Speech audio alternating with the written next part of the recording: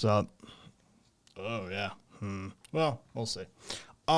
Give me a second, though. I'm going to be out of focus. I'm going to be leaning in. But I need to finish my forearm exercises. And that is just the way it's going to be for a second. So, let me turn the music back on, though. How is everybody? Let me swing around and do this way. Again, yeah, all right. This is a weird stream. So, what's everybody up to? I'm just doing eccentric forearm exercises. If you don't know what eccentric muscle contractions are, they're muscle contractions that involve the lengthening of the muscle. So, like when you do a bicep curl and you bring the weight up, that is a concentric exercise. If you relax and you hold the weight on the way down, that is an eccentric exercise. So I'm doing eccentric exercises for my forearms right now with a weight. So it involves the lengthening of them instead. Viva, I saw you like literally own the shit out of first message this stream. Viva got the last message in on last night's stream and the first message in on today's stream. So, like, literally just, like, bookended it. That is correct, Civic. Hey, Cassidy. I feel like we're bonding right now. Not even on screen. You just see my, like, back on this one. I'm just doing the left arm right now.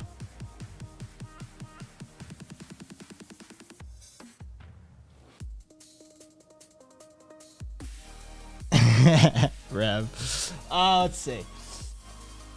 You decided not to go to the FedEx orientation. The lady called me yesterday and woke me up early and then talked down to me like I was a child, so I decided to say fuck him. Fair enough, Buddhist. Fair enough. Hey, Got. Fluid. It's cold, but with a blanket, I'm okay. I mean, there's a couple of ways to resolve that. Hey, Fertus. And who was that? Oh, it was Fluid. Wither. Viva was first by miles. By miles.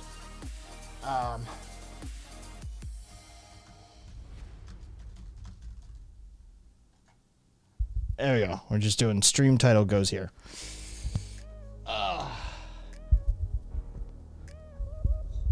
Yep. All right. Right arm. Crimson. Did you eventually ever sleep, Crimson?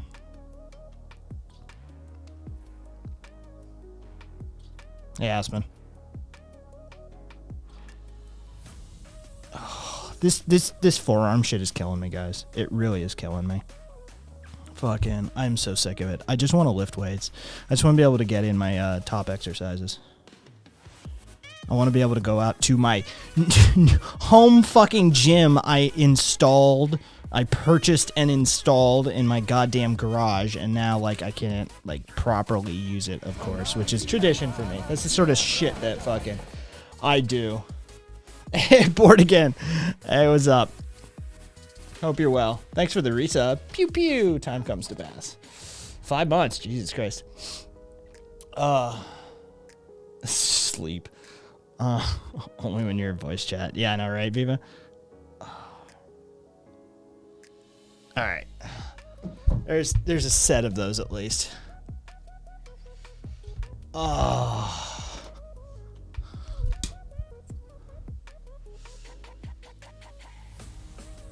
Yeah, exactly, Civic. Dude, eccentric exercises are fucking rough. Right? Like, isometrics and eccentrics are difficult. All right, so that's forward, that's back. That should be right about there. Yeah. They're not easy. Also, like hip flexor exercises, anything involving hip flexors, right? Like most people, like if you kick forward or you kick back, you're like, oh, I got, my legs are strong. Kick sideways. Like fun thing to do. Have your friends plant their feet and put your foot right on the outside of their foot. Just sort of like wedge it right there and tell them to kick sideways. They won't be able to move their foot. They just won't. Most people's hip flexors are so fucking weak, and the geometry is working against you anyway in that position. You won't be able to do it. Leg extensions with like sideways leg extensions with like a cable strap in the gym. Woo-wee. Yeah. You're like, oh, my legs are strong. Why can't I lift 10 pounds? Yeah. Well, welcome to exercising in muscle group you've never exercised. Fair enough, Viva.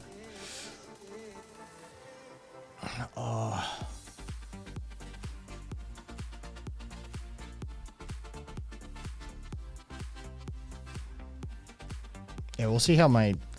Surprisingly enough, I was worried about the forearm stuff when I was on my bike, because loading on the handlebars, you know, anytime I have to kick up and actually pedal from a standing position, I was like, I'm going to be loading my forearms. And I was like, you know, actually I came off my bike ride the other night feeling good. Like my forearms felt better than they do like when I wake up. So that was a pleasant surprise for sure.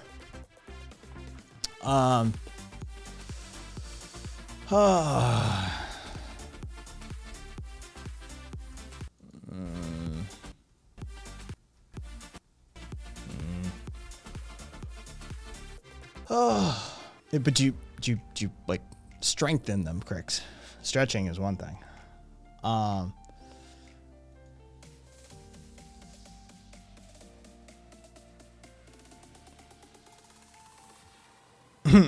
Aspen. Yeah, Civic. I mean, a lot of athleticism goes against human anatomy, to be perfectly honest. Like default human anatomy. Yeah, a lot of what sports and arts require of you is basically just, yeah, you normally wouldn't be working that out. But yeah, ankles, feet, ankles, and knees, and feet, ankle, knees, and hips on dancers for sure. Just take a beating and a half. Oh, Jesus Christ, what the fuck?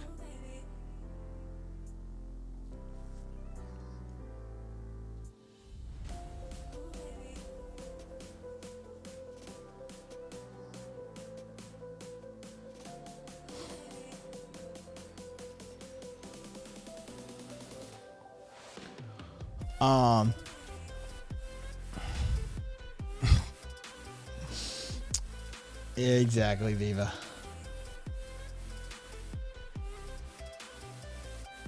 The fuck is... Oh, alright. Oh, this is gonna be crazy town, right? Like, this could be crazy town.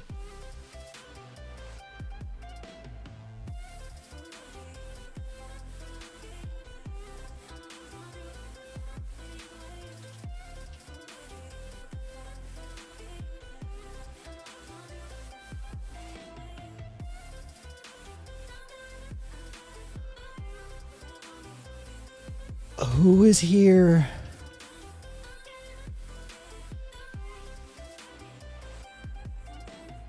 Who was here for the Monica meltdown last night? I'm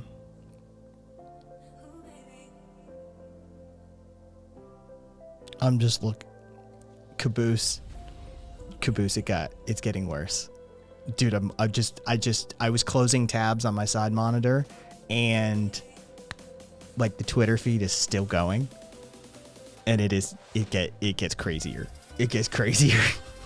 It's way worse.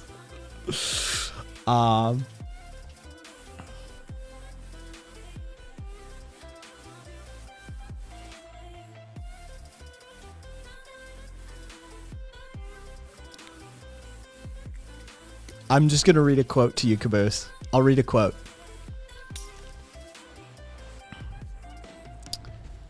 No, she really does. She really needs a wellness check. She really needs a wellness check. Like, for real. I wish everyone on Twitch would just take a second. Just a second off of pretending to be smart for Jeff, and learn what a gold star pedophile is and why the words child pornography are not a slur. They just sound scary. Like, seriously, you're saying CP and making fun of Let's Go, Brandon?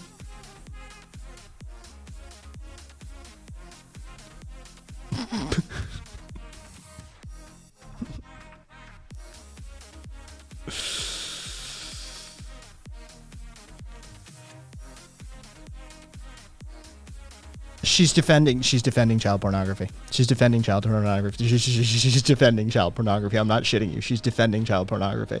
There's more tweets here. That was just like right off the top. Right? Like, yeah, there's more tweets.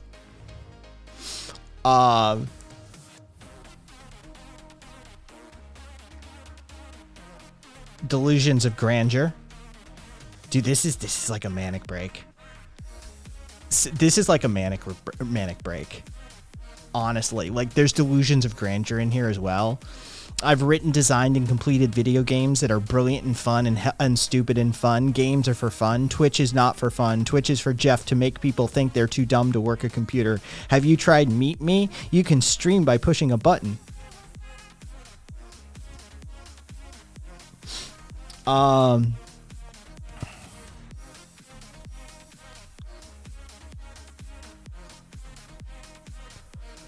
And the heroes are trying to get people arrested for getting excited at a picture.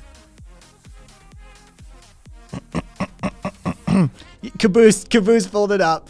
Holy shit, it's just a constant stream of spam since last night. And the heroes are trying to get people arrested for getting excited at a picture. They're trying to make porn illegal, not hurting children. If you see a pic of a child that looks wrong, save the child. Don't arrest the person who has the pic. What is wrong with you?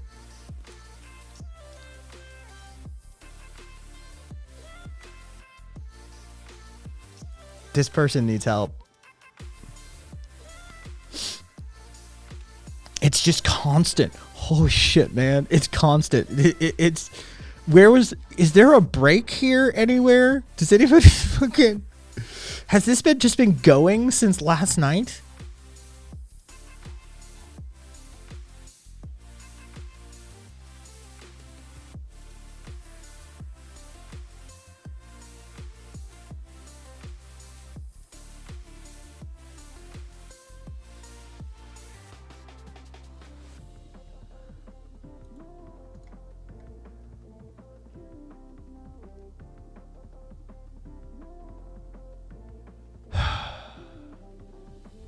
Oh, there's the two, and there's the second account. There, she is the break. She's got a second Twitter account at least. Wow.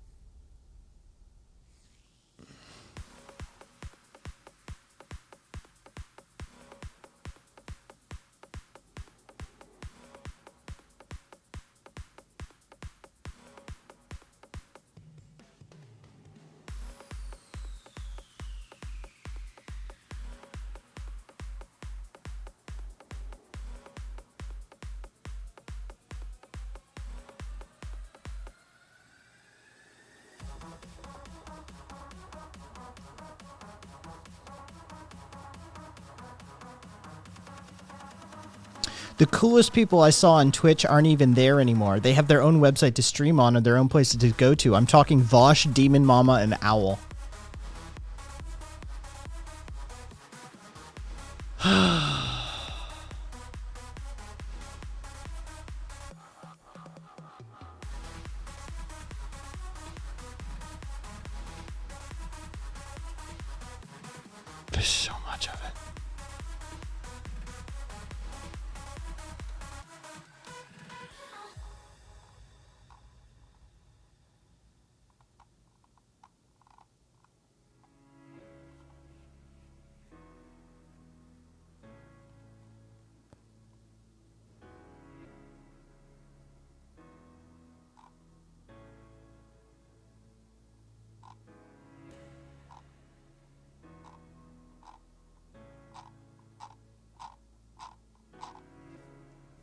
Okay.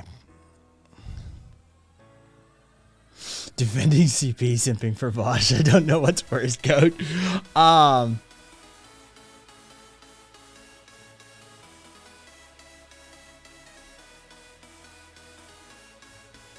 Closing these tabs. I'm gonna have an aneurysm if I keep looking at that. Either way, she's been removed from the Discord server. I think she removed herself from the Discord server, but I put a ban in place on the account just in case. And there is an account ban on Twitch as well.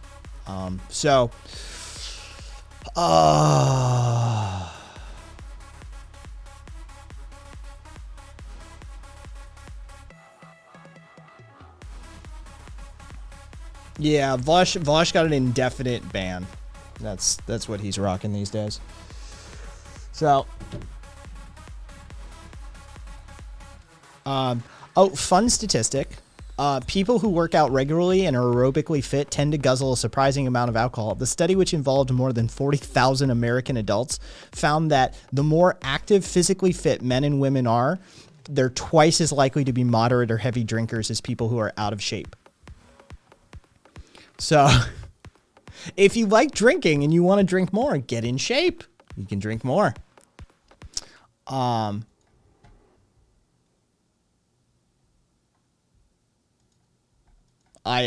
don't drink. I'm a statistical anomaly. Every person I know who's really into exercising loves to drink. Caboose.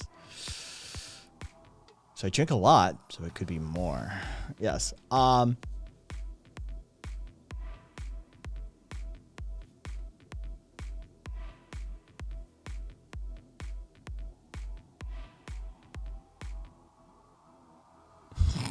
Rev. Chicago Amazon workers walked off out of the fucking plant or out of the warehouse.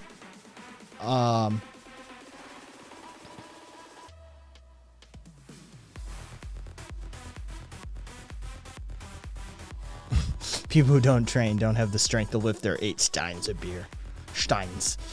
I'm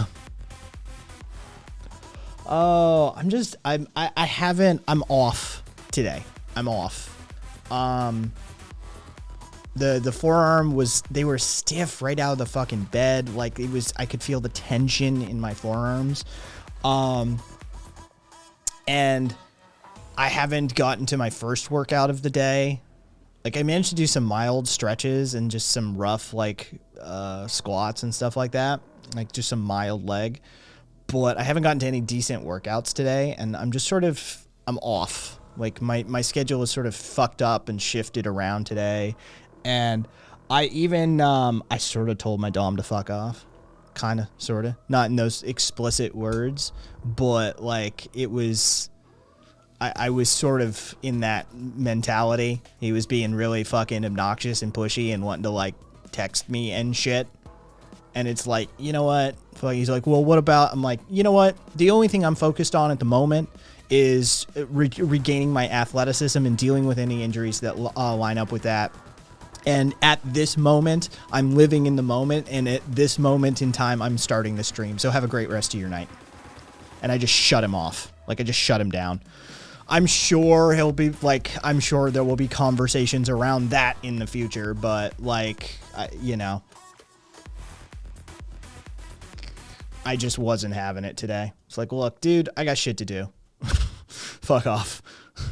You're the one who told me you didn't want to work towards ownership. So here's the ramifications, right? Like here's the consequences. You know, you've got some fucking boy out there that you wanna try and own instead of me. Well, this is what it looks like. Sorry. Somebody want to cue it off? Fucking do we have? There you go. Robin DeAngelo is quite the fraud. Who is that?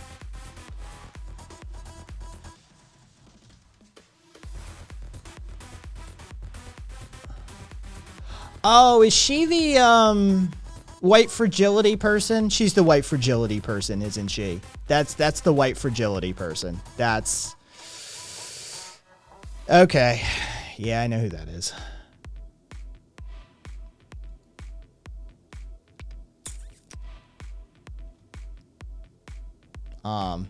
Whatever.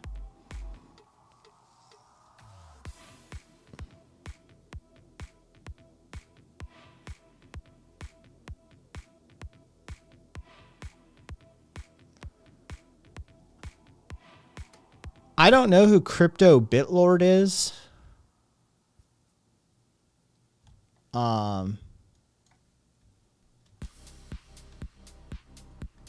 But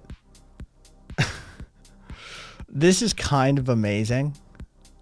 This morning at 5:40 a.m., my desktop MetaMask, which is a crypto wallet, at 5:40 a.m., my desktop MetaMask was hacked and drained of all funds and NFTs. The only thing I did differently, you ready? The only thing I did differently was charge a brand new dildo on my computer and installed the app. Still trying to wrap my head around this, but I think I was just hacked by a fucking dildo.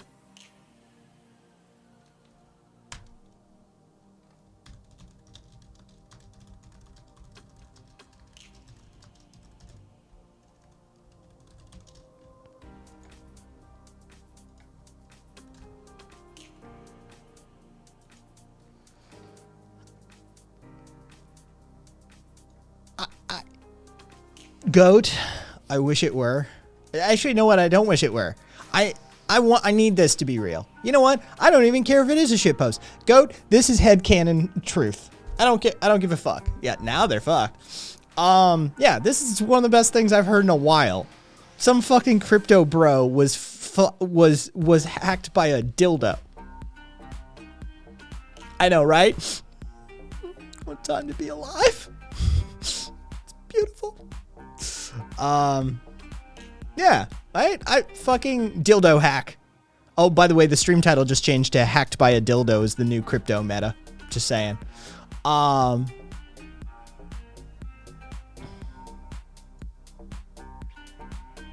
The quote system works. Let's see, quotes.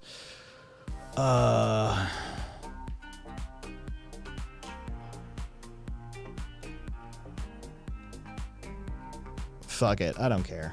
I'm not even gonna bother. My earbuds come with an app. Seems like it's just the new norm. Yeah, fuck that. Crypto bro got shafted by the shaft. I love this place.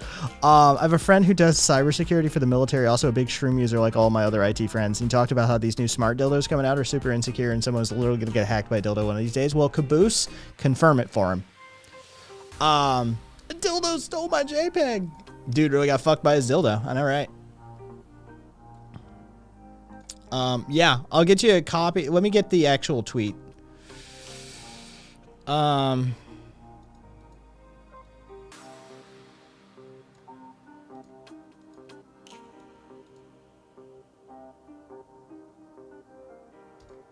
It's probably a shit post.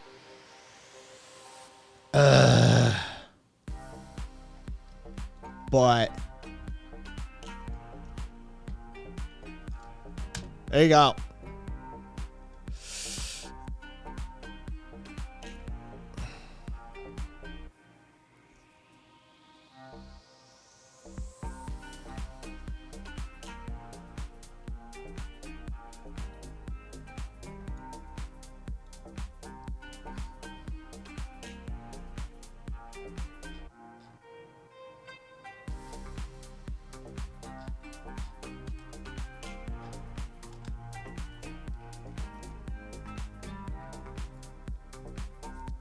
Yeah, no, I'm 100%.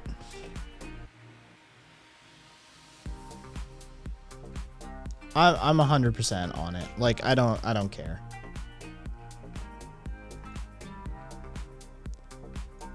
Apparently MetaMask wallets getting hacked is a pretty regular thing from what I'm seeing.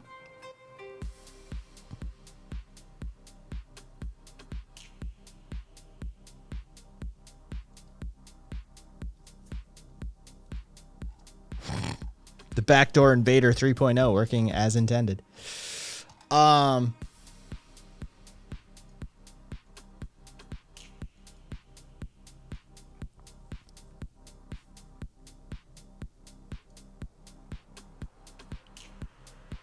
That is so ridiculous.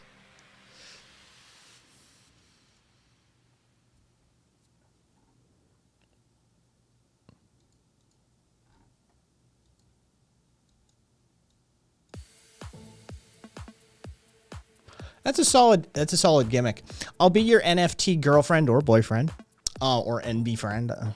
Fucking, I will be your NFT girlfriend. You can't ever touch me or interact with me in real life, but if you pay me enough money, you can go around telling people I'm yours.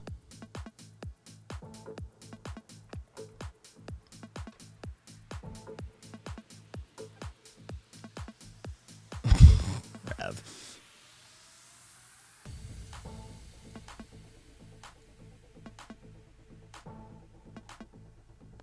You know, set your own price.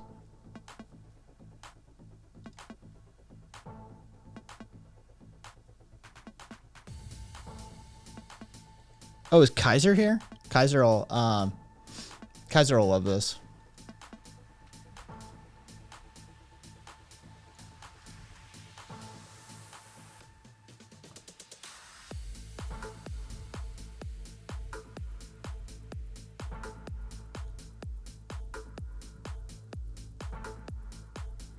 This is an archive of the New York Times, by the way.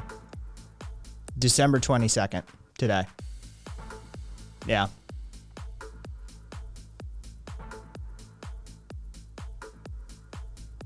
Hold on, let's look at this picture. Where's Kaiser? Kaiser's in here somewhere, I'm sure.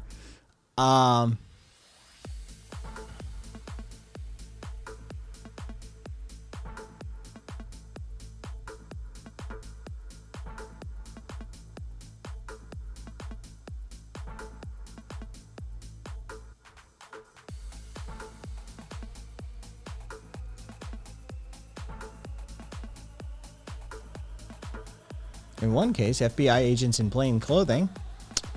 FBI teams continued their operations among Portland's far-left activists for months at the end of 2020 and start of 2021.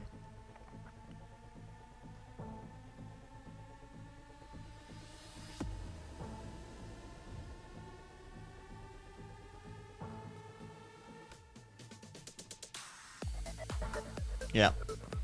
Nice to see it confirmed, though. Nice to see it confirmed.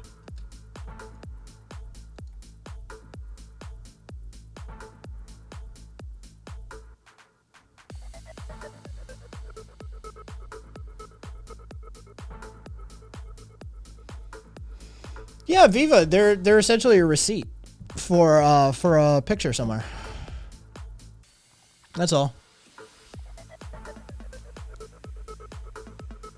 I kind of want to just... Oh, I can't with the forearms. I don't think I should play a video game. I kind of want to just play a video game. I'm not feeling it today, guys. I gotta tell you, like, the energy, the vibe is not there. What do you guys want to do? You want to watch some YouTube videos or something? We can, we definitely can watch some shit.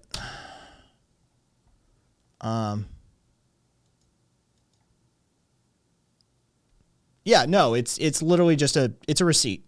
It's a fucking receipt. That's all an NFT at the end of the day really is. Why would I ever want this? All right. What was something I meant to watch with you guys? Let's see.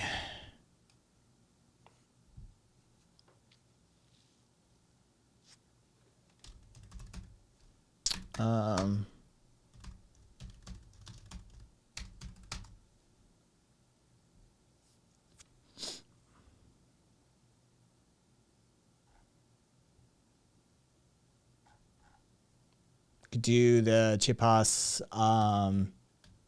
Coca-Cola shit. We could do... There was something the other day I was thinking about. Like, I could watch that on stream.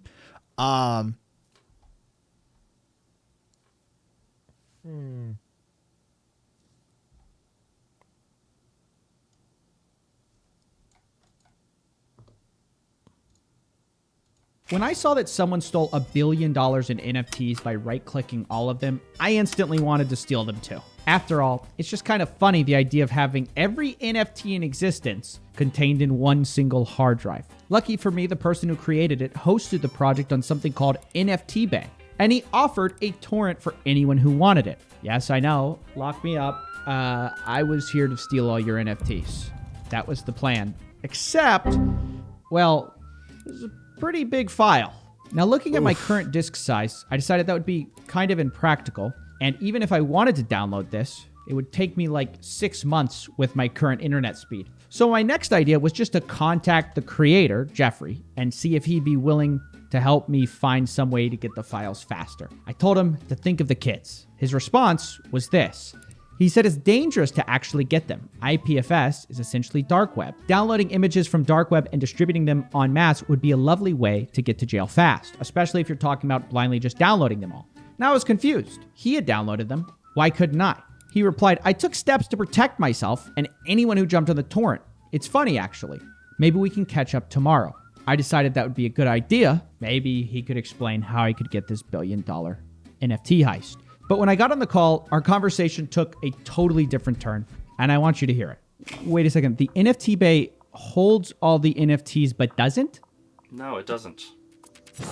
When I created the project originally, I said it was an art project. And along the way, I realized to demonstrate the message that needed to be conveyed to teach people about NFTs, the actual data did not matter. What is the message? I mean, you have a 17 terabyte file. Well, the message is, what are people actually purchasing with NFTs? Coffee? Like, what do people think that they're actually purchasing? I imagine they think they're buying a picture, basically, right? The rights to a picture. Most of the time. That's what most people think of NFTs as.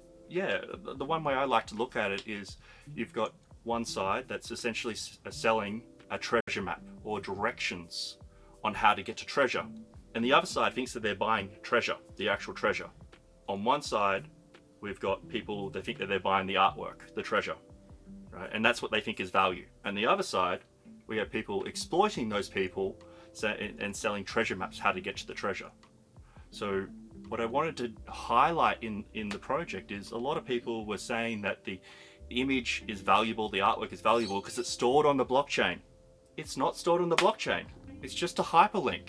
Wait, hold on a second. When I buy an NFT of a Bored Ape or a Lazy Lion, I'm not actually purchasing that picture? What am I actually buying? Nope. You're essentially buying a piece of data, and that data has a link to where the image can be located. So like a URL? Is that what you're saying? It's a URL. Go look at Etherscan and look at the contract and have a look at it. Literally, people are buying a link, like directions on a treasure map to a treasure, and they're saying that the treasure is the artwork, and the only reason people are buying stuff is for the treasure or the artwork, but what's actually being sold is the directions to the treasure. Wait a second. I know a lot of people, like, why not just host the file on the blockchain? Why not just host the picture on the blockchain? Because the cost.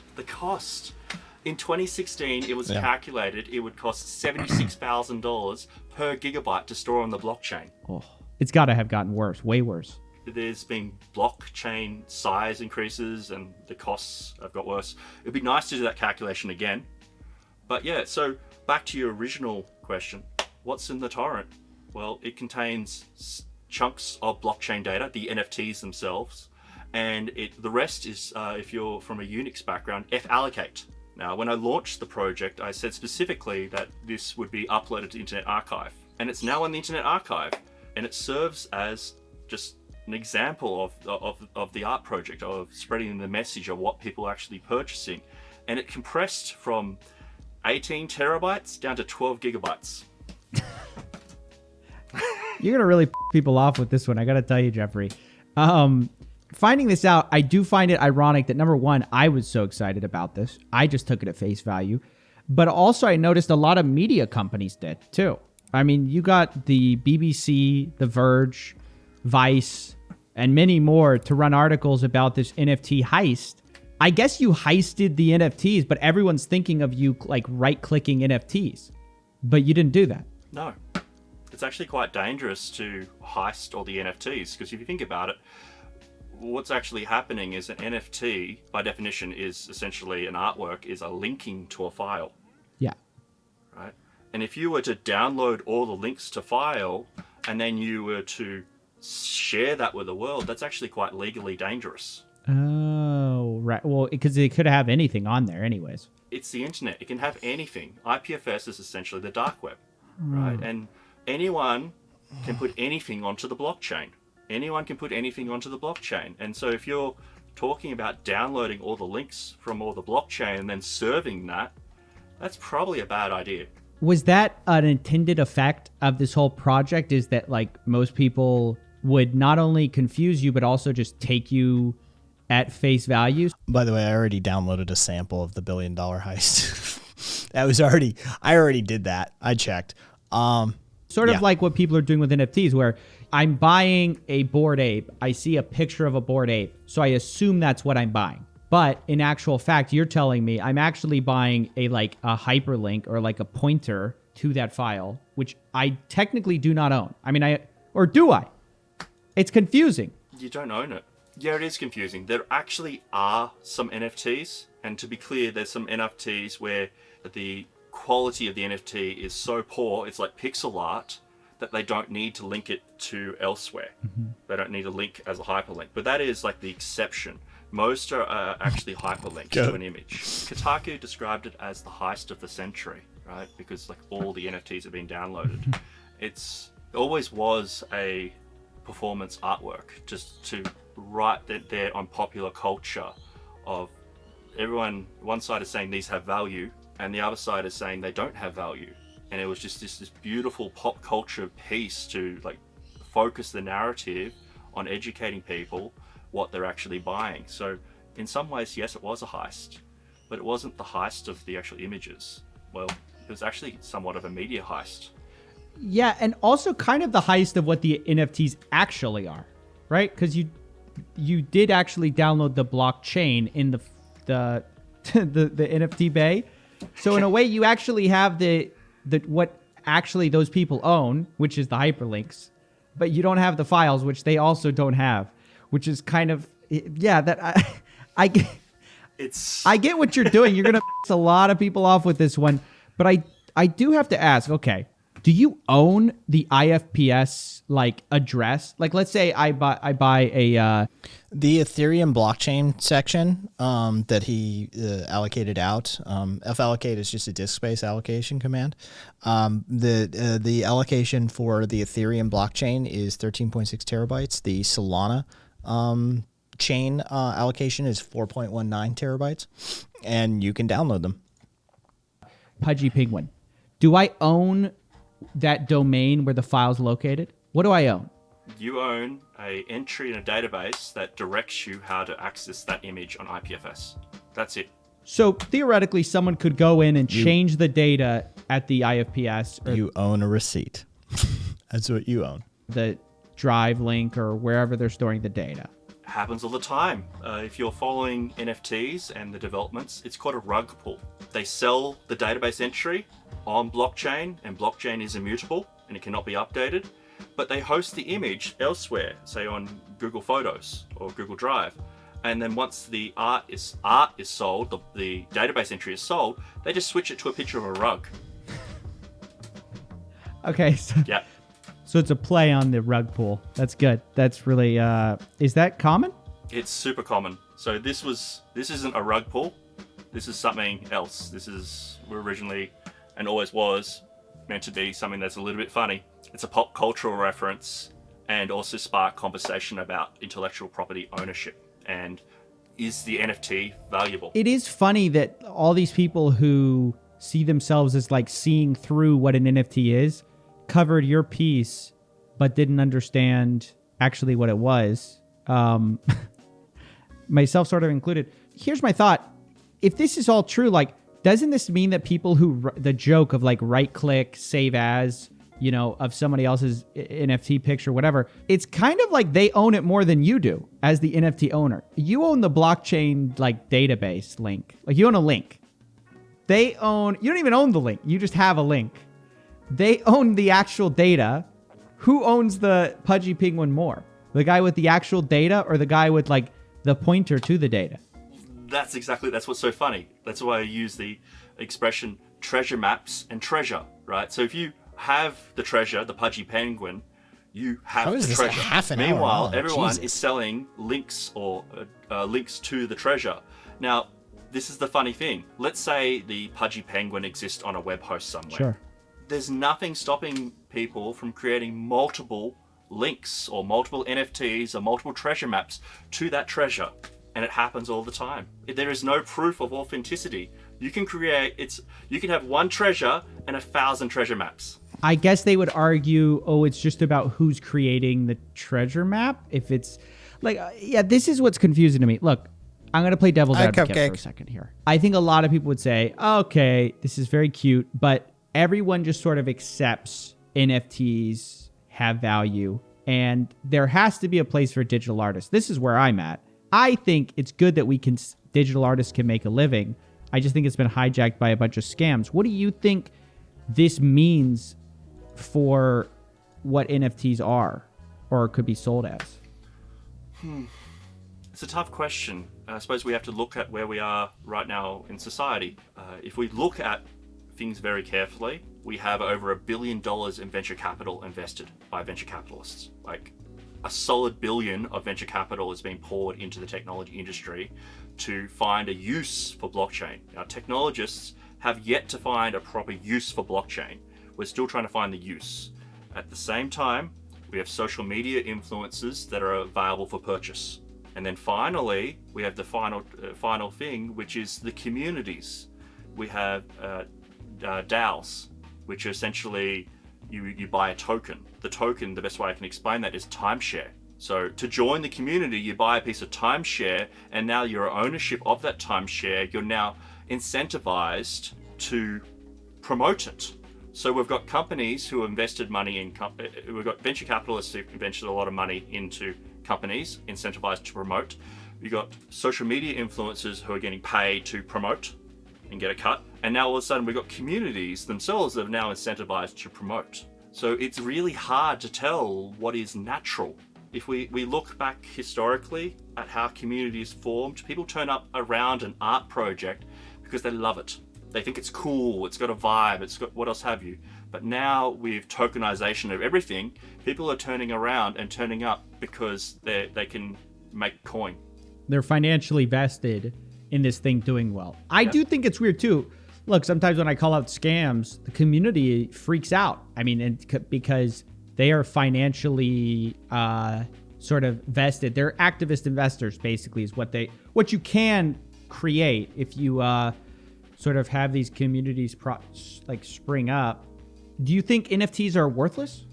I don't know. I do know that a lot of people are being exploited and being left to hold the bag. It's funny you mention any criticism, because any criticism automatically gets said that's FUD. Right. Right? They just dismiss it all as FUD. Yeah. It doesn't matter how rational of an argument you can put forward, that even the technology industry is seriously divided about these technologies, and we've yet to find a usage for it. But meanwhile, we've got art galleries with 1.4 million Twitter followers about to do an NFT gallery sale. And we've got people, I'm getting emails as a result of NFT Bay of people like, I don't have a job. I'm trying to put my son through college. I've just got some coin. I got the crypto.com wallet. I got the Coinbase wallet. Which coins should I purchase? Can you give me some free NFTs? I want to change my life. I think a lot of people are going to take issue with the idea there's been One of the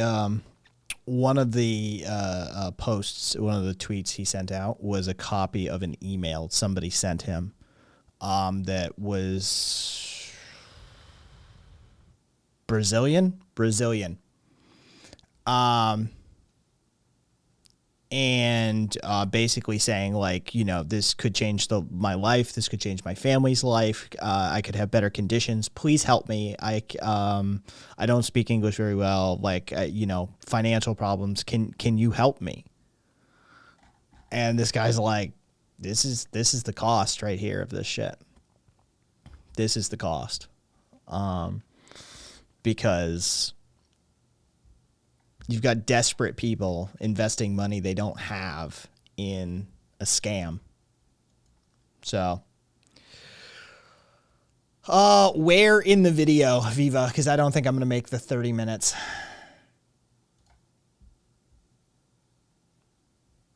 Oh, of course, Ty Lopez has launched a crypto coin. Just FYI, Ty Lopez has launched a crypto coin. As if you didn't need any more assurance that it is a scam. Yeah, Wither, it is. Where's your, like, what's it? All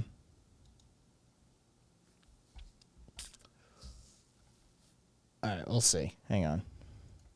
No use found for it. I think a lot of people are going to say, okay, yeah, it's a new technology. They're going to liken it to the internet. Look, the internet, you couldn't have expected much early on. You would have missed what it's going to become and how it's going to change everything. They would say, look, same thing with crypto. Give us 10 years. We'll build that future.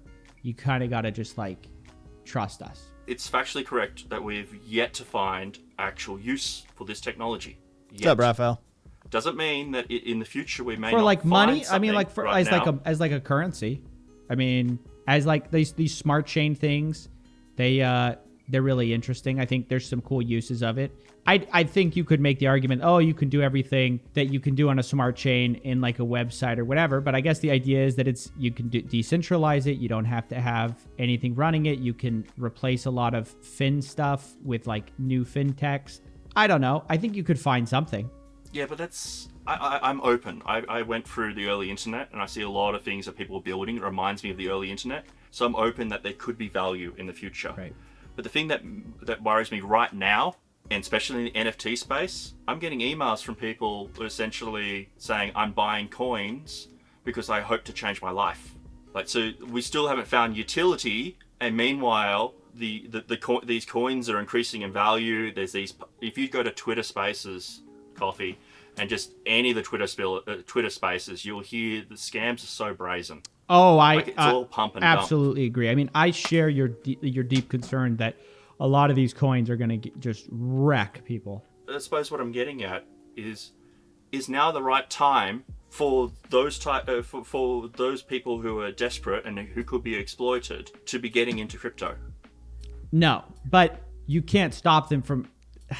You can't stop them from trying, and people are all very excited about the technology. Yeah, it's very interesting. I think a lot of people who missed the tech boom are trying to get in on the blockchain and get themselves rich without understanding what's sort of going on.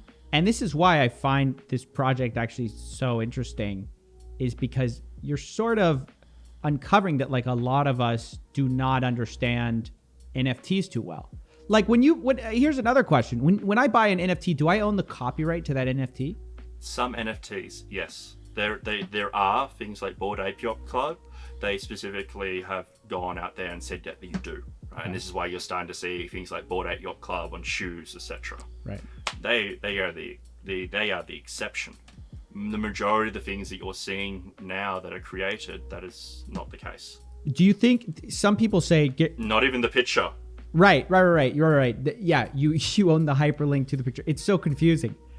Do you agree with people like Gary Vee who think that in the future all contracts are going to sort of be signed on the blockchain or done on the blockchain or stuff like this? Like NFTs basically are going to be tokenized versions of ownership that could represent anything.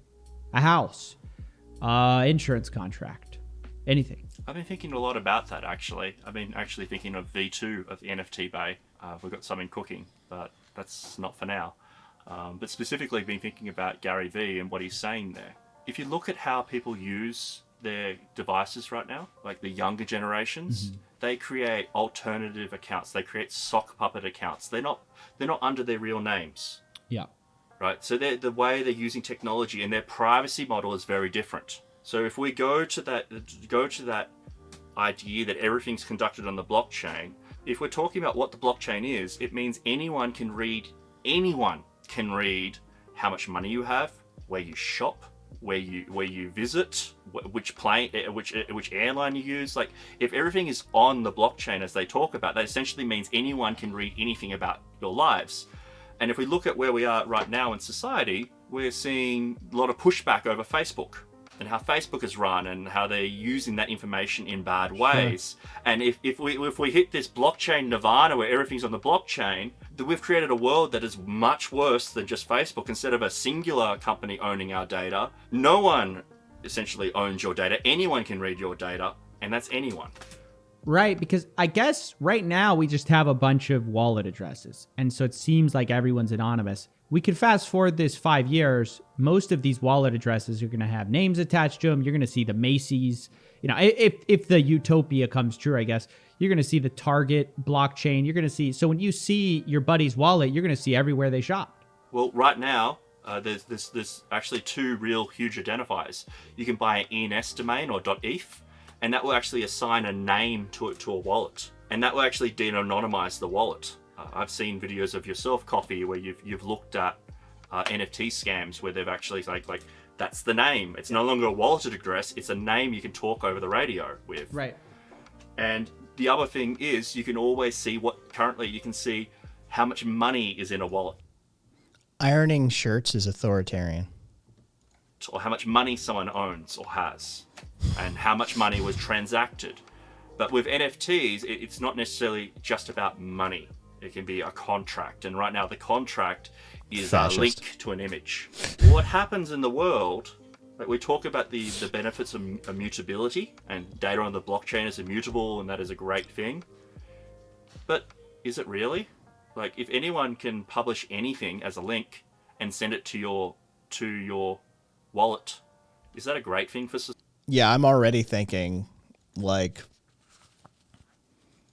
there's multiple ways to poison that well. Like, I'm just thinking from like a sort of hacktivist mentality. I'm thinking of a couple of different ways that could really fucking damage people. You could ruin people's reputations. You could poison that well pretty easily. Society? Yeah, I mean, you could send all sorts of crazy stuff. Anything. And we learned a lot of lessons in Web 1, Web 2 about spam, did we not? Sure. Yeah, well, you already see that in wallets where, like in OpenSea, they've had to make it possible to hide certain parts because people were getting all these basically fake collections spammed into their wallets, famous people's wallets, so that other people would see that and perceive value to that collection. Well, that's exactly it. So what we've managed to create right now in the NFT space is a world where you got to spend money to get rid of images that someone has sent you in the spam. Now, individual, like OpenSea, they have the ability to hide said images and wallets, but that data is always there on the blockchain. What happens if that what is sent to you is not? What happens if what was sent to you was not just like some art to try and pump their own collection? What happens if it was something worse? Like illegal material, basically. Well, I'll give you an example. We had things like the fappening, right? All the celebrities, their nudes got hacked. Sure. What happens when some person publishes the fappening, and essentially right now you can publish that information onto their social media profile, and it's like them nude, and it's immutable. It's always on the blockchain, and you can never get rid of it. Quit talking to us about the negatives, Jeffrey. I want to hear about how to pump my bags. Yeah, so that's an example. That is an example. I'm thinking child pornography. Yeah. Dude. Somebody's public wallet. Hey, thank you, go. Somebody's public wallet. Yeah. Raphael, that's where my brain went to. Yeah. That was my first thought. My first inclination was like, yeah, you could absolutely poison this well. Nobody to ever want to touch the fucking blockchain again. There too, but won't say it. Pussies. Pussies. This is fucking, right? Like, yeah.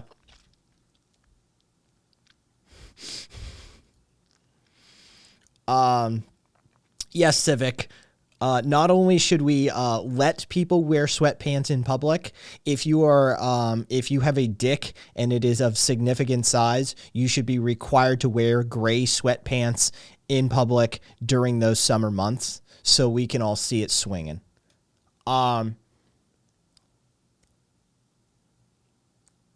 Contract usage. Wither. Contract usage. Yeah. It's useful for like smart contracts. I can see a usage case there. I can. But yeah. So we've built these systems where essentially you have to pay money that's to weird. burn the NFT or the NFT, which could be abuse material. Yeah. But even if you burn it, it's Yeah. always going to be attached to your name. Right, the record And your of wallet. it will always be there. Yeah, I guess somebody theoretically could send you a token with your address in the metadata, like your personal address. Yes, you could craft a token to docs. Oh my And it's gosh, permanently against your name. that's terrible. And then everyone can see it. It is. Everyone can see it. We will see tokens for doxing. So we've built this open world of utopian nirvana, and people are so focused on making money. Now I'm kind of getting into some ideas I have for future things to demonstrate points. But hopefully through this, we're also sit down with educated people as well. That in the future it's very possible we'll have tokens for doxing people, and it's permanently attached to your wallet address. And so the idea is, okay, I'll just burn my wallet. I'll get a new wallet. Yeah. It's easy to get a new wallet. Right. And then some person, you see the stuff that happens on YouTube and the drama. Like some person just like, oh, they got a new wallet. All right, let's dox them again. And there's no mitigations. There's no spam filters. There's no nothing. Anyone can write anything on the blockchain and send it to your wallet. It's an inbox, a spam inbox that anyone can write to with no mitigations right now. I guess except that it costs them money. If you can get your casino advertised on Kanye West's social media profile, is it worth the $100? Definitely. So cost isn't even a barrier. So you're highlighting all these problems of a technology. Do you think that the innovations will scale? I mean, I think with all things, like usually technology tries to innovate to solve technology's problems that it's sort of created, and you sort of have all these knock-on second-order effects you didn't expect. Like you built a blockchain, oh great, oh, and then someone got doxed on your blockchain. Okay, well let's build some way to do that. Do you think that's viable, or are you like pessimistic about our ability to do that? I don't know. What I do know is it's way too early for vulnerable people to be buying into an ecosystem where there's $1 billion of venture capital in. There's social media influencers creating hype and getting paid for it. And you've got communities who are incentivized to hype, right? And if someone isn't aware of these three factors in the ecosystem, they could confuse that for an ability to get rich. Now, as a result of the NFT Bay, I've actually had regulators from different governments contact me because they actually want to know about NFTs. They're finding it very hard to actually find someone who is not incentivized by NFTs, because everyone they speak to has either got a company or they've got NFTs they're trying to sell. Sure. So they can't even get a straight answer from a legislative point of view. Meanwhile, they're getting calls from people in their country saying, I invested all this money and I'm left holding the bag and I got scammed. Can you please do something? Well, why are they going to you? You have all the NFTs. You're very heavily incentivized to you got all of them to talk well about them. That's really interesting. Yeah, I imagine from a country standpoint, it's very hard to see. It does feel like people are divided. Either you have NFTs and you love NFTs and you're bullish, or you think it's all a scam. It's going nowhere.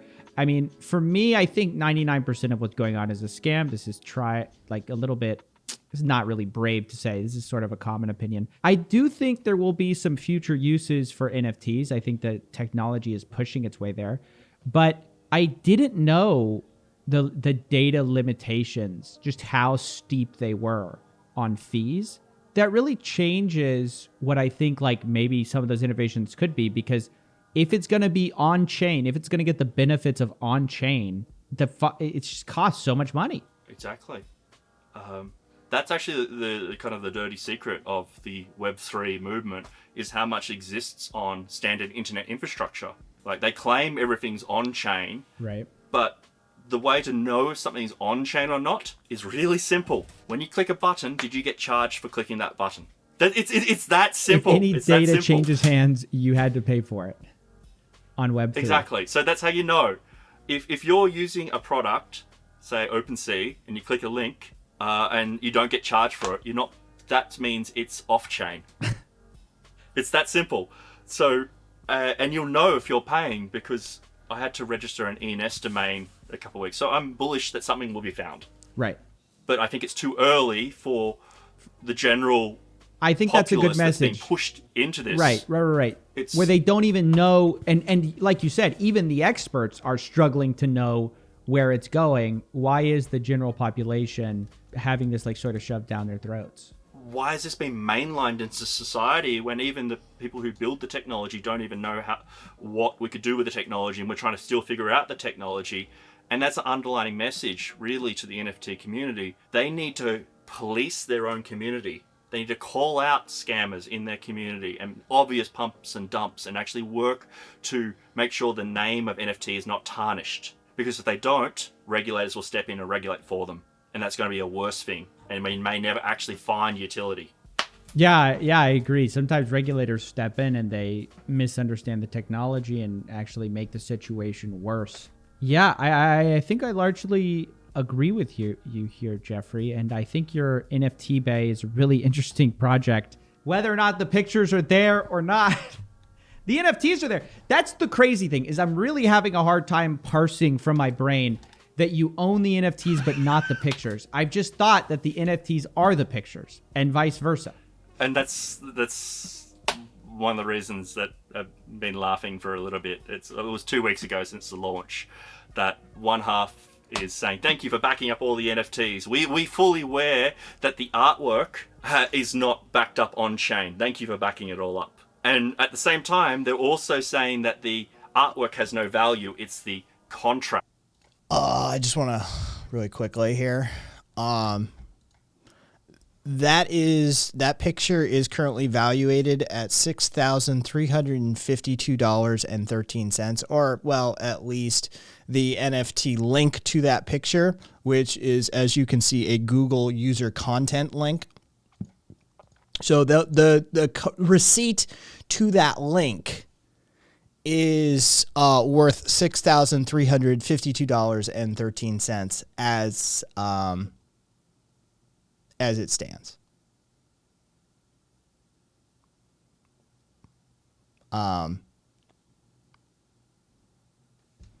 But as was pointed out, I actually have the image. Like, I have a high resolution copy of the image here. It's not even like I have more possession of that picture than the person who buys the NFT does.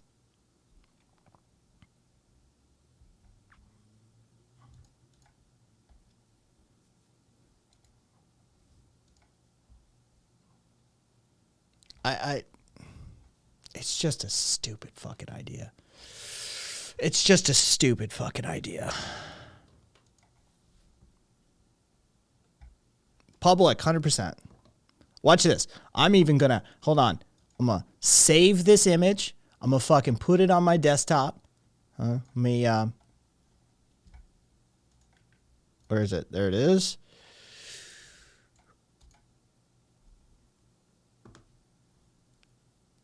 That picture is now saved locally. That picture is actually saved locally. I'm just saying. I now possess that picture more than the person who purchases the NFT for $6,300.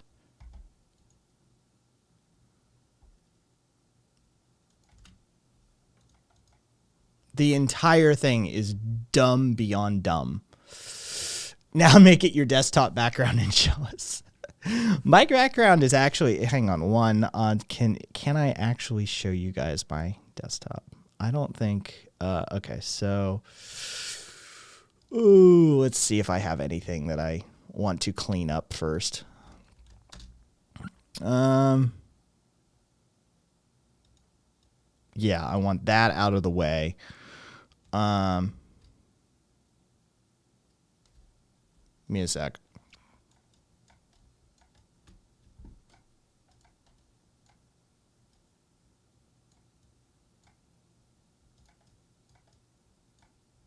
There.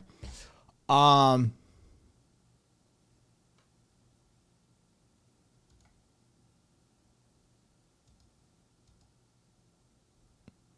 is that really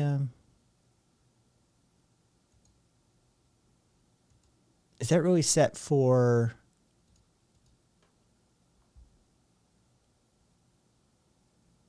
interesting? Should that not be a display capture and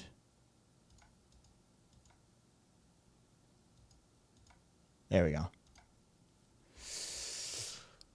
There you go. I run a very simple desktop. I did have to yep, caboose. I run a very simple desktop. I've run a very simple desktop for years and years and years. I keep the interesting stuff. I had to move off screen really quickly. Like there are some links, some shortcuts that would indicate certain activity, shall we say. But beyond that, I maintain a very plain desktop. I like it clean. Oh yeah, okay. No, Viva. Quite the opposite. It is not. It isn't sexual. If it were sexual, I'd probably just leave it there as long as it wasn't explicit. Also, I don't use Grindr. But like, no, it's other stuff. NFTs are stupid, and people who buy NFTs are either ignorant suckers or looking to scam people.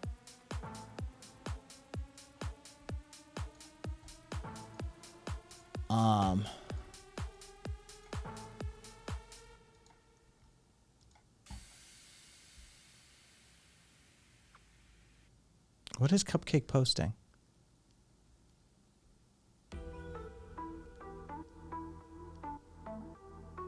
Okay. Oh, I see what Cupcake's posting.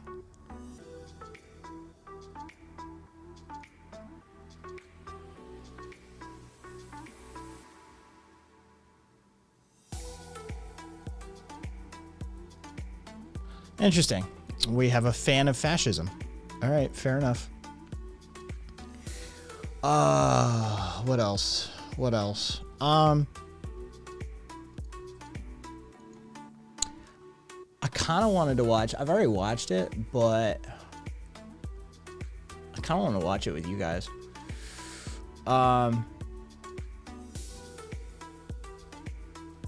The Coca-Cola addiction in Chiapas, Mexico. That I found that a fascinating documentary. It's 24 minutes. And it was just enlightening as fuck. It's like, holy fuck, Coke like took over Chiapas.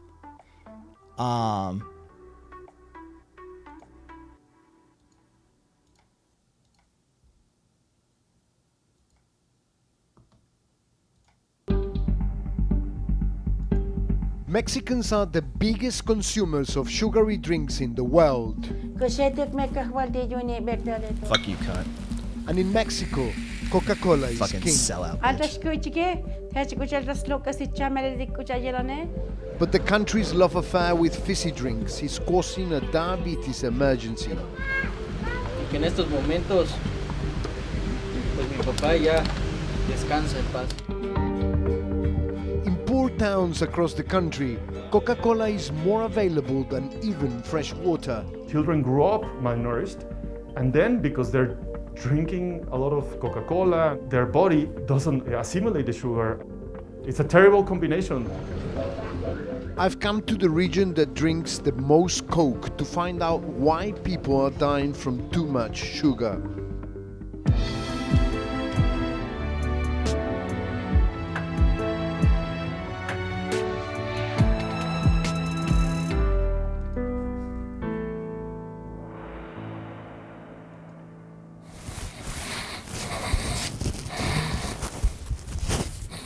Te han llamado, Pedro, para tocar en otro esto, ¿no? Sí, otro evento tenemos ahorita de difunto. No, That breathing's a real good sign. pues a veces entra la tristeza, dice uno, está cañón, del ver cómo acaba uno, pues. O sea, pues de que vamos todos a pasar ese proceso de morir, sí, pero el sufrimiento que pasa uno siendo diabético, es lo que entra por la mente y dice, no, está cañón, mejor me cuido. Pedro Jimenez has been living with diabetes for the past 12 years. Insert Wilford Brimley diabetes meme here. Mexico is grappling with an obesity epidemic. It's the #1 killer, and in Chiapas, the poorest state, health officials have declared a diabetes emergency, a fourfold increase in deaths over the last 30 years.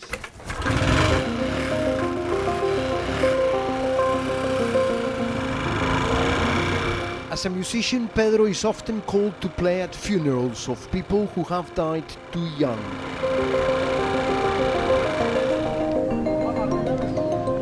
This is San Cristobal. More sugary drinks are consumed here than anywhere else in the world. We've come to the local cemetery with Pedro.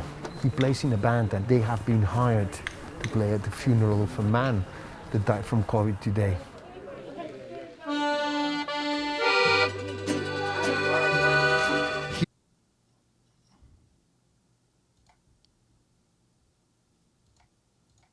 Diabetes.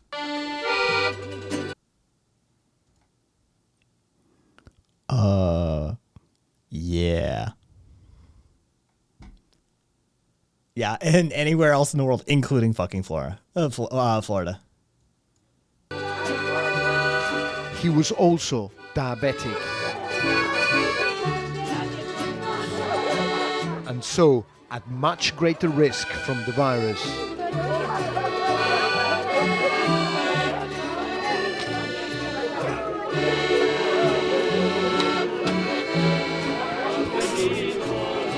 Sorry.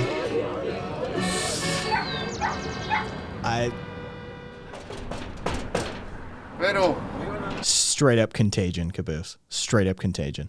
¿cómo estás? Everyone in Pedro's family has diabetes. Señora, ¿cómo está? I'm guessing Coca-Cola's own numbers, sales numbers at resolution. He lives with his mother Maria and brother Roberto. But as I arrive, I discover that Roberto is seriously unwell. ¿Cómo te sientes, Roberto? En mi cabeza que no tiene fuerza. Casi no puedo abrir los ojos, solo quiere estar cerrado. He needs to see a doctor. Ya vamos ya. Roberto is feeling really bad, and his brother is taking him to hospital. Apparently his sugar levels have gone up.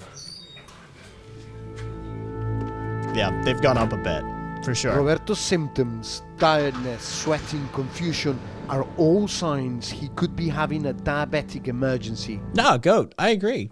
Like, I agree. Like, this is like a super confluence of just bullshit. One, recognize you have an addiction, right? Like, when you wake up in the morning, the first thing that crosses your mind is, I need a Coke. You have an addiction.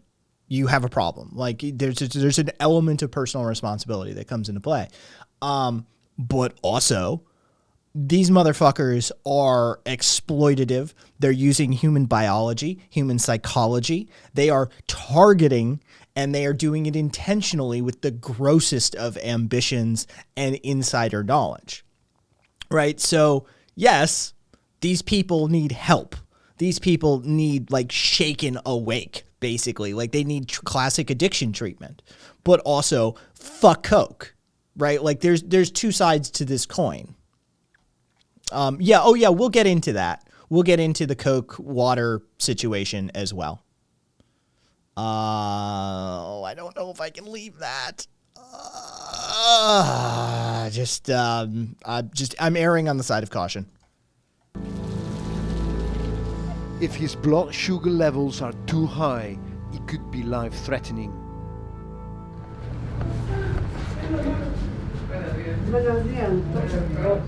Okay. Le vamos a hacer un chequeo de la glucosa. ¿Vale? And when they prick his finger, fucking Coke syrup pours out of it rather than blood. Y no es COVID, doctor, ¿no? Tenemos que sacarle una plaquita. Eso lo podemos hacer. ¿Sale? Pero la diabetes complica los pulmones también. Por la diabetes, si está descontrolado, se puede complicar. 273. 273. Ahí va. Pues, no, casi no ha bajado. Ligeramente elevaditos. Sí, por favor. No se preocupen. En los diabéticos es muy importante revisar el abdomen y todo eso para descartar síntomas. So 70 to 99 is normal. Yeah. If he were normal, it would be 70 to 99. Aquí en esta comunidad, ¿usted atiende mucha gente diabética? Hay demasiado. Sí. The doctor is going to keep Roberto here for more tests. He's going to test him for COVID, and his sugar levels are pretty high.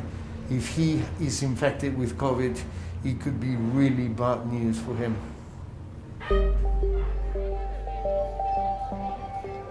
Here in Chiapas, 3,000 people die each year from diabetes-related illness. It's the second leading cause of death after heart disease. De a 20 dame. Ponle todo. I can see why people like this. It's very tasty and cheap. But 1/3 of Mexicans have obesity, and the country is amongst the top consumers of sugary drinks in the world. In 2010, the Mexican Statistics Agency, INEGI, found that people here drank on average more than 2 liters of Coca-Cola a day, more than 800 liters of Coke in a year.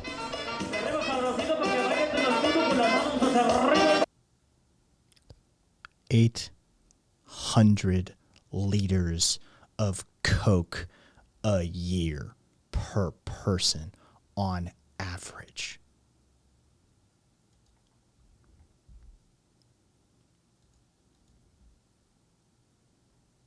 Caboose, I'm in that camp. How?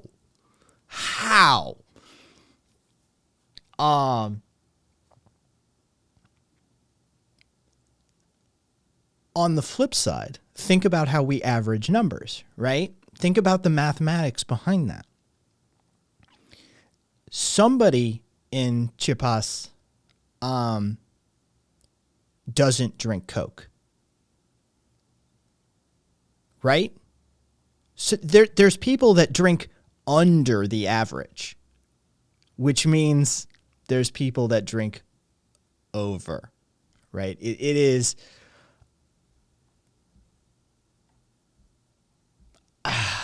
I remember watching this and I was just like, I was staggered. I was staggered when they dropped that number. I was like, how? How do you drink 800 liters of Coke in a year? How is that humanly possible? Karina, It didn't used to be, but it is now, and we're going to get into it. It's weird. This is that issue that you're talking about now didn't always exist at the outset of the Coke issue. It's like legitimately in the beginning, that wasn't a problem. Now it actually is, which is just.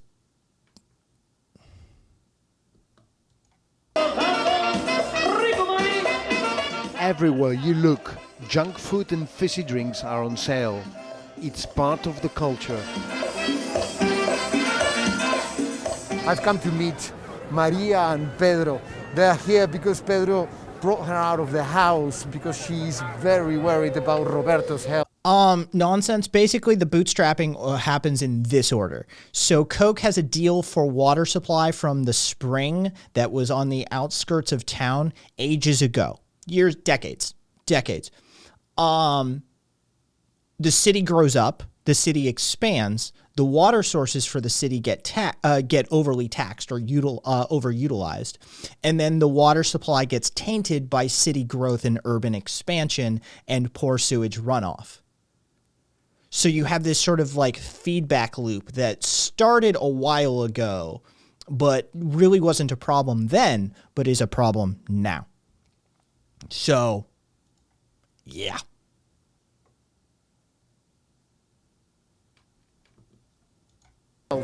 It's been deteriorating in the last few days, and he also tested for COVID. They've had a tough few days in quarantine. Señora, ¿cómo está? ¿Cómo le va? Pedro, ¿cómo está? ¿Usted ha estado muy preocupada por Roberto? Sí, de verdad sí. Sí. Hasta me lloro, parece. Sí. ¿Sacaste a tu mamá de la casa para que se distraiga un rato? Se distraiga tantito y ahora sí que un ratito, mientras haya vida, hay que divertirnos un poquito. ¿Cuántos amigos tienes diabéticos? Tengo varios. All of them. Sí. Tengo varios. Incluso llegó uno a verme, uno ahí, ahí compró una botella de Coca-Cola de 2 litros. Y me dijo, échale, me dijo, no le di. Y también es diabético y casi se la acabó. Señor, ¿usted por qué cree que la gente toma tanta Coca-Cola? Que dije yo, es que como toman antes, así ya se acostumbraron. Sí, ya se volvió costumbre. All right, so here's where Kai does this bit. Fuck your tradition. Right? Like fuck your customs, fuck your traditions, that's the way we've always done it. My parents did it that way, my grandparents did that way. Yeah, well, fuck your parents and fuck your grandparents too. Right? Like, it's dead people's baggage and you're carrying it around. Fuck off with that shit. Right? If it's a tradition that you and your friends have always done, and you get together once a year and you do this or you do that, right? Like, I get it. But like, oh, it's just something we've always done here since I was a child. You're killing yourself. And you're excusing it as a custom or a tradition. Yeah, right? Like, fuck off. Fuck off with that shit. I'm sorry. Like, no.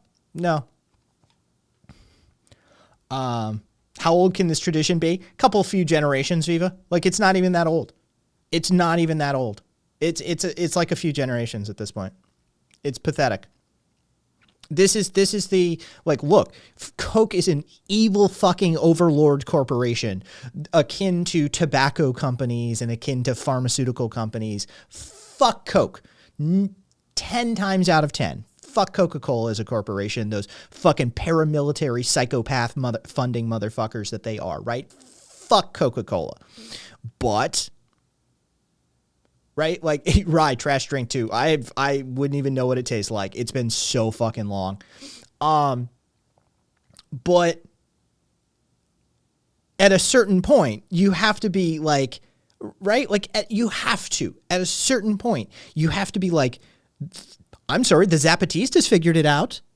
I'm sorry, do I have to be an asshole about this? Do I need to be a fucking asshole about this? The Zapatistas are based in Chiapas, Mexico.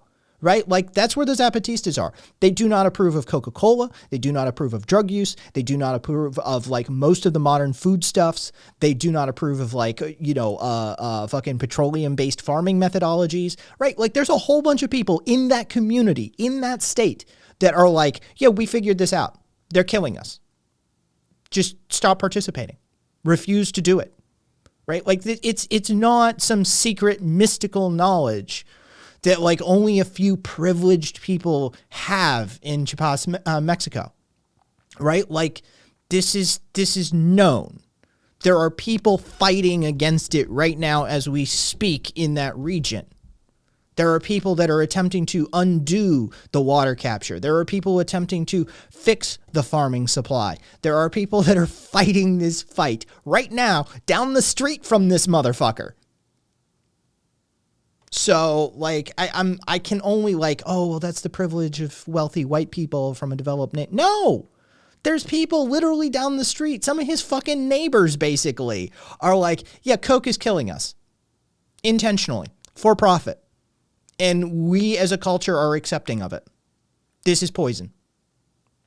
So, yeah, I don't cut much slack here.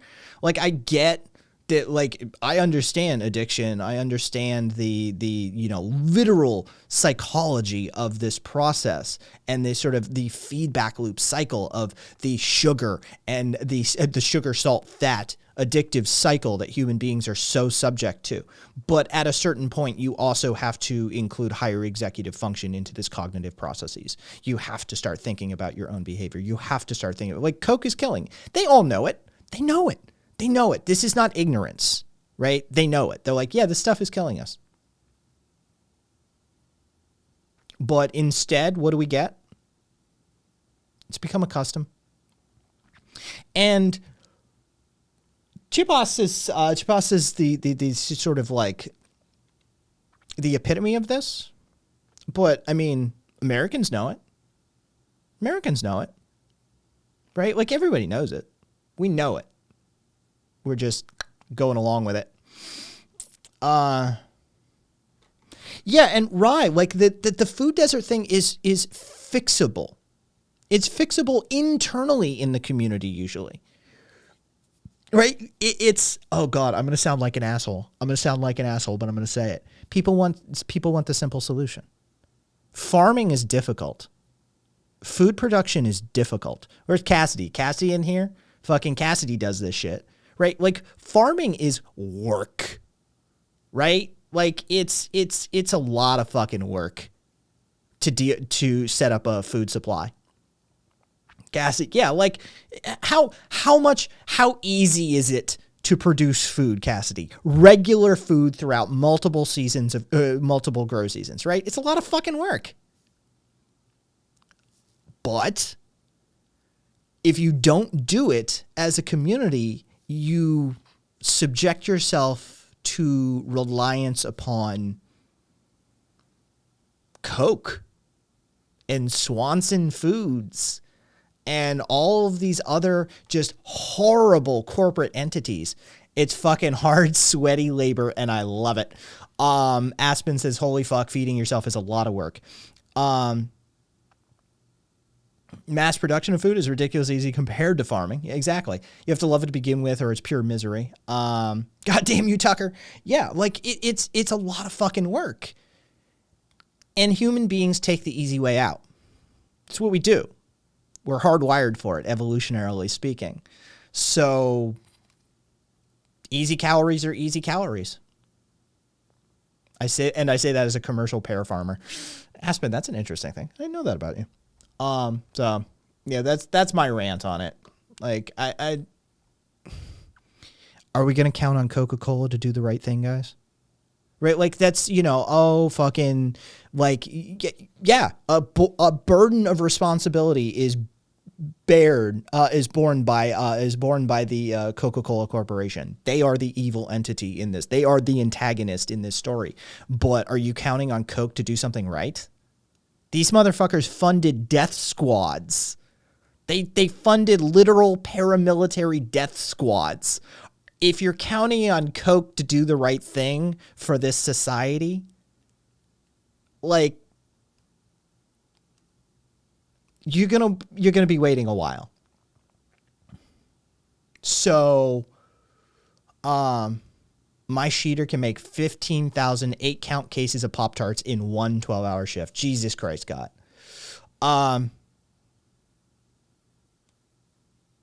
Yeah. Yes, you don't see many chain-smoking farmers. Damn you, grow! Yeah, so, like, I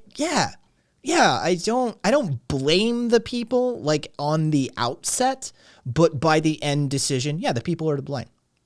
Yeah. Like, what do you want? You think Coke's going to fix this problem?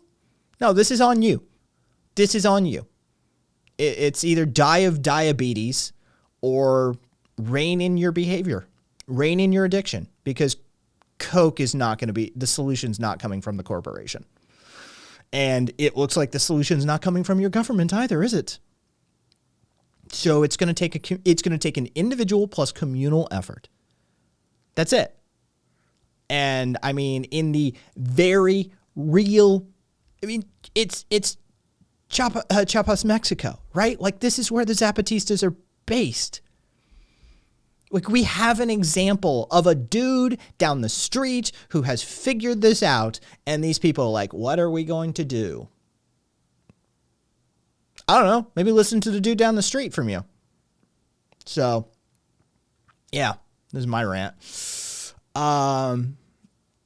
I know, right, Caboose? Dude, those machines are so expensive.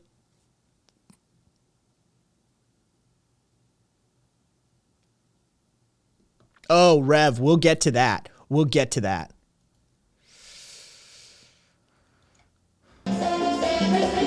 Coca-Cola has invested in low sugar options in Mexico, shaman cunt. but they don't appear to be popular here. People like traditional Coke with lots of sugar and gas. Although Coca-Cola says its traditional recipe now has 30% less sugar.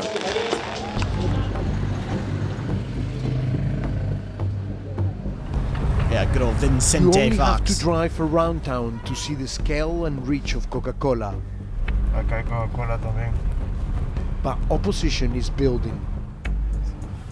We've been driving for around 5 minutes and I've counted 18 places where they sell Coca-Cola.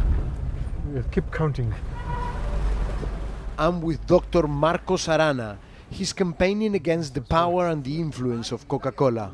Coca-Cola ha establecido una estrategia, ha desarrollado una estrategia precisamente para que sea un producto que esté totalmente disponible, pero también a través de convencer a consumidores para que vendan refrescos a muy pequeña escala y obviamente genera pues muchos consumidores cautivos.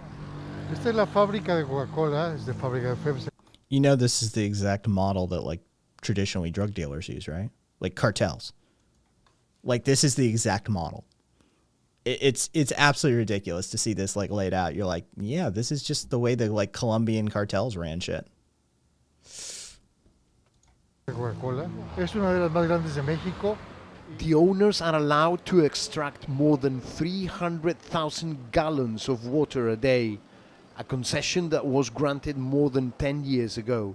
Coca-Cola diría que ellos están generando mucho trabajo en la región, ¿eso es verdad? Bueno, ahí, según sus propias cifras, si quieres, acercamos a Haití. Maybe it was brought up, but we all have a shitty food we love that you know is damaged. If I can ask, what's yours, Kai? I don't have any I eat anymore. Corey, I know this is going to sound like holier than thou. The ones that, like, I that we would chalk up as that sort of thing, like, let's say fried chicken. I make by hand. And the breading on it, like, okay, so let's say Kai's making fried chicken legs. One, small, non-caged, open air, artisanal chicken production of an heirloom breed, right? Harvested fairly by people who are paid a fair wage, right? This is the starting position just for the chicken, right? I then process the chicken myself. I will break the chicken down myself. I will into its constituent parts. I will I use like in organic fair trade sourced tapioca flour because I don't do wheat. And I will dredge it in that in like a tapioca flour, which is growable sustainably, manioc root. And then I will use house fermented, house cultured coconut yogurt. So coconut milk plus some acidophilus bacterium. That is my egg wash, right? Put it through that, and then put it through the dredge again, and then I will fry that off in a pan, or I will bake it off in the oven and then fry it off in a pan. If I'm frying it, then I'm using small batch duck fat that I source from a supplier in Texas. So like even if there's a thing that is like, this is the like source, like this is a shit food, right? Like fried chicken's not good for you. You just explained that. I went to Burger King and got myself a menu, right? Corey, I've used lard that I rendered myself. Rock the fuck on, right? Yeah, like I don't have anything in my diet that is like truly mass manufactured shit food. Like even if it is a food that's not great for you, that you shouldn't eat a lot of, it fits into my macros. So it's not really a thing. What was the one? Yeah, okay, you know what? The shit food that I would say, like, you know what I miss? I miss a 3 or 4 a.m. stoned off my ass, drive through McDonald's window, 2 Egg McMuffins, 2 hash browns, sausage, 1 or 2 sausage burritos, and those cinnamon bun things that they used to have.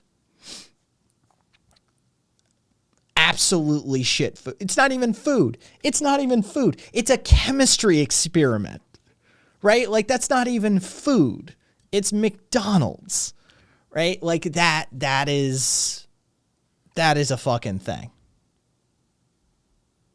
So, why don't I do a cooking show? McD's breakfast. Wow. Yeah, right? Like that's with orange juice. With orange juice. Right? A resolution, like, but who hasn't done the late night stoner drive-thru run, right? A double animal style with animal style fries at In-N-Out. What was the Carl's Jr. one? We used to get those in high school.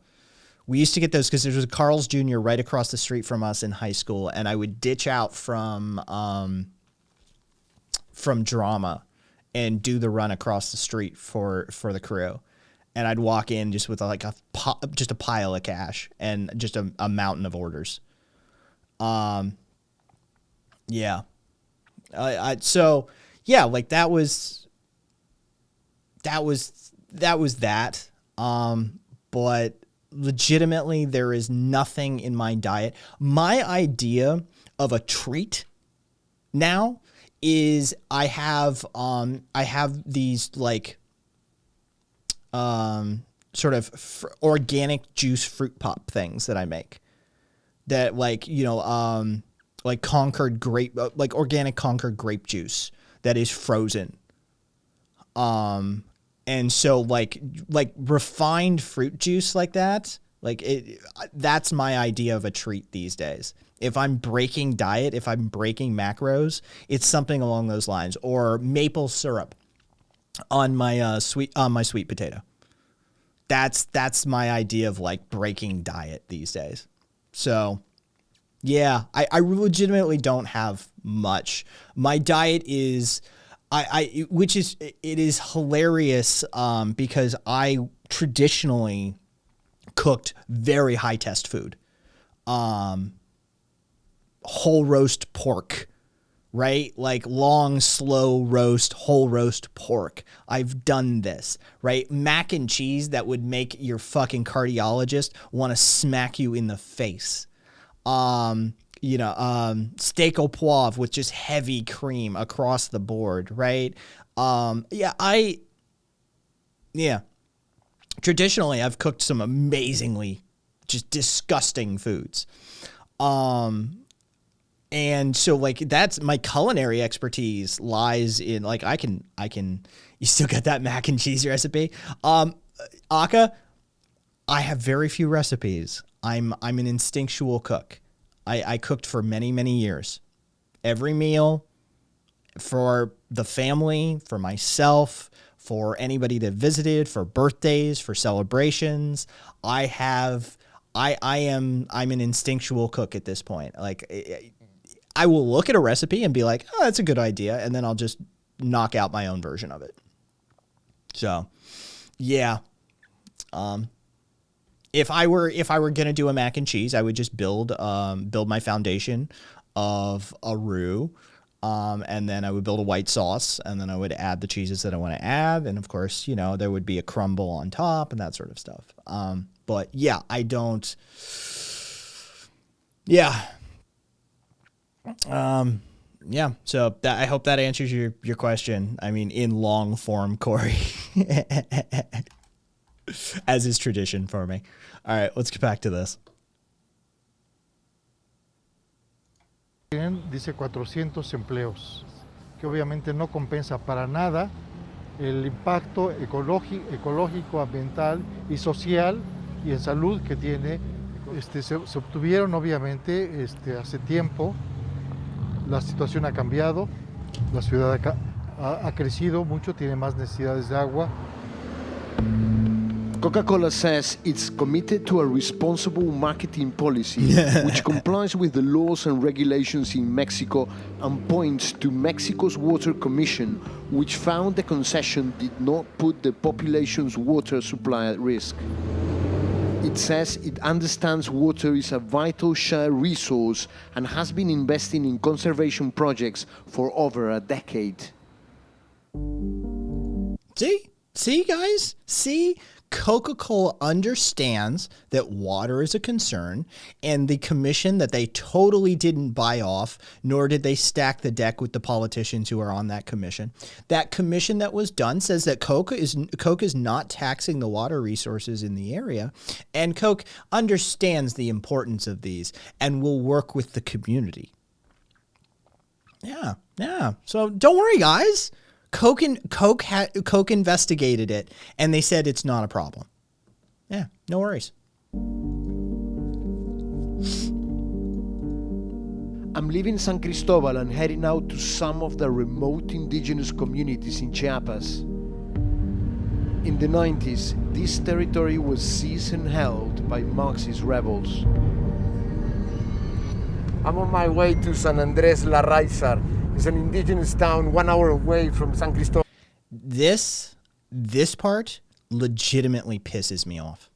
This part, Aka, it is. Yeah, it is.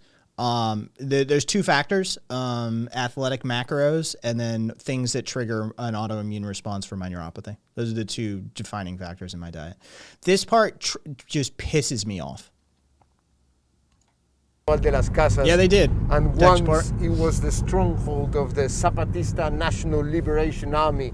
Is today in communities like that, the Coca-Cola is king.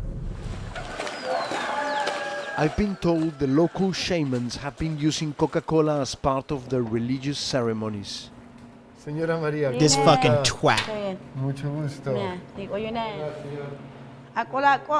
Maria is a practicing shaman. Today she's treating this man for diabetes. This bitch is a shaman the same way the same way that like American doctors who are bought off by the pharmaceutical companies just prescribe drugs, right? Like can cause like the opioid crisis and shit like that. Like she's a shaman in the same way that American pill pushers in America are doctors. Yeah. Oh yeah, she's treating him for diabetes. Yeah. Yeah, I hate this cunt with all of my being. The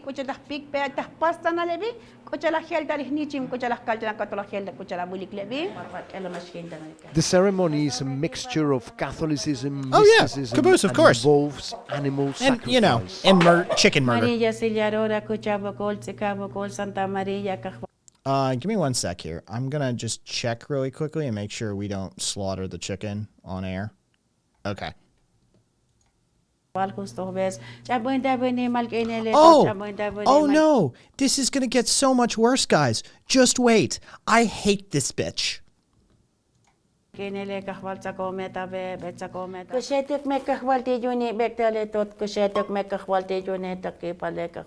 But what I find incredible is how she's using Coca-Cola.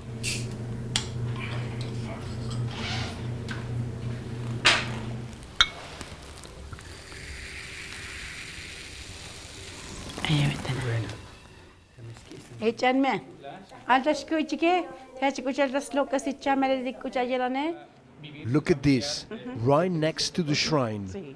Maria's own well-stocked Coke fridge.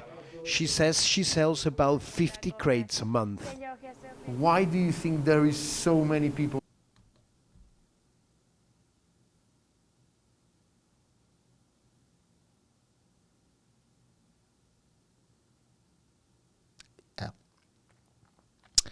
Now you're starting to understand Kai's ire at this woman. Yeah. She's a Coke distributor. She's literally a Coca-Cola distributor. Yeah. Yeah, the shaman who's selling blessed Coke to cure the elderly man's diabetes is a fucking Coke distributor with a branded refrigerator in the space.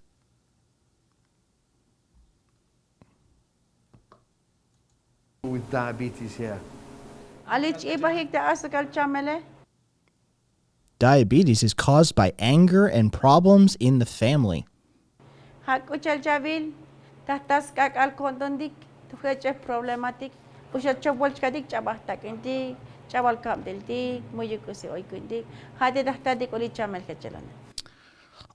then I'm going to get some diabetes up in this bitch, because if I'm ever caught in a room with her, I'm going to be yelling at her nonstop. Yeah. Yep. So I'm going to catch some diabetes. Fucking twat. Do you think there are a lot of people with diabetes here because they have sugar drinks? Oh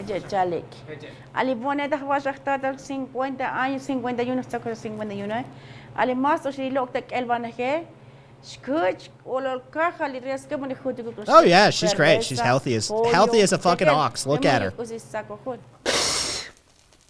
It's Totally healthy. dangerous advice. Diabetics need to cut down on their sugar intake. I'm a bit shocked after that ceremony.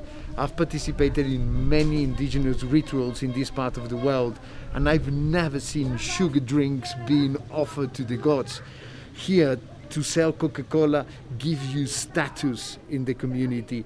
Clearly, sugar drinks are engraved in the culture here. To combat the growing health emergency, Mexico introduced a sugar tax in 2014 that has had some impact on consumption. But critics say money from the tax should have been spent on prevention. Right? Like the levels of fucked upness in that scene are beyond comprehension at a certain point. Like literally, like honestly, I will not be surprised if a few of you, like tomorrow or the next day, are just going to be sitting there and you're just going to have a wave, just this wash over you and be like, fuck, right? Like the amount of fucked upness in that scene. Like, I can't even begin to. You're a shaman claiming to heal the fucking people. Like, with. Yeah. Tech support, probably a bunch. Probably a bunch. Hey, Ben. We're just basically watching YouTube videos and ranting. I wish you would with her. Don't drink soda. Don't drink soda. Soda's there's no need for it. It's a treat. Soda is a dessert that you're supposed to have as a treat once in a while. You're not supposed to drink soda every day. That's not a thing the human body is meant for. Yeah. Like it just don't drink soda. GL. My anti-colonial elf to Chaotica self. No. I'm my headcanon is that Chaotica, you've got an anti-colonial elf like by you. You've got like a partner in crime who's an elf. Yeah, my anti-colonial self is conflicted with my angry myself angry at that scene. Like, yeah, just don't drink sugary drinks. Like it's so much more enjoyable to have a soda on rare occasions as a resolution. Yeah, like I honestly don't drink soda. Just don't do that. It's terrible for you. Back in San Cristobal, Pedro's man Maria is busy running her Legitimately, coffee is better for you, gut punk. As long as you don't dump so much sugar and milk into it, coffee's better for you. You're going to end up with a caffeine addiction, but the caffeine addiction is a lot better for you than the sugar addiction. Honestly, on the scale of shit that's going to fuck you up long term, the caffeine is the lesser of the two evils, for sure. Yeah. Aka.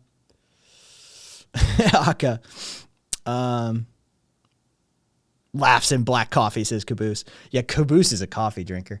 I'm back all. My brothers started throwing my sister and my older brother's girlfriend in the pool, so I jumped in before they could try and throw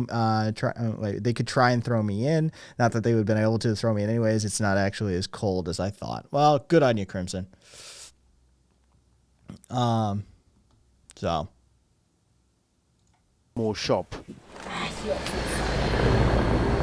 ¿Vende mucho dulce? Sí. Los niños comen mucho dulce. Le comen. Pero este sí es la que más vende. Es el vendo. Ese más quiere gente, si no hay ese, ¿y por qué no compras? ¿Y por qué no agarras? Y sabes, compramos. Buenas tardes. Buenas tardes. Véndame 2 cocas, por favor, grandes. Oh, Aka, I used to love sweet tea when I lived in Tennessee. Dude, sweet tea, fucking a chili dog, some seasoned fries, and a sweet tea on a fucking summer afternoon when you're headed to the like football game or whatever. Fucking yes, I've actually done that for the like. Oh yeah, for sure, Sunty. Yeah, like dude. There's nothing better. There's nothing better. So yeah. Been there, but if I had a drop now, I'd like start twitching and go into like, I don't know, some sort of epileptic spasm.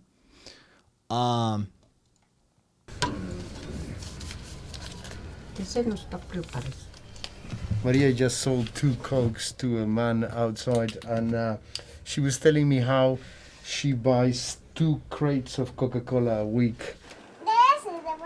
Maria makes very little profit from the sale of Coke, but her livelihood depends on it. If she doesn't stock Coke, her customers would go elsewhere. ¿Qué es más caro, comprar agua o comprar Coca-Cola? Igual. Igual. Igual. ¿Y aquí el agua de la llave no la puede tomar? Nope. Del tubo, no. Del tubo. Es mala. Viene sucia. Viene sucia. Sí, pero Que si la tomas te enfermas. Dolor de estómago. Sí. As the population of San Cristobal has grown, Aka, water super has saturation. become increasingly scarce. Hi, hey, Guillermo. How are you? I'm good, thank you. Fermín Reigadas is campaigning to improve the town's water supply. He's going to run a series of tests to show me the quality of the town's drinking water. This is a river that comes into San Cristobal de las Casas, and as you can see here, we are in a private reserve, so it's in the middle of the forest. We should expect the water quality to be pretty good. Coca-Cola gets its water from deep underground wells, but the drinking water people rely on comes from overground springs. So we're going to collect it from this place Oh where God, it's flowing. this water is. He wants to test for levels of E. coli bacteria.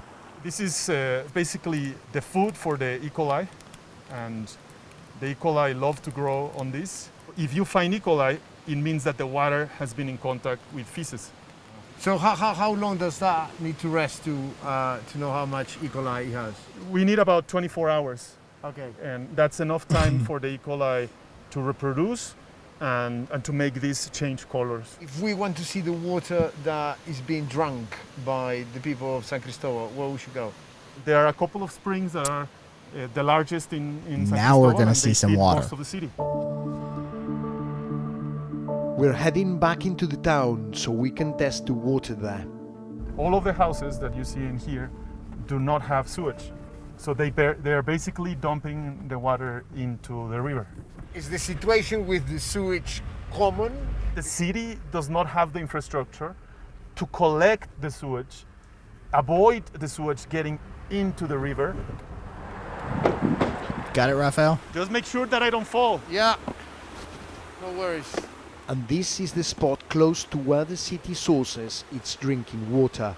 I'm amazed to think that this was once a clean water river next to a beautiful spring, and now it smells like pure sewage. Fermin is taking more water samples to test for E. coli. As a water expert, Beast, now you're getting it, right? Like, Coke's like, no, the water we get's fine. The water you guys are drinking, well, you didn't ask us about that. what do you think about the amount of water that Coca-Cola is using? The city really needs to tap to the water that is underneath. You know, having a plant that has pristine water and you have hundreds of thousands of people in the dry season, they have to deal with a small amount of water, terrible quality. I think that inequality shouldn't exist. The next day, I head back to Fermin's lab to see what he has found. Fermin. Guillermo. Hi, how are you? Very good, and you? Have you managed to check the tests we did yesterday? Let's check them out. So this is an incubator. So look at this. Wow. So there was a change in color in all of the pouches, and that means that there's a high concentration of E. coli on the water. This is nasty water. When you add up the problem of the water and the problem in eating and drinking rubbish, what do you have? You know, children grow up malnourished, and then because they're drinking a lot of Coca-Cola, their body doesn't assimilate the sugar. It's a terrible combination. Coca-Cola says it has a policy of not promoting its products to children under 12. The samples from higher up the river also contain traces of E. coli, but were at much lower concentration. Ándame, Doc. Ahorita la paso. Buenos días. Roberto is back in the clinic with Mam Maria to check on his condition. 194. Roberto's sugar levels are... Hey, only 100 points higher than high. Right? A glucose level of 94 would still be considered like, it's a little high, and we would ask you what you'd eaten recently. Have you just eaten? What was the contents of that meal? 94 would still be considered slightly high. So it's only 100 points over high. Good job, dude. But wait, there's more. Are quite high. They're nearly 200. They should be between 70 and 100. ¿Qué cosas tiene que seguir ahora él? Más que nada, cuidar mucho su alimentación. Y no puede tomar bebidas azucaradas, nada de eso. Nada de eso. Now it's Maria's turn. Oh, sorry, my bad. Más que nada, cuidar mucho su alimentación. Y no puede tomar bebidas azucaradas, nada de eso. Nada de eso. Now it's Maria's turn. This is great. Just wait. It's a little high.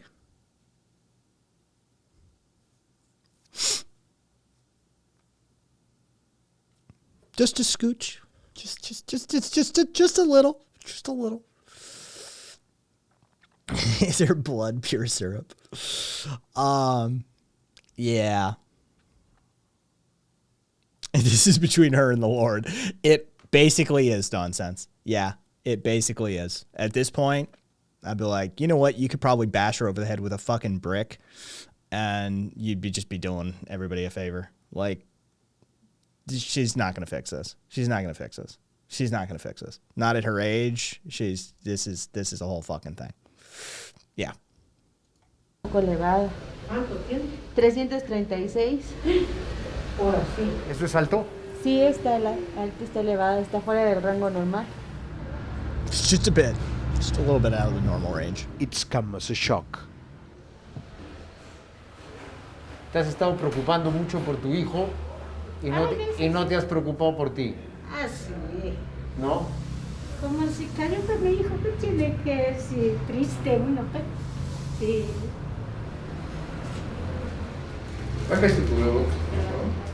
She's feeling dizzy, she has a headache, her legs are in pain. I mean, I can't imagine why. There are all symptoms of her diabetes getting worse. Yeah. No llevan una medicación, no llevan un control del azúcar. A consecuencia de la neuropatía se va perdiendo la sensibilidad. Un golpe, una lastimada, cualquier objeto cortante puede complicarse a una úlcera y llevar a una infección y llegar al grado de una amputación. Coca-Cola says it agrees that too much sugar isn't good for anyone, and they are taking action to help people drink less sugar. It says since 2018, it has reduced the calories across its Mexico's drinks portfolio by over 25%, including by reducing added sugar content.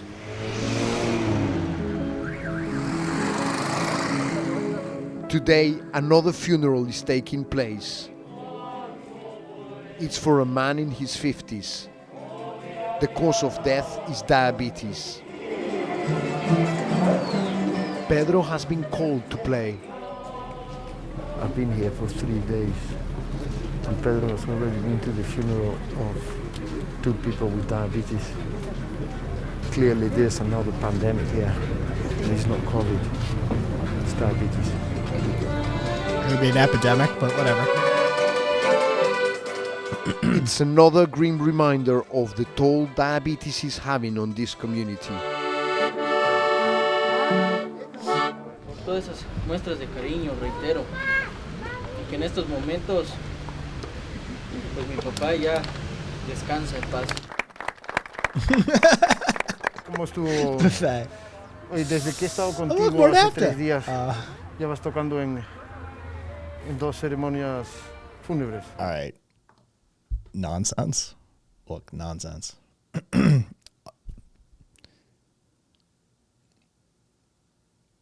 It would be the scummiest fucking thing ever. It would be the scummiest fucking thing ever. But Coca-Cola coffins would 100%. You could get in and get out. If you could get in and get out quick, right? Like you could offload a bunch. Fucking Coca-Cola branded coffins. 100% gonna sell. 100% gonna sell. Oh. Ahora sí que es como la pandemia, esto no se acaba. Hasta que no se cuida uno, sigue. Sí, lamentablemente pues no entendemos por los malos hábitos, mala alimentación y tomar mucho refresco, muchos azúcares. Me contó Jorge que era un buen hombre. Sí. Sí, que estaba con una enfermedad, con diabetes, ¿no? Sí, tenía una fuerte diabetes y ya al último sus riñones dejaron de funcionar y su hígado. Ya. Lo siento mucho, de verdad. Muchas gracias. Lo siento mucho. Espero que estés bien. Gracias. Chao. Les agradezco. Chao.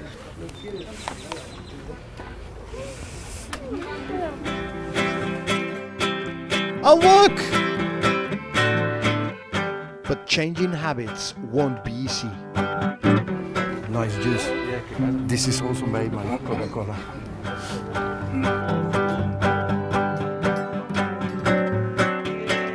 This community is suffering from a deadly combination of poverty, a lack of basic services, and too much sugar in the diet.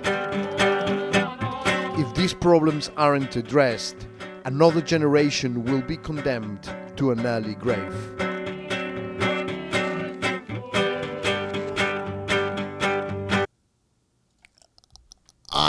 I've been wanting to watch that with some of you guys for a while now. Honestly.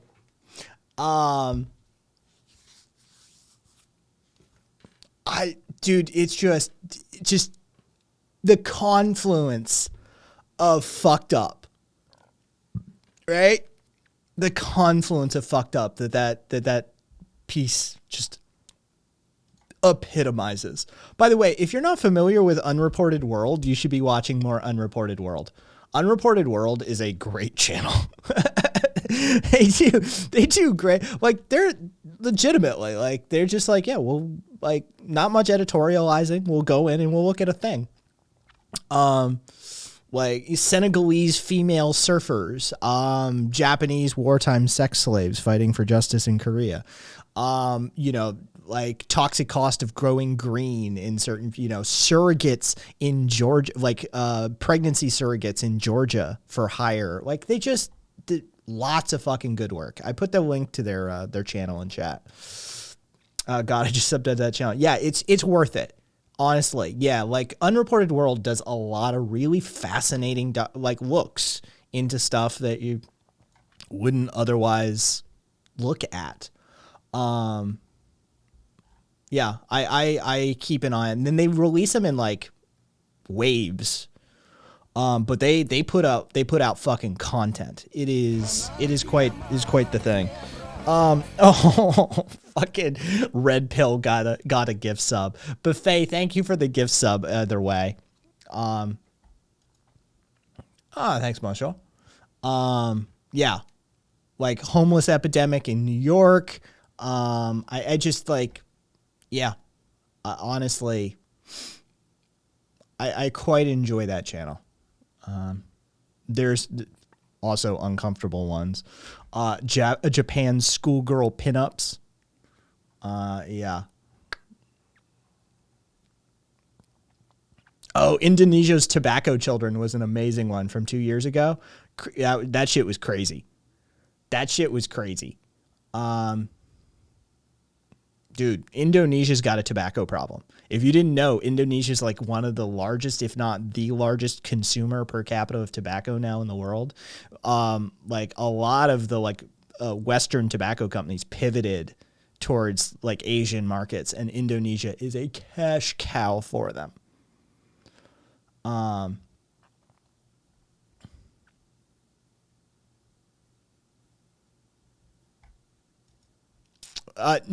No, Viva. I'm pretty sure that was something else entirely. Like, I'm thinking it may have been a different documentary that did the little fat kid, that was smoking. Wait, what is this? Oh, clear it. There. They are now. Cat. Oh, wait. Yes. Oh, yeah. We talked about it at the top of the stream. I noticed.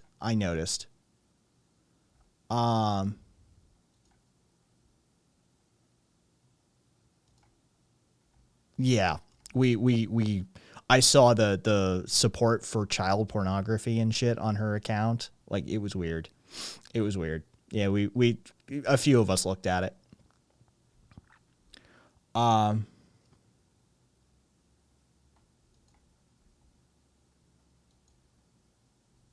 Yeah. Well, I got...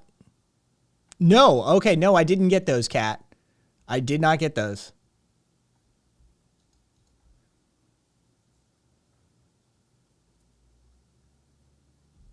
How about mine? Yes, Beast, it was. Yep, I get your test message, Kat. So.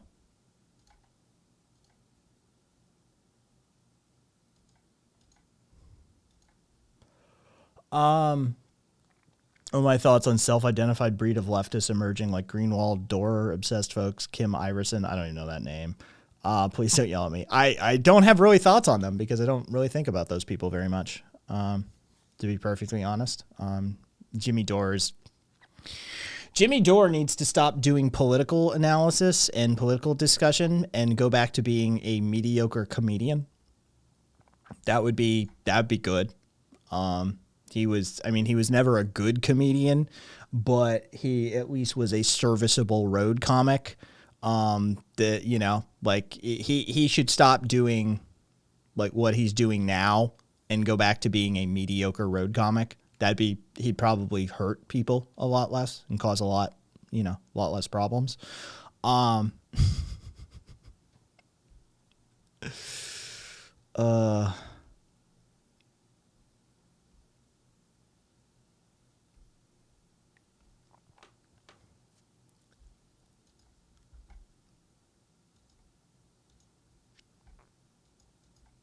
So yeah. New York City's paying people $100 to get the vaccine. Fuck this shit. Where's my $100? I want $300. I've had two and a booster, right? I am owed $300 as far as I'm concerned. Yeah, Aka, I want money, right? Like I am owed $300 by the city of Las Vegas as far as I'm concerned. Oh, is today a palindrome? It is 1222. Oh wait, 2-1 technically if you just do the abbreviated. Red pill, I'm not touching it. Not touching it. We talked about it last night. The shit that they're okay pumping into the arm, ass, and thigh of a recruit is like, dude, they don't have to clear any hurdles. They're just like shove it in them and call it a day and see if it works, right? Come talk to me. They haven't even done phase 2 and phase 3 trials on that shit. Like they haven't even we have phase 2 and phase 3 trials on the other stuff. We do.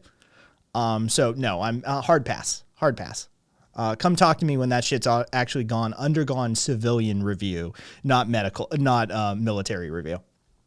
I don't trust that shit for shit. They can fuck off with that. I just got my booster. I want $300. I know, right?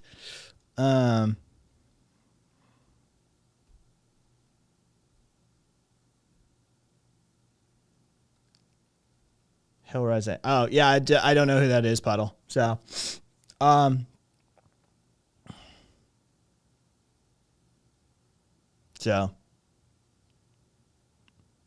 you got a waffle yesterday with your booster, Radio?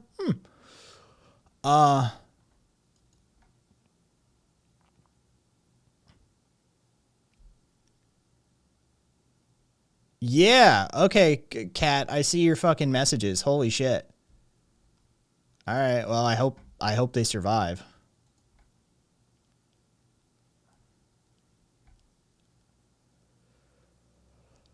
All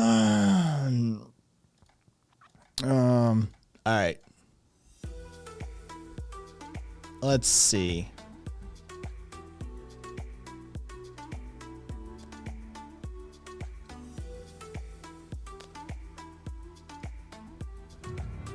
These tones have become...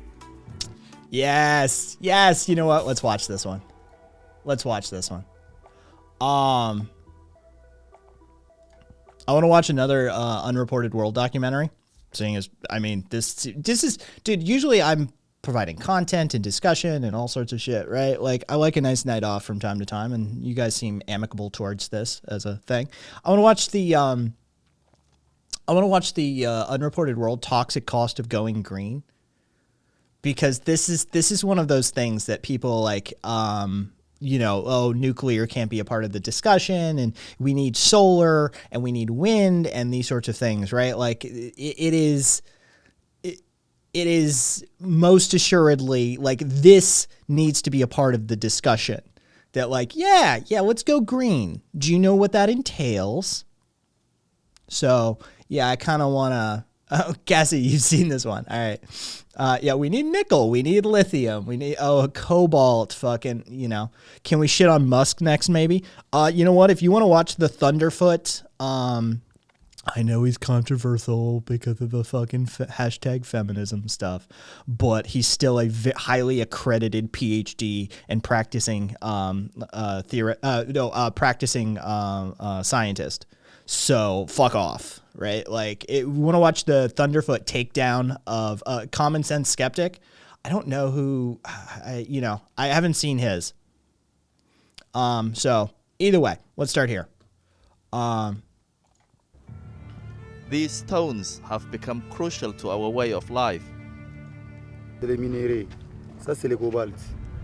are called cobalt, essential in green technologies from electric cars to rechargeable batteries. But while its stock price is predicted to soar, there are minerals that are worth billions of dollars. The people who live and work here are paying a heavy price. This is acid. Acid? Yeah. Siku ndimuzalaka badadangu mtoto kanyuyu.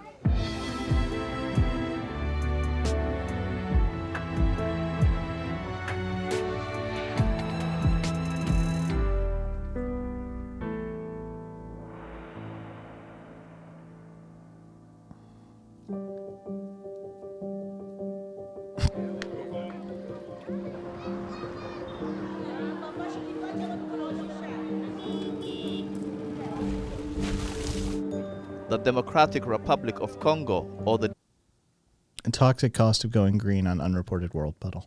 DRC, is sitting on nearly 20 trillion pounds of natural resources.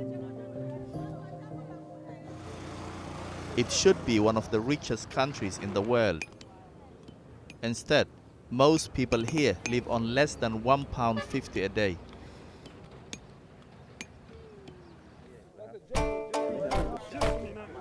Backed up and ready to sell, 70% of the world's cobalt comes from the DRC. It's a critical component in batteries for electric cars. But helping rich countries hit their environmental targets comes at a cost to the people who mine it, like Emmanuel and Robert. We have family.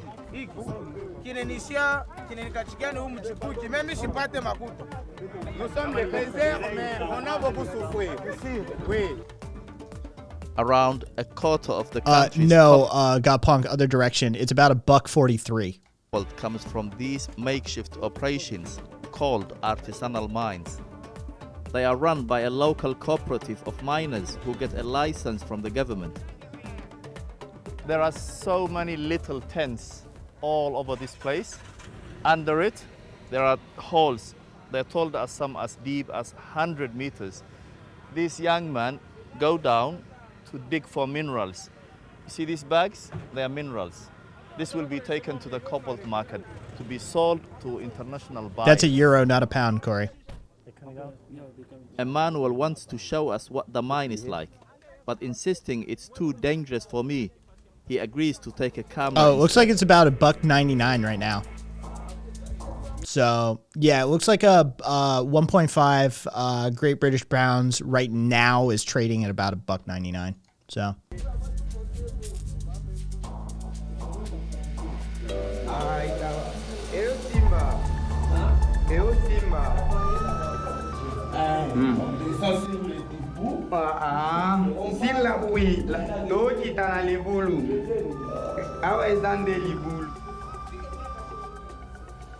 While I wait above, Emmanuel clambers down what looks like an endless dark tunnel.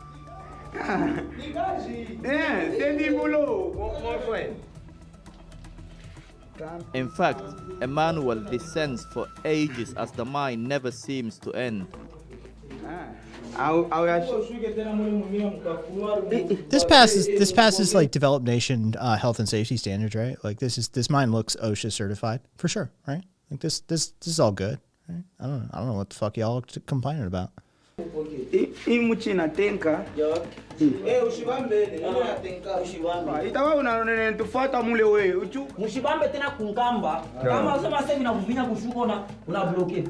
Exactly. There's a rope. These men fucking white people every day. These young men do this every day. So for them, it's a day job, but it's a very risky job. It's a very, very risky job because imagine going deep underground in darkness and just digging for something. This could collapse at any moment. Oh, car. I'm sure there's great airflow. Yeah, I'm sure. They meet a team of diggers taking a break. A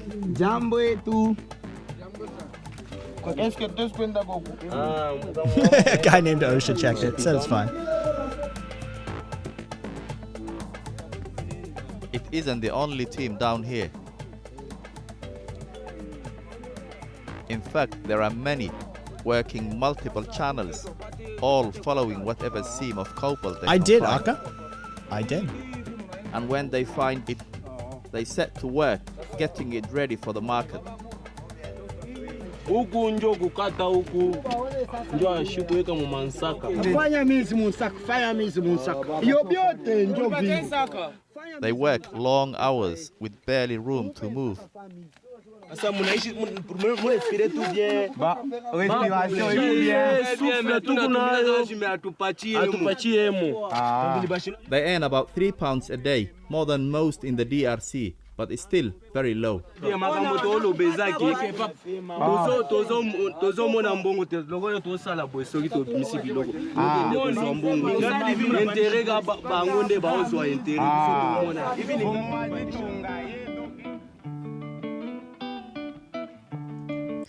Capitalism's a hell of a drug, ain't it? You catch that line? We don't need air. We want to be paid properly. No, homie, I want to get you some air too while we're at it. Right? Like, can we get you some air too? That'd be great. Yeah. Like, capitalism's a hell of a drug.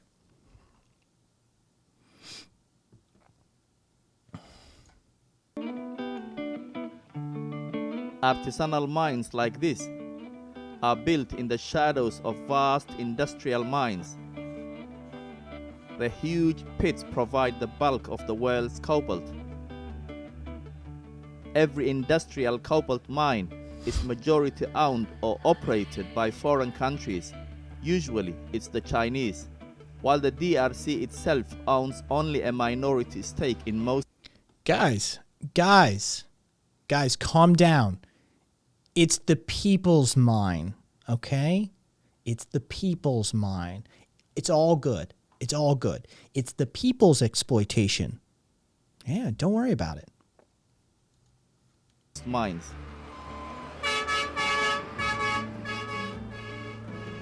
Just a few years ago, Kolwezi was a sleepy town, but it has been transformed.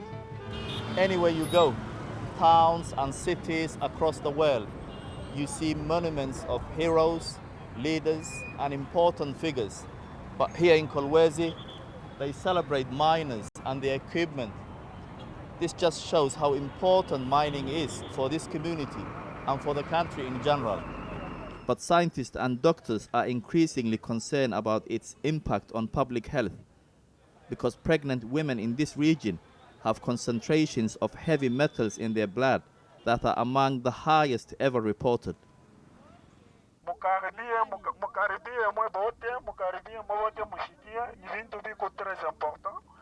The artisanal mine has important visitors. A team of doctors and scientists have traveled to Kolwezi to conduct some pioneering research. Il y a beaucoup de poussières, il y a une exposition assez forte aux poussières minérales quand ils creusent les minéraux, et donc nous voulons examiner leur état de santé pour voir quels sont les problèmes de santé que l'on peut rencontrer dans l'exercice de leur métier. Last year, they published a landmark study into how newborn babies are affected by mining. Yo nasikia panshingo pale. Kusa usho kitanda. Unasikia It showed that copper and cobalt miners in a city 200 miles away are 5.5 times more likely to have children with birth defects. Now, this team wants to find out if the same is true here in Kolwezi, the epicenter of the DRC's cobalt trade. We want to see the birth defect because the exposure to... Rye. How dare you? Clearly you are a privileged white CIA plant. How dare you suggest that China can do colonialism? Only white Western societies can do colonialism. It's only white people that can do a colonialism. Don't pay any attention. Imperialism is exclusively the province of white European descendants, okay? Stop looking at imperial Japan. Stop looking over there. Imperialism is a wholly 100% creation of white Europeans. What, the Qin dynasty? Again, back, eyes on the prize. Europeans only. Certain chemicals, including metals, are associated with birth defect. Alongside the scientists, local doctors are also trying to work out the scale of the problem. In the heart of Kolwezi, Dr. Billy Mukong has dedicated the last 7 years to helping children with birth defects.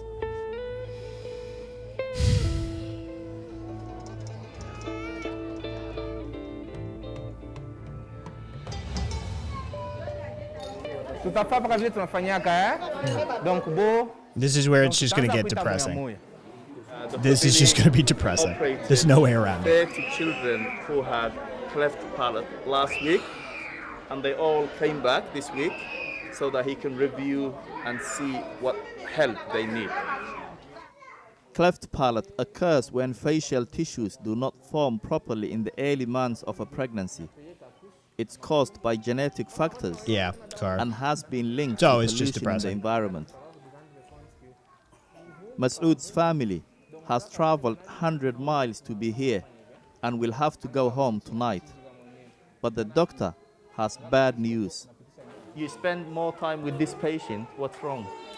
We ask them to not touch the wound. But if he touch with the hands, it can bring infection. Masoud is 3 years old. He was operated last week, but his wounds are not healing well because some people touched and his mouth is infected, so he needs to operate again next time. It's alarming news for Masoud's mother, who, like many in this clinic, was unable to follow the strict regime to keep her child free of infection. Most of these children come from mining families, which Dr. Billy says is no coincidence. Alors, quand on est dans notre parcelle, et à côté, il y a une carrière minière qui exploite là-bas toute la poussière qu'on inhale. Toutes ces irradiations vont faire que toutes les femmes au premier trimestre exposées à ces irradiations avec une origine héréditaire ou génétique peut faire que cette femme mette au monde un enfant avec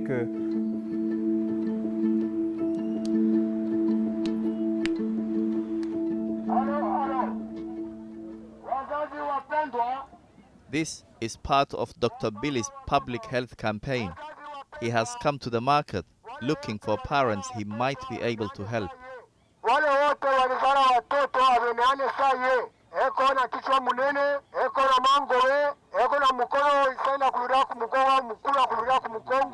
Don't blame you, God. Before long, he's in a conversation. This man says his child was born with a birth defect.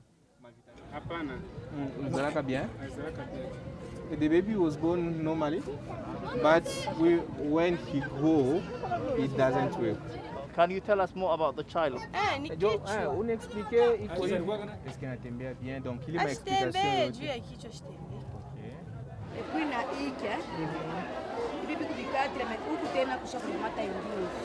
It seems extraordinary that as soon as we came here, people started approaching the doctor and telling him, I have a child with birth defects, can you help me? I have a child with, abnormalities, can you help me? Into this, small market and small communities.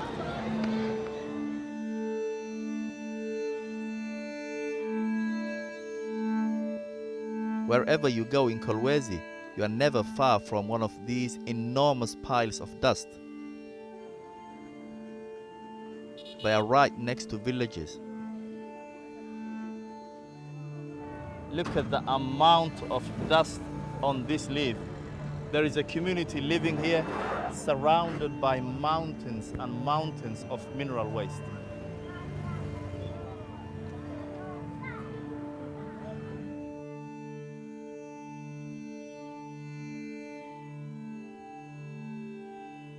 The dust which ends up all over town is one of the byproducts of industrial mining.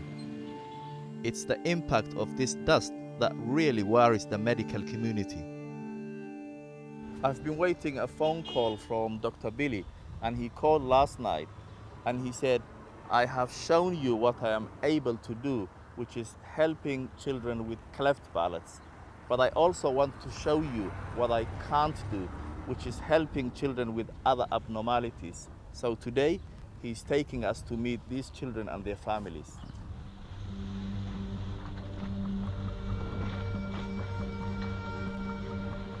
The first child lives a long way out of the city. When we arrive, it's so far off the road, we follow a motorbike that has been sent to meet us. Okay.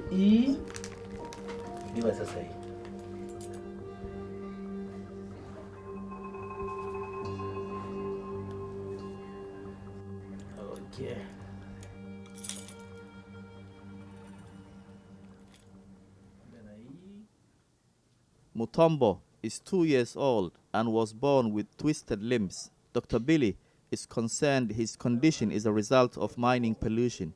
His father was a miner. He abandoned Mutombo and his then 16-year-old mother, Deborah, the first time he saw the child. It must be difficult to have a disabled child like this in this community. Bengine kama namona banamcheka. Kumubeba mpaka wawe kwa hapa. Mina shindaga hata kukanisa. Shindaga nenda machaka.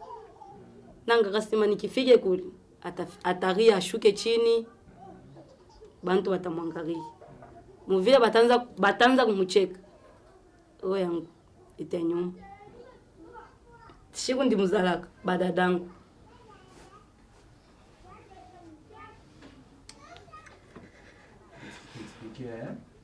Yeah, except with her. Look, I'll take a break here.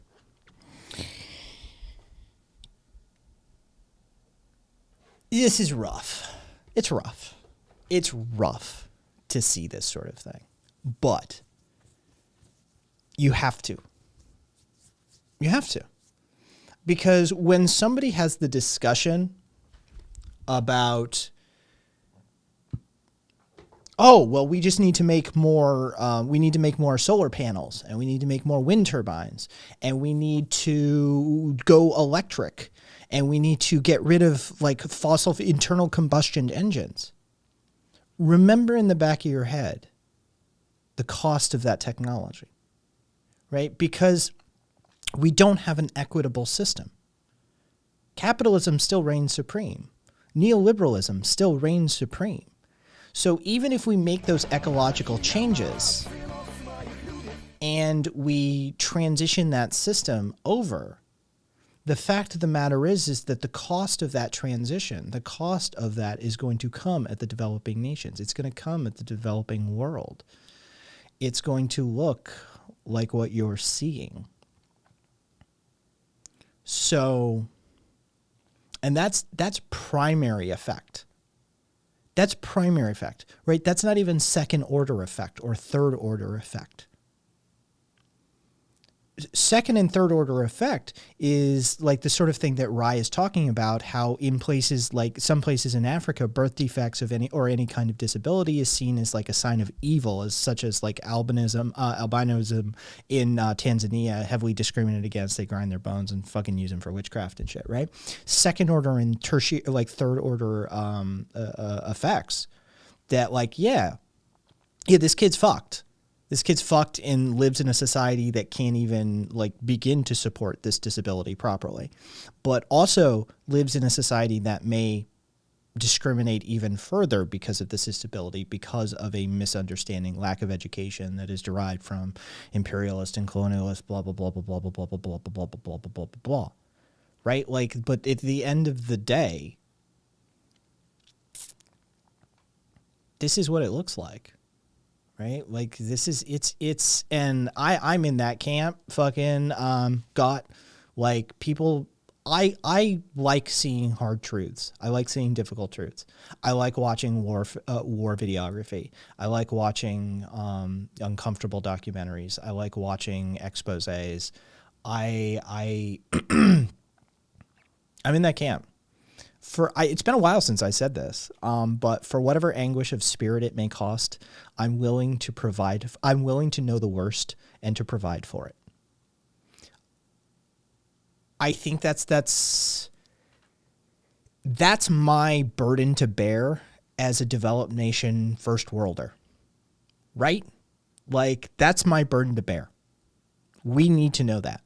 The cost of our life, the cost of our way of life, the cost of our society looks like that. Right? And if you shield your eyes from it, if you turn away from it, if you refuse to look at it, if you refuse to acknowledge that cost, I'm gonna be kind of brutal here. Fuck you. Like, fuck you. I don't fuck you. Right? The very least you can do is know the truth and accept it. Right? Like, that's the very least you can do. The bar is set at, yeah, the cost of green technologies is children being fucked beyond belief in Africa. That's the cost.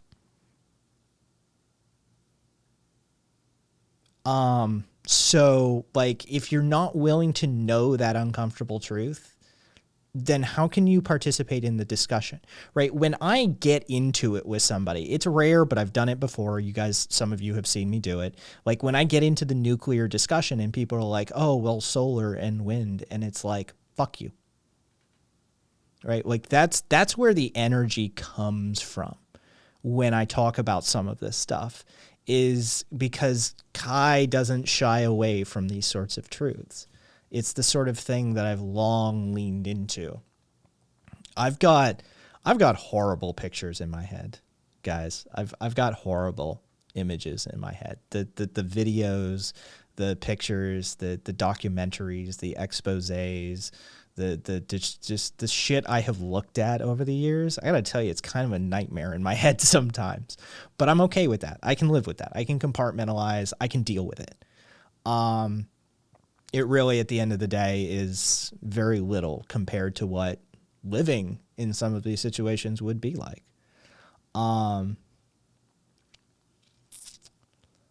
It's rough to look at, but it's your responsibility and your duty. You're sitting on the internet, right? Like, I know, like, a bunch of us have disabilities, a bunch of us have, like, financial issues, a bunch of us have, like, trauma. But at the end of the day, you're still living in a mostly developed nation in the first world. You have access to probably most of the stuff that you need to, at least to get by, plus a whole lot of toys.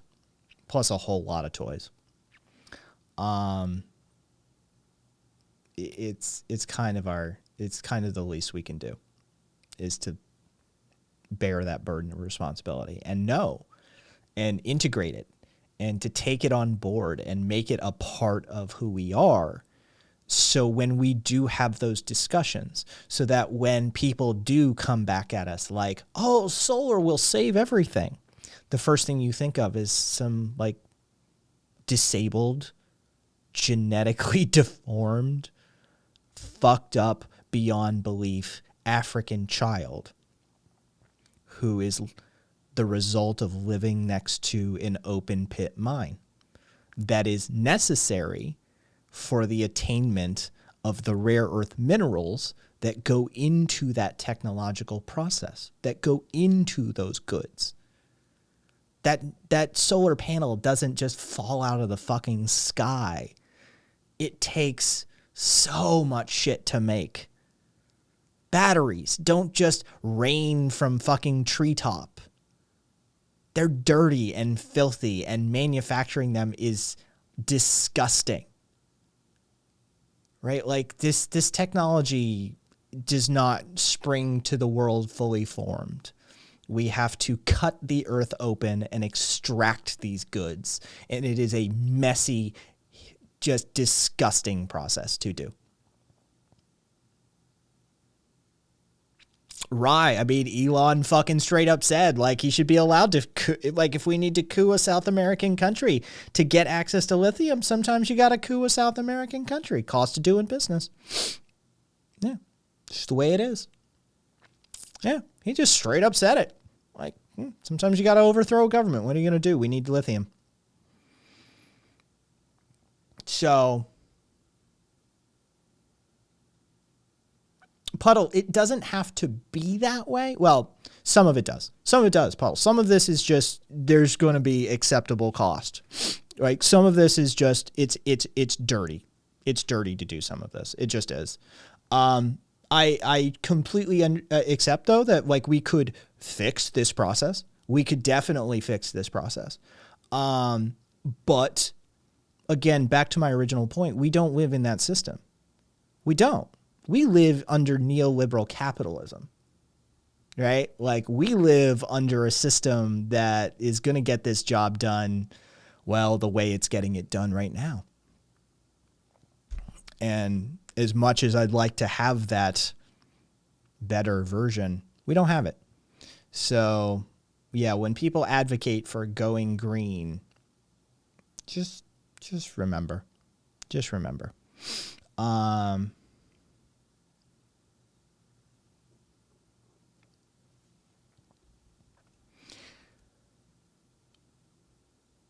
8 more minutes. 8 more minutes. Y'all got it in you. I know it's a rough grind, but just if you can hang, get out. Like, watch your own your well-being, right? If this is going to cause you undue trauma and stress, and you're in a moment, and you just can't bail. Don't even for a second, bail. But the rest, put on your big boy, big girl, and big NB pants. Strap them the fuck on and do what you got to do. Because, as I said, it's the least you can do. Mtoto kanyuyu. Mapenzi ya Mungu. Kama tena ni Mungu akipenda. Ni Mungu. There it is. Kama tena kulikuwa Sorcerers. Mungu yeye mwenyewe yu.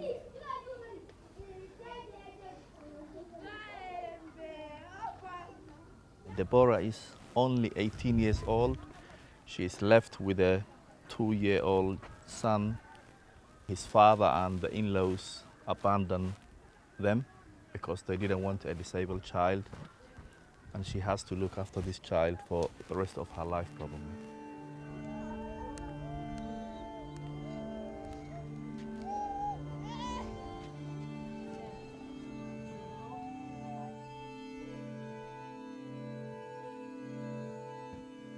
Dr. Billy takes me to meet a 2-year-old girl who lives on the edge of this river, which is in a mining area. Oh, this one.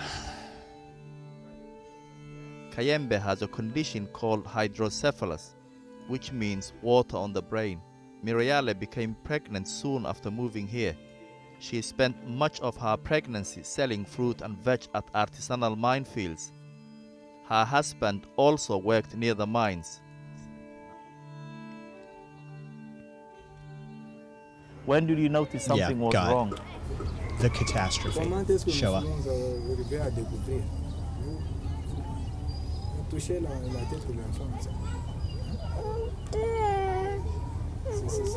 C'est fragile. Yuko naye baba misha kuteswa sana. Kuanzia tu kumwenji moya na hapa yuko na deza na mwenji moya tena. Mimi kuna teswa paka kuteswa. Mimi natembea na iwe mishona tu kintu. Kuria kwa kiko nitaka je? Tunamujishaka. Kubamba kintu ashita bamba mikono yuko paka hivi. Like many people here, Miriale did not take the correct supplements when she became pregnant. It creates a complicated medical background, making it difficult for Dr. Billy to assess the cause of Kayembe's condition. Ashikufuate kipimo, ashikunyaki acide folique par exemple, kumpembeni afuashi kule kuku makariere, au kumpembeni kule kuku mamai, ile mamai atuye eta ya mai, shunona, parce que shuna bakrezer muma nini. Dr. Billy and his colleagues are not the only ones worried about copper mining's impact on water. Oh, Karita, it's the epidemiology for something like this is a nightmare, as they just elucidated a little bit, right? Like malnutrition right out of the gate, right? Malnutrition, I mean, the developmental cycle requires a certain set of components for it to work correctly. Couple that with copper mining mining in general increases radioactive exposure through like radium gas release plus like uranium, radium plus uranium exposure, like dust-borne radionucleotides. And then you also have the direct exposure to the heavy metals, and then the generalized pollution from the river set. It's a fucking nightmare. The epidemiology on something like that is, like the doctor was saying, like we don't really, like, we can't really say for certain. So it's a DRC nonsense. 20 miles away. It's a DRC. A different river, but farmers have the same concerns as Dr. Billy. 72-year-old Mvula is sure the water here is toxic. Donc kama tunabebe ile mai, tunamwanga huku. Kesho hata hapa sasa kama tunasema tubebe mai tumwange pa kipande. Mupite 3 jours mukuye mwangalie, mtakuta hii bulongo iko na nchumvi. Inaota nchumvi. Ile nchumvi deja ni acide. Iko ndani. Donc c'est pour cela tunafanya bishima jua kuota mai kutumika nayo. DRC, they say be over. They are doing all they can. DRC. But the vegetables are still dying. They blame industrial mines upstream. Research has shown that some rivers in this region are polluted with heavy metals, including uranium, which makes fish radioactive. The farmers are angry because they have already been forced to move once.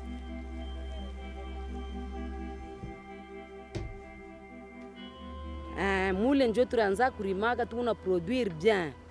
Tunaanza kutosha mashu bien, lenga tomate tusa, iraanza kutoka bien sana. Tena murikuwa kama bulongo bunaharibika, tunaenda kurima amu hivi kuproduire tena bien sasa hivi tunaanza kupataka zamani hakuna. Ni kule tulitoka pa ile fashi tunakuwa tena kuteste huku, mais quand même njo paka vile.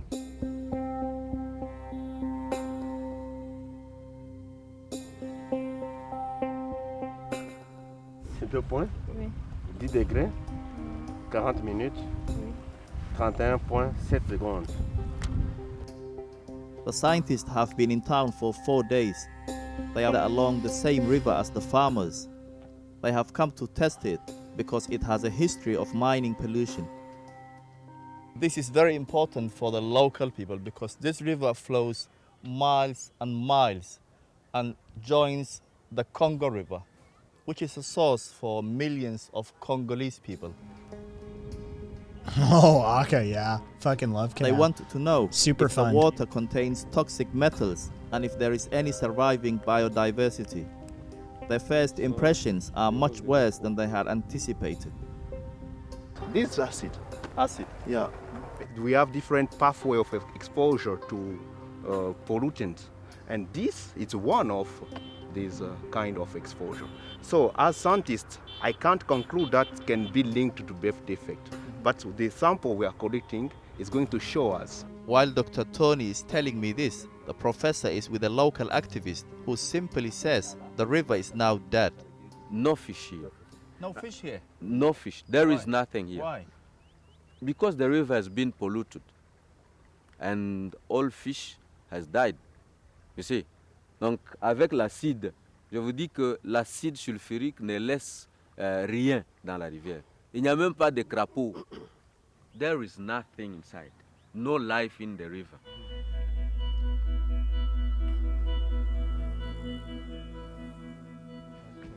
Before leaving Kolwezi, the scientists took samples from the parents of Mutombo and Kayembe. The results showed that they had 4 times as much cobalt in their blood as the highest values normally observed in people living in Western Europe. 4 times copper levels. It doesn't prove cobalt caused their children's malformations, but Dr. Billy believes it's another piece in the puzzle.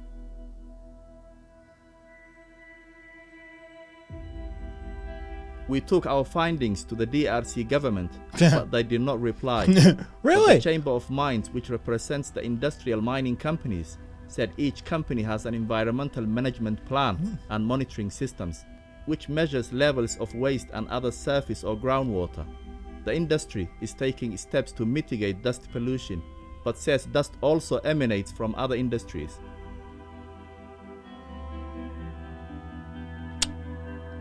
The people we met here in Kolwezi, the scientists, doctors, children and their families, know that their country is rich in mineral resources, which they should be benefiting from, but they are not.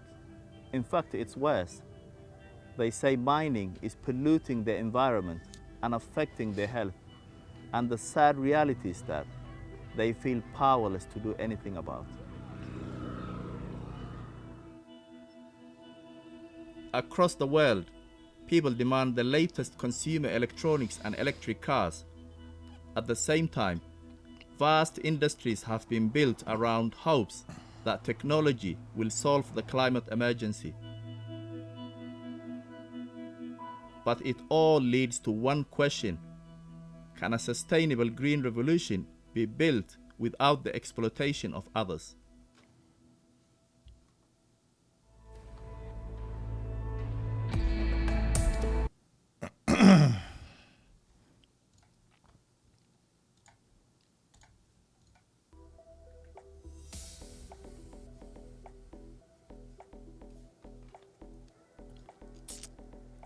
Yeah.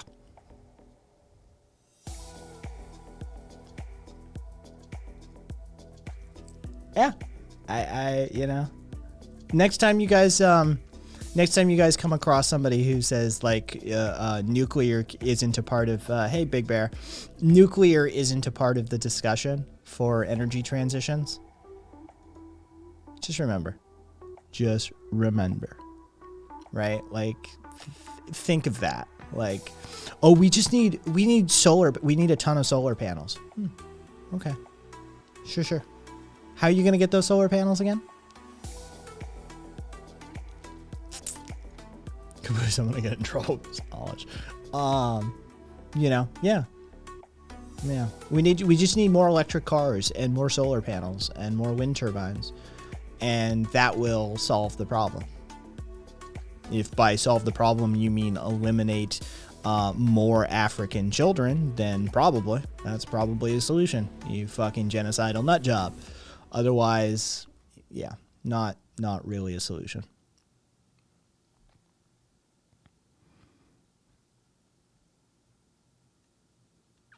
Good luck, Caboose. Yeah, see, okay, so yes, I could shorthand that from like a Thunderfoot video, even Rev, about the Solar City Elon thing. It's a solution, a final solution.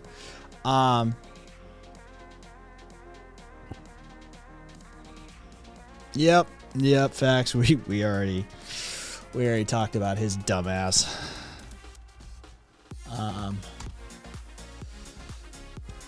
Let's see.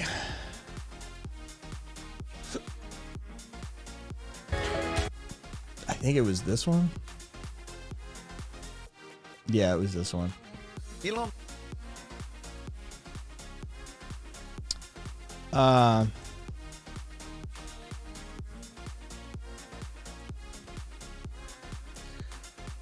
Oh, this motherfucker right here.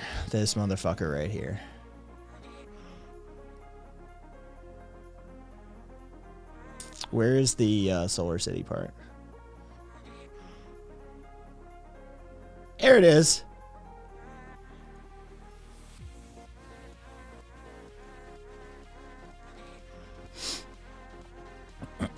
Oh, I don't even know where to start. We're doing sort of like uncomfortable truths be over.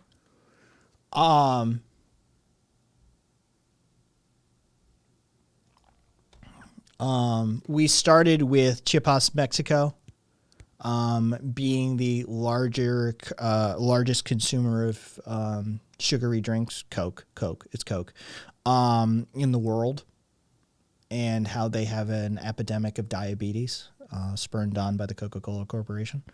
And then we rolled into the cost of green technologies and their effect on developing nations, specifically the DRC in this instance. And that, of course, leads into douchebag McGee here, which, yeah, here's the Solar City thing. For those of you who don't know the Solar City thing, here's this. Outrageously optimistic. For this, we're going to take a look at the words of Elon Musk under oath, and just to see how much we should trust. Let me see if I can drive this volume up a little bit for you. There. Elon Musk when he says he can do something now. And I really can't thank the common sense skeptic enough for doing this series of Musk on trial. You see, Tesla bought Solar City, and Musk, being part of both of them, had to legally recuse himself from the purchase. The only thing was, he didn't really. You see, SpaceX had propped up Solar City by buying bonds in the company. Bonds purchased with money given to SpaceX by the US government. Problem was, if Solar City went bust, then those bonds would be worth nothing, and SpaceX would go down too. And Solar City was just about to go broke. Solar City was a solar installation company, a solar rental company, that sort of thing. And financially, they were on their last legs. By making Tesla buy Solar City, mostly with Tesla stockholders' money, his shares in Solar City would suddenly go from being worth basically nothing to whatever the Tesla shareholders would pay for them. They decided to move up this product launch to early November, putting it just before the scheduled shareholder vote. This communication from Musk also states, in Musk's own words, latest feedback from major investors is very negative on Solar City. We need to show them what an integrated product looks like. And this is one of the reasons why he was meant to legally recuse himself from the whole process, but instead went full out to try and convince the Tesla shareholders that they should buy a company for $3 billion that was just about to go broke. And that's why Elon Musk was on trial.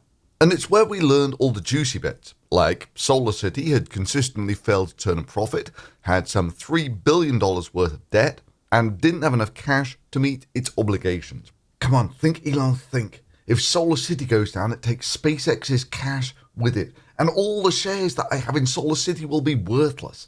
Come on, think. What's the best way to part suckers from their money? I mean, surely they won't fall for vaporware again. The houses you see around you are all solar houses. I don't know if you know that. Did you notice?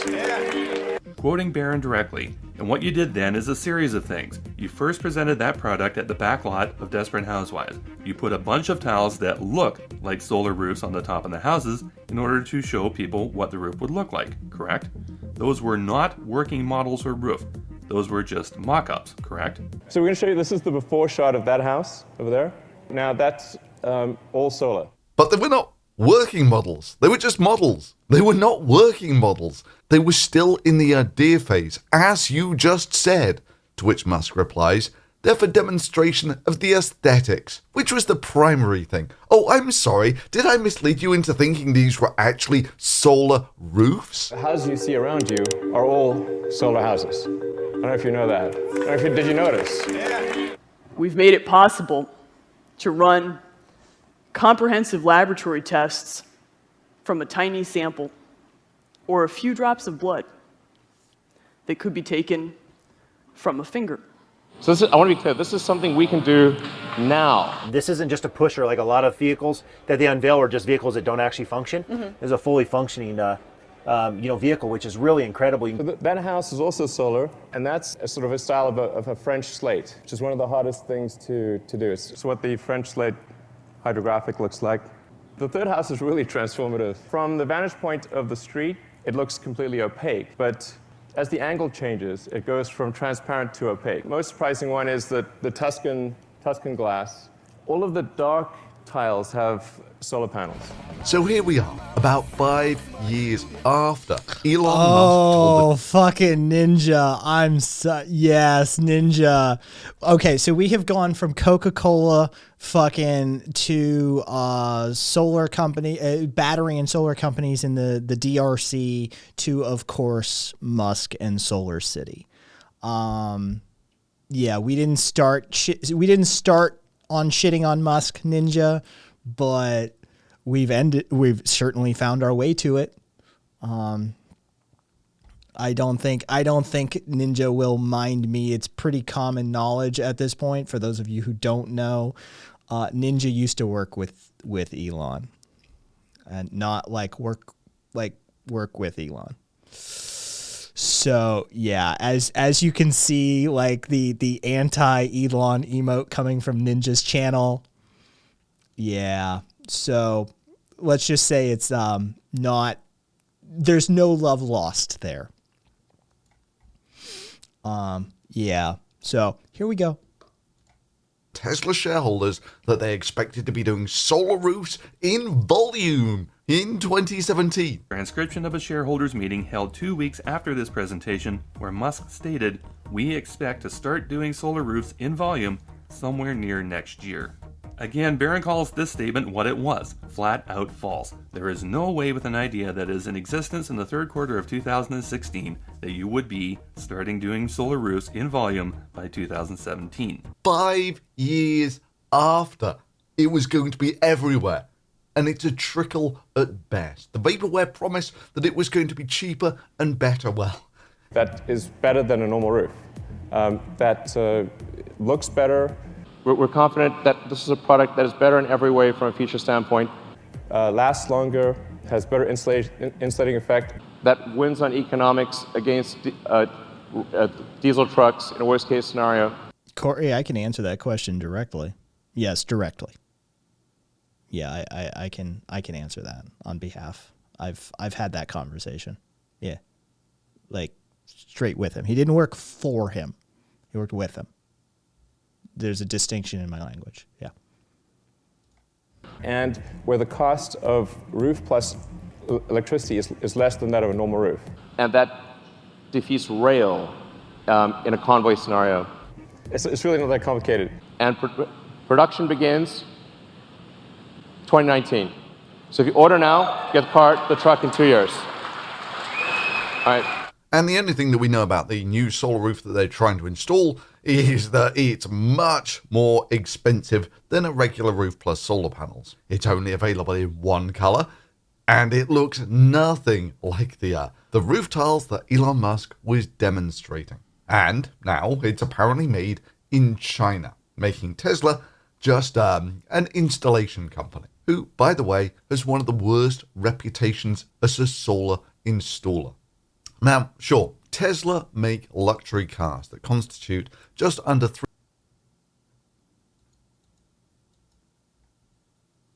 Jesus, facts. Good on you, though. I mean, doesn't sound nuts to me. 3% of the cars sold in America. But then again, there's nothing special there. Hell, they don't even make their own batteries. Come on, think Elon, think. There has to be a way to make this worth more than all the car makers in America put together. The vaporware. Way back in 2016, Tesla drives itself, no human input at all, through urban streets to highway to street, then finds a parking spot. When you want your car to return, tap summon on your phone. It'll eventually find you even if you're on the other side of the country. That is, the car will drive and charge itself from one side of the country to the other. But hey, that's nothing to how far Elon Musk... Karina.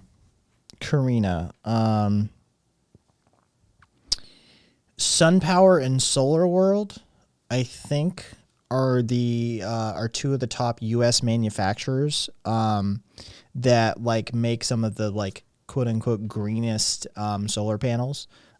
They like follow specific build standards. They have like environmentally like friendly designs and production cycles, and like they work to mitigate their carbon footprint in a way.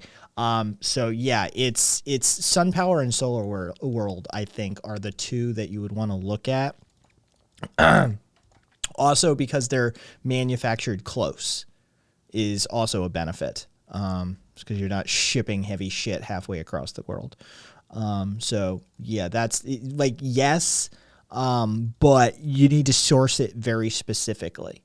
And you need to invest in a company that gives a shit about where their rare earth minerals are coming from, where the energy, as far as the coke process goes, coal goes into manufacturing solar panels. The coke process, where that's being done, where it's being dug and derived from, and that sort of thing. So yeah, there's a couple of U.S. based solar panel manufacturers that are like better than, you know, the Chinese ones.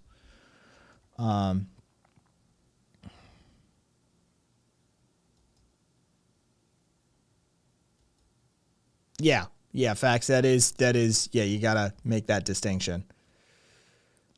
All right, so yeah, that was the solar that was, I didn't want to get too far into the fucking Elon Musk video. But yeah, he basically used U.S. government subsidies, taxpayer money to artificially inflate the cost or the value of Solar City shares, and then he sold off a bunch of shares as a result. It was just straight stock manipulation. So yeah.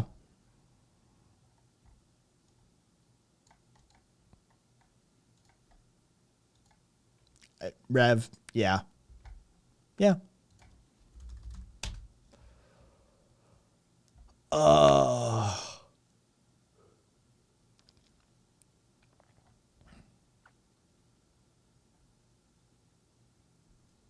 God, and there's a new Tesla car. There's a new fucking Tesla Roadster.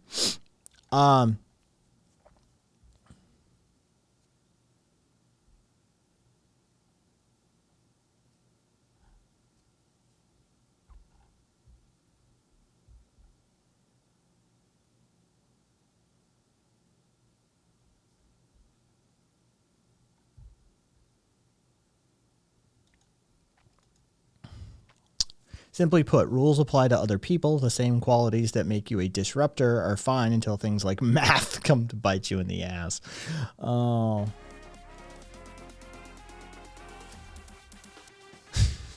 Car. Oh.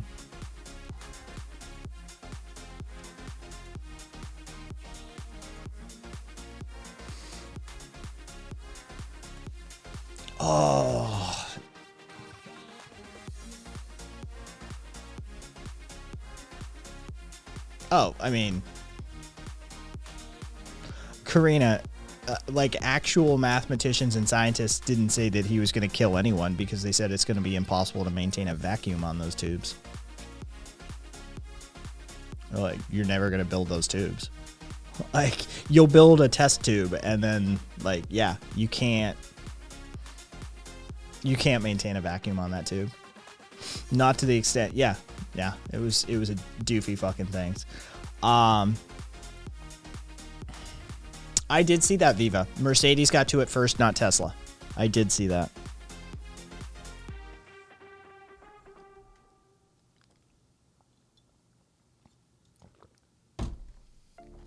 I think when he talked about the air filter in the Model S was HEPA, because why would you want to breathe the same air as other people? I think it's revealing the type of exceptional elitism some of the people think like. Jesus Christ. you probably want anarchism if you're looking for a channel definition of anarchism. Yeah, Wither with the help, Wither with the assist on that one for you. But yeah.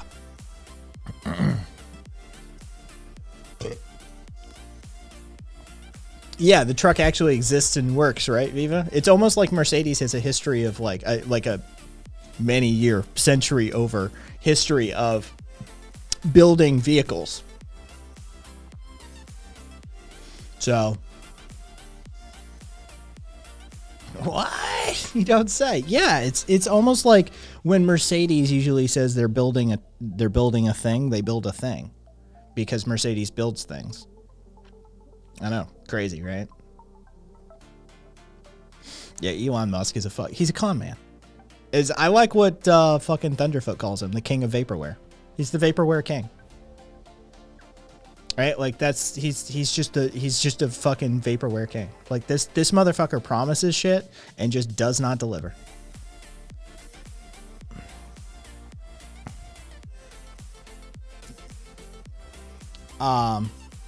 Yeah, and thanks for the follow, Horse Pace. Anytime, still my favorite meme from this last year. Still my favorite. Fucking apple flavored horse paste. Jesus goddamn Christ. Anytime anyone asks about something concrete, it's amazing how fast a new major announcement comes out.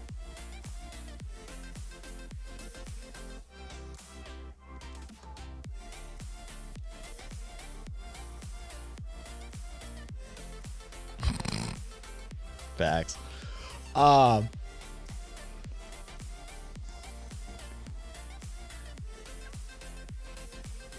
Dude, it's been Jesus Christ. We got another Herman Cain award apparently. Jesus Christ.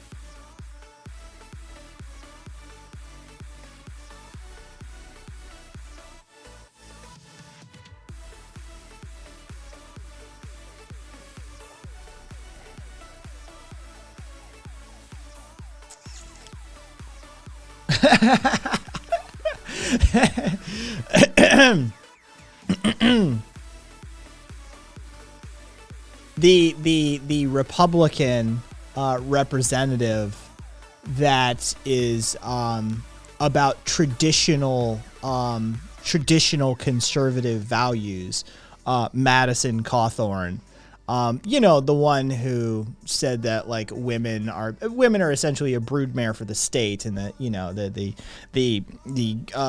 it the spirit of God in their womb or some shit like that, right? Good old Madison Cawthorn, the upstanding representative of traditional values. Yeah, also the Nazi. Has announced his divorce 8 months after his April wedding.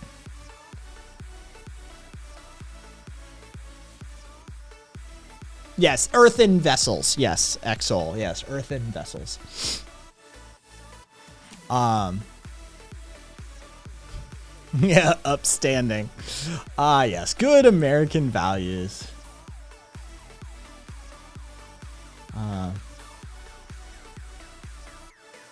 He in his most recent statement, of course, he said he has asked for privacy as he and Christina work through their divorce, as it is a private matter.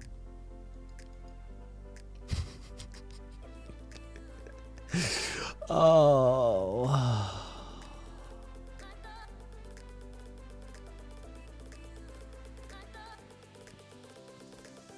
Oh, dude, does somebody need a discussion? Strataluke. That definition isn't my definitional set. You understand this is prescriptive political science space.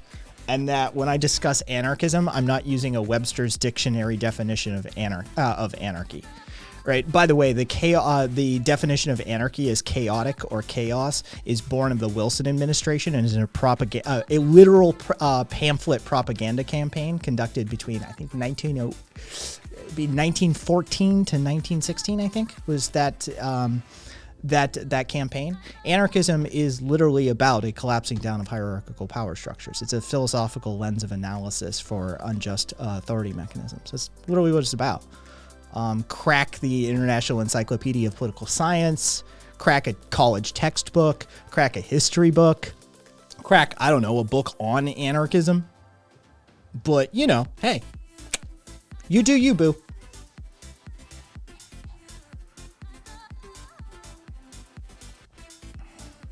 Unjust hierarchies. Pookie. Does everybody want to, do we want to do this? We've had a long run. Strat, you want to come on the air and have this discussion? Because you're going to be at a disadvantage typing in chat. You're always going to be slower. We're always going to be waiting on your responses. You just want to get on the air and have this discussion?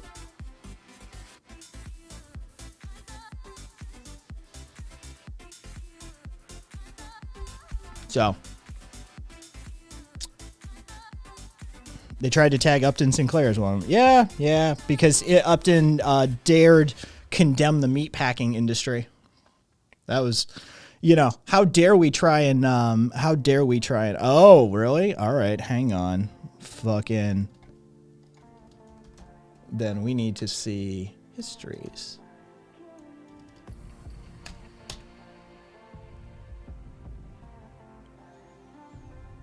Oh, you are just, okay, interesting. Okay, I see the history. This is a person who refuses to learn. Yeah. We're already in an anarchist country with all these looters and rioters, so what are you fighting for? Just saying. Immediately asks about Kyle. Yeah. So. He won't be coming on the air. I highly doubt. I mean, the invitation's still extended. But I don't think it'll happen.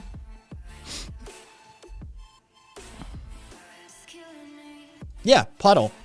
Most straightforward. Capitalism is hierarchical and coercive. Anarchism is about a collapsing down of hierarchies into a heterarchy and about the removal of coercive elements. It's a misnomer. It's literally, they're literally antithetical. Capitalism is the opposite of anarchism. It's pretty straightforward. Ladies and gentlemen, Alex Jones here for Proudly Radical. Since I owe Kai a few favors from back in the old days, shit, I probably shouldn't talk about that. But why are you still recording? Fine. If you want a shit ton. Anyways, as I was saying, this is Alex Jones, playlist. And I just wanted to teach the proletariat a few things about anarchism. Anarchism isn't about chaos. In fact, it's quite the opposite. Anarchism is about the people. It's about solidarity and mutual aid. It's about removing unjust authority and hierarchies. We should all be anarchists. The world would be a better place. Now, I'm going to apologize again to all those parents whose lives I ruined because I'm such a douchebag. Jones, out. All right, Kai, this has got to make us even for that incident you helped me out with. Puddle. So, antithetical nature of anarchism versus capitalism. That's the easiest, quickest route. It's a misnomer. But the playlist that I pumped in chat for you, that is like 12 hours of dissection of right libertarian and ANCAP theory from the position and point of view of anarchism.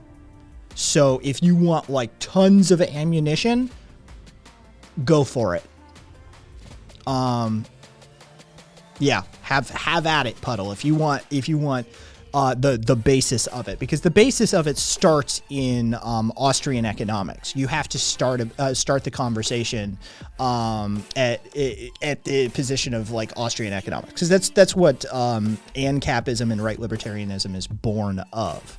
right? It's born of Hayek. It's born of von Mises. So you have to start the conversation there. Von Mises, ew. I mean, yeah, like a literal anti-empiricism, anti-scientific methodology. Only a theory can refute a theory. Only a theorem can refute a theorem. No amount of evidence can ever refute a theorem, as far as an Austrian economist is concerned.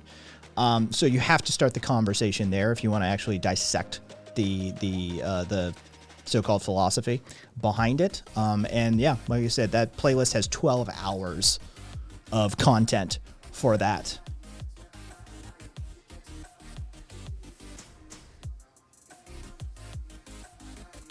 No, Corey?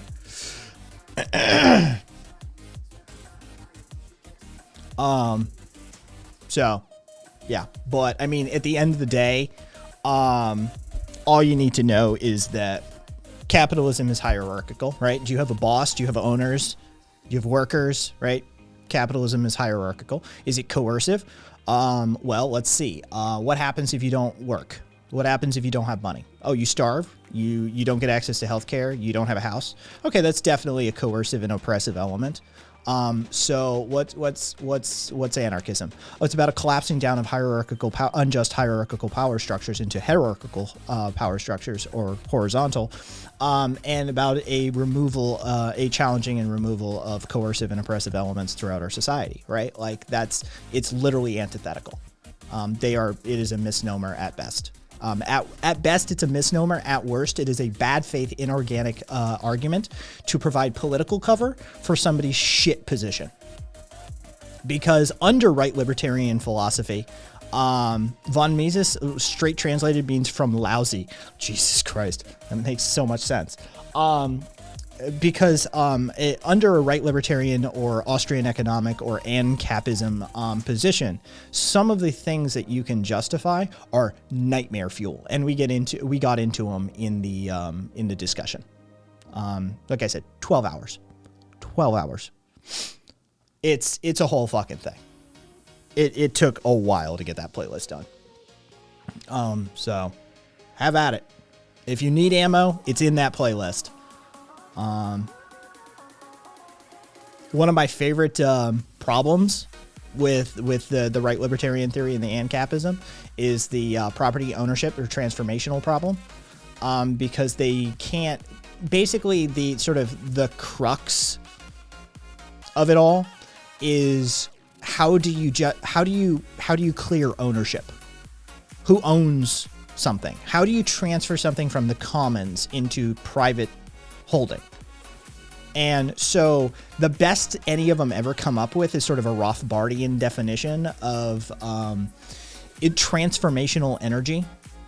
So, like, if I go build something or sow the field or construct a structure or tear down some trees and put something there, right? That's transformational energy, and that is, by most ANCAP definition, justification for ownership claim.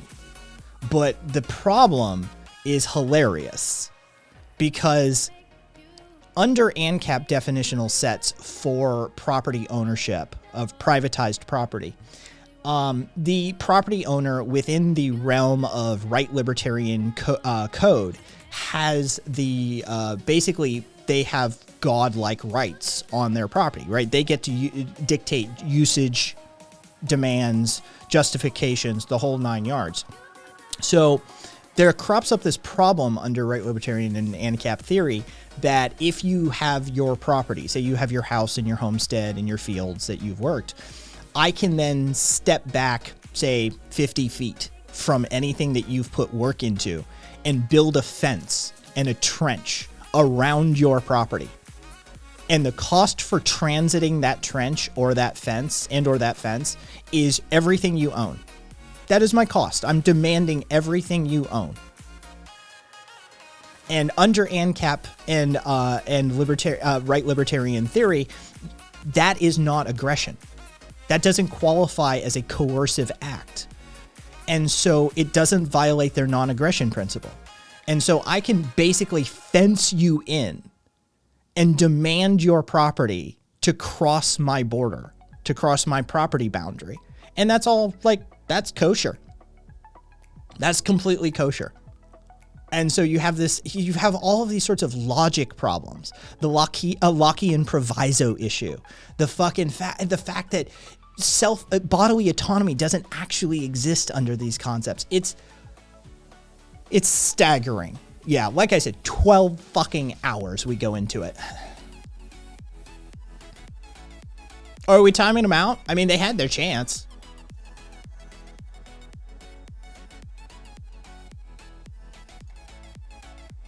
Oh, that's that. Somebody just spent 30,000 channel points to time you out.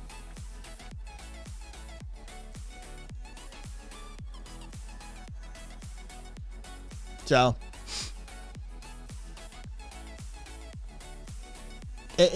there's so many problems with ANCAPism and right libertarian theory. So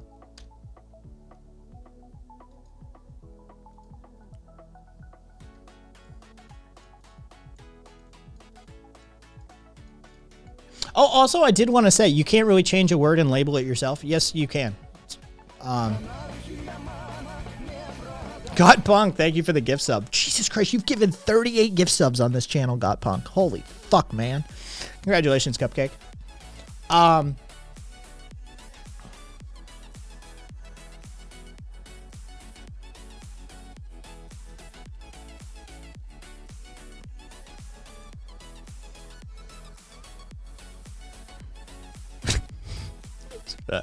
It got only 38. Well, I mean, 42 is a better number. I'm just saying. Oh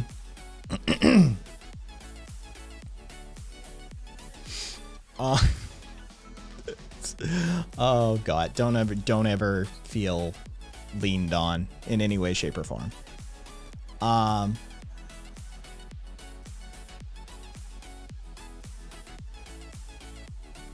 69 is a better number. 420 is a better number. Fair enough, Gotpunk. Thank you kindly. Thank you kindly. So, oh no, what he actually said was the thug mobs chasing him. You know, thugs. Come on.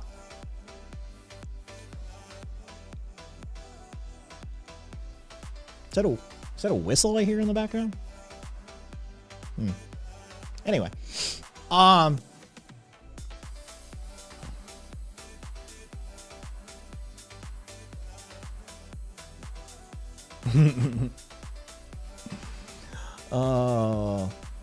that's a shame. I would have had the conversation. I would have had the conversation, but I mean, he comes around like once a month just to like argue about the definition of anarchism, and then yell about Kyle. So.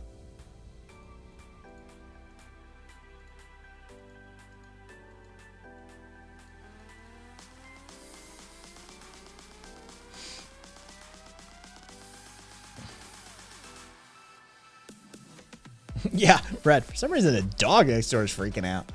I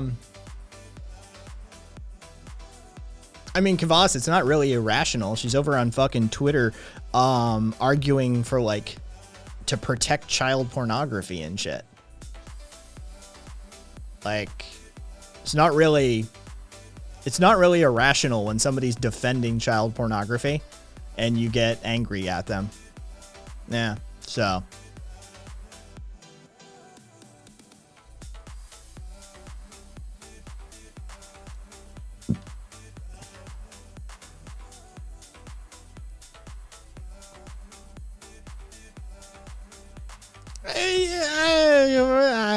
Voss. I've long stopped trying to understand or figure you out, Kvass. You just are an entity as far as I'm concerned. You just are Kvass. And you are, yeah, like I don't attempt to comprehend you. You seem for lack of a better term, stable. Like you seem functional. I just, you know, I don't attempt to understand the system that is Kvass. I accept that it is a functioning, workable system. And I appreciate it for the little, like, chaos demon that you are. So, yeah.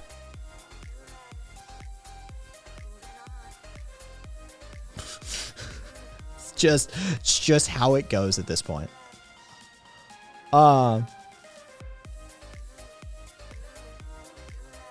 I don't. Hold on.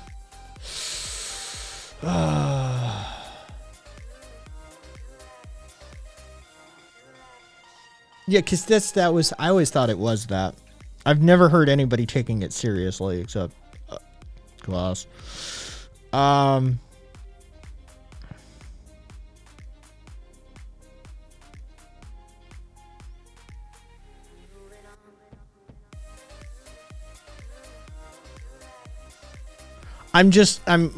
reading very quickly with her to answer your question.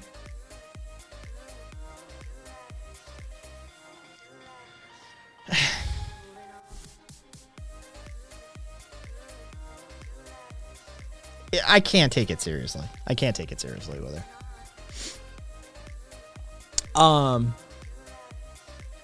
Nova,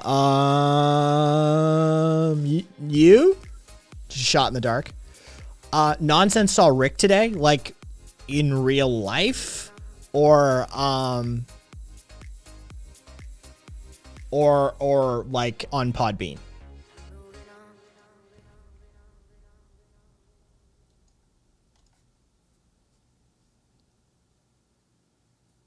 Okay, on Podbean. I presume congratulations, Nova. So congratulations. How did that go, Sumsuns? Was there anything of note, or was it just nonsense in passing? I saw Rick today.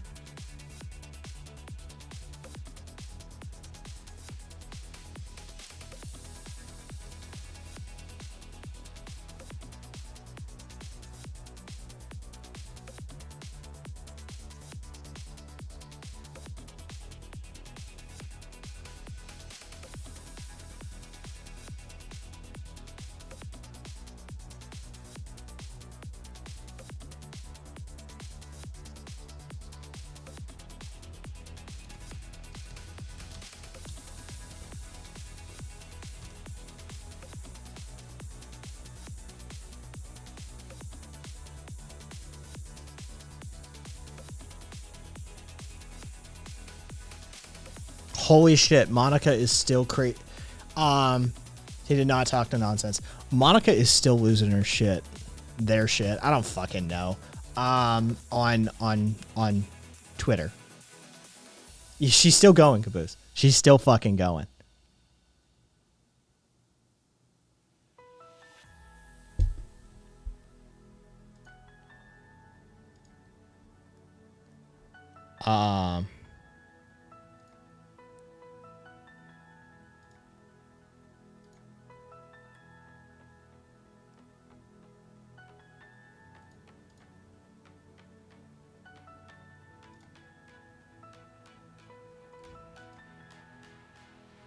And she's doxing people. Yeah. And she's doxing people at this point. She's also bitching about food, not bombs. Oh, yeah. This bitch is crazy. She's fucking crazy. Like, properly. Like, oh, Kai's being an ableist by saying crazy is a reductive term for mental illness. She's, like, legitimately, like, she's having an issue. She's having an issue. Some dovey dragon person? I don't know. Beast.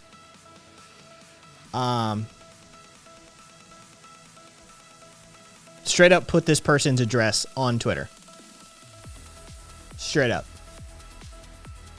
And then bitching about food not bombs in Colorado because food not bombs in Denver only serve food twice a week.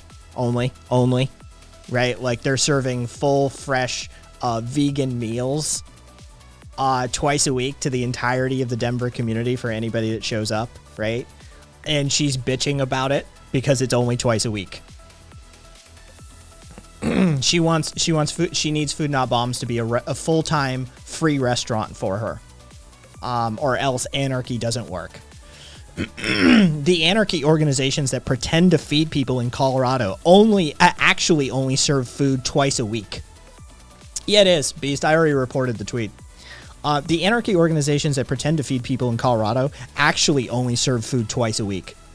They just want your money and attention because they think chaos sounds cool. Lexi Bat sent me a link to be able to get food and didn't bother to read that they don't serve it. Except for like twice a week. Anarchy is about getting attention for pimps, not solving problems. Don't waste your time on Twitch thinking it's educational. It's fancy words. I think that one's at me. What's up, Slash? Yeah. Dude, she is in the middle of a manic break. This is a problem. Like, I hope she gets fucking help. But it doesn't seem like she has anybody in her life to get her help. So...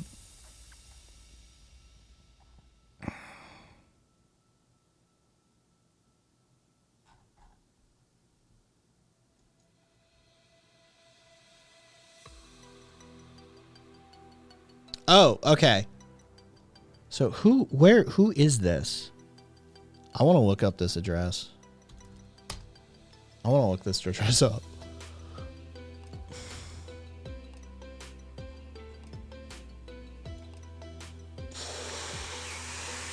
It's the Carrie Lynn Apartments.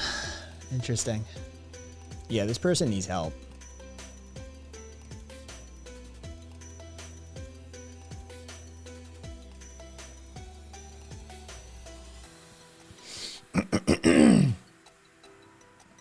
I know, right, Crix?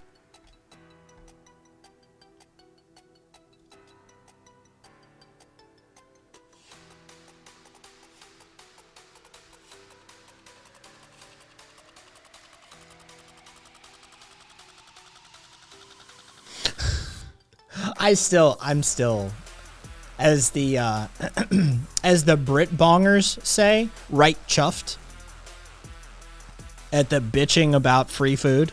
That's amazing. Did she unfollow me? Just so we know.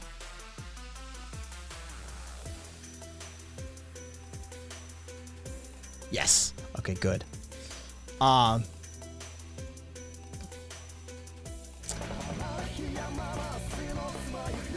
What's up, Slash? We have a few community members from India. What's up, Mask? Thanks for the follow. Yeah, I that's fucking great. Fucking complaining about free food twice a week. They don't fucking... I adore the wording. The anarchy organizations that pretend to feed people in Colorado actually only serve food twice a week.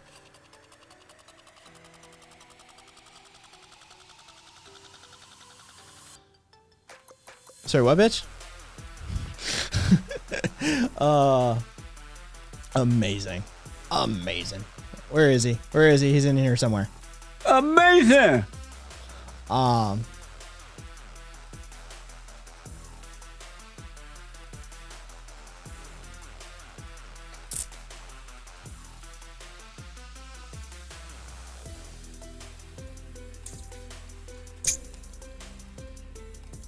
I mean, if you want, Corey. Aka, I try not to, but holy shit, it's still going. It's been going since it snapped off last night. And like she's perfectly normal the day before. And like just snapped off last night. Something happened. And it has just been going non-stop ever since.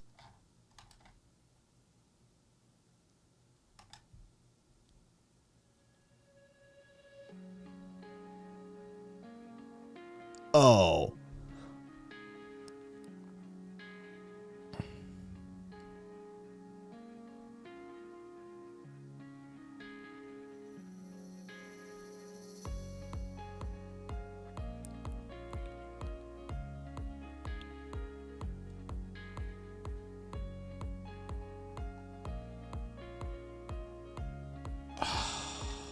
All right. Yeah.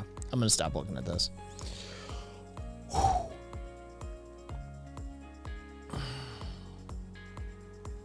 Yeah, Corey. Like, Monica something. Aspen. Monica something. I forget what the full fucking name was. I could find it probably. Monica Rainbow Rain. Monica with a K. __. Yeah. So, there you go.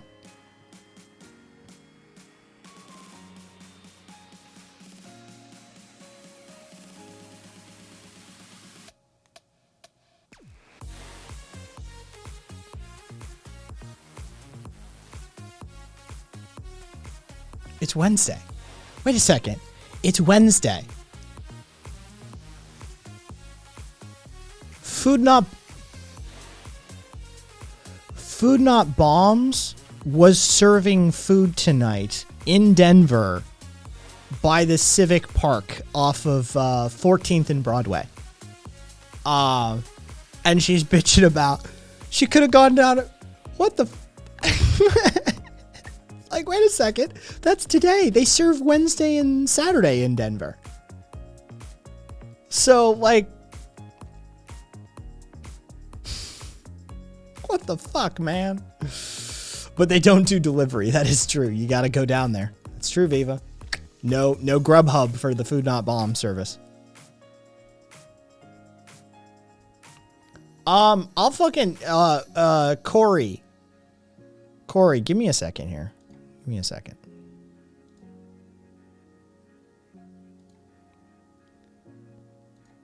Check your whispers on Twitch, Corey.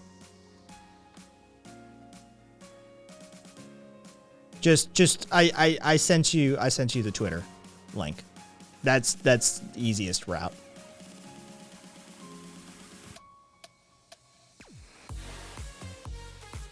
So, good luck. God bless.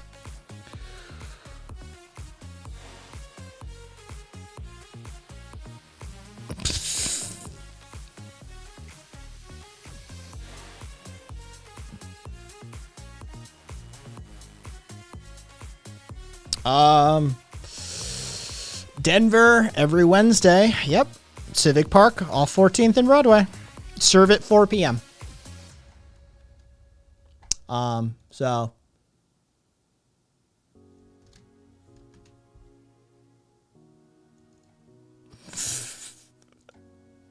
Red. Couldn't resist. Couldn't fucking resist.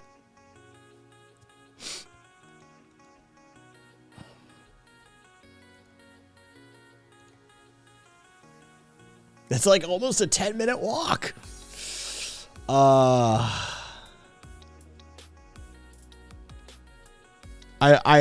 kind of want to respond. I want to reply. Free food only twice a week.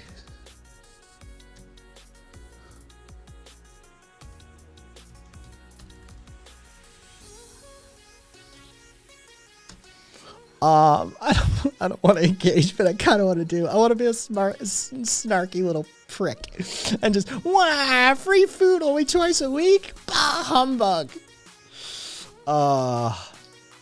Yeah.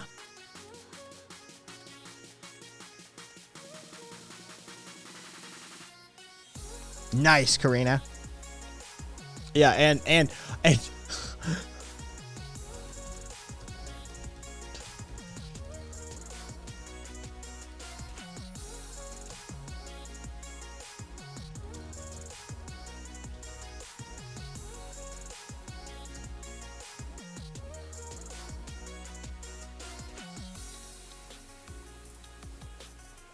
this is just amazing.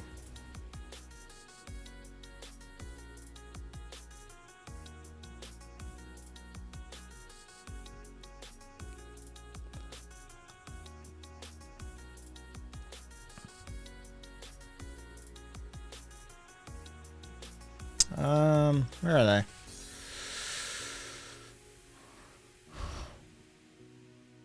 Kelowna.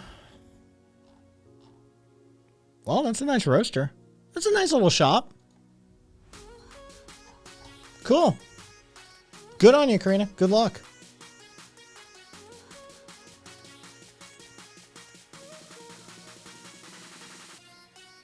All right.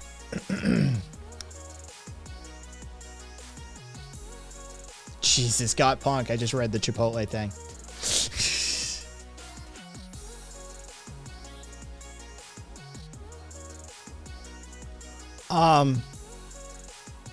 Okay, for the casual for the ones that weren't here yesterday, what happened was a person came in with a raid, I think from Lexi, from Alex's channel, who was told that she had questions about anarchism and to ask me.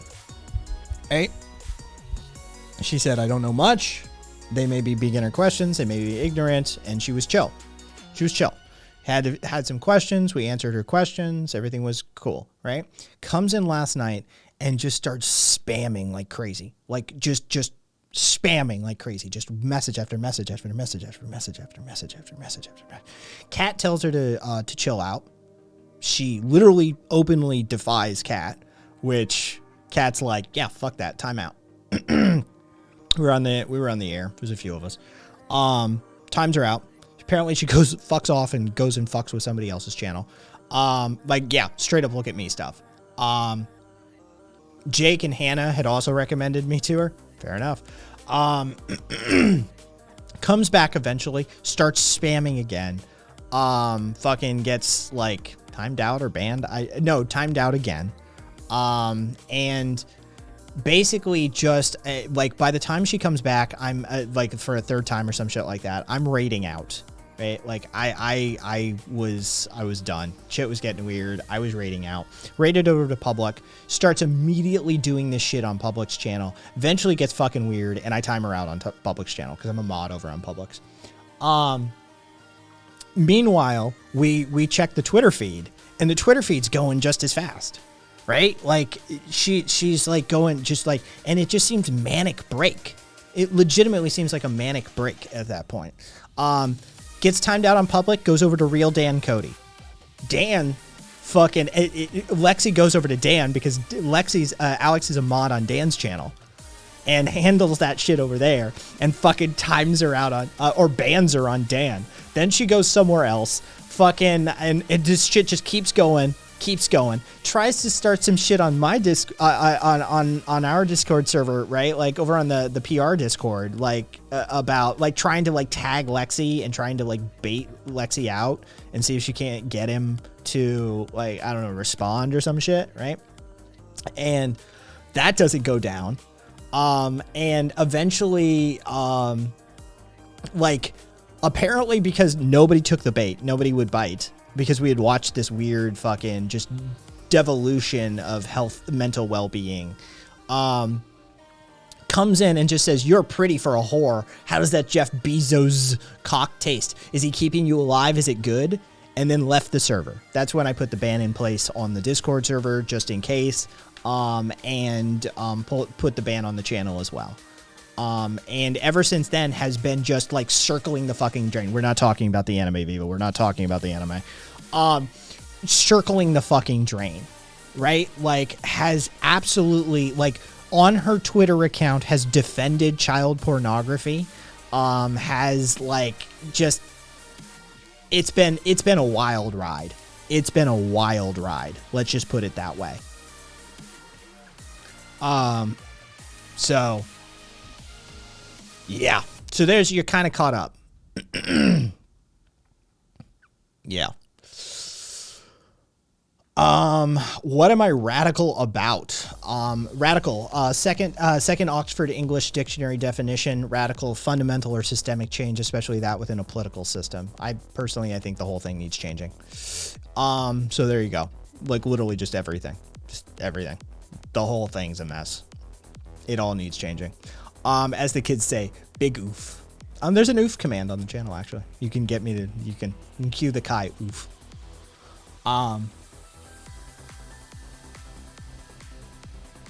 Oof. There it was. There's a cooldown on it. So it can't be spammed. That was indeed an oof. I hate life. There's Zizek.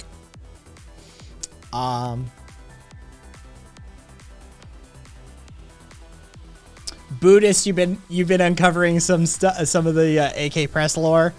Yes. I try not to get into it because it's like anarchist drama and infighting and shit like that. But I mean,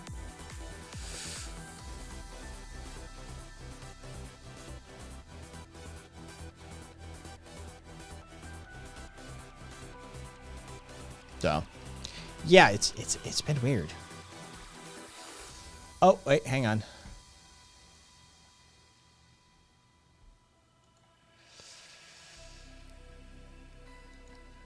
Yeah, I'm on team Little Black Cart Buddhist. That's where I land on the matter. But yes.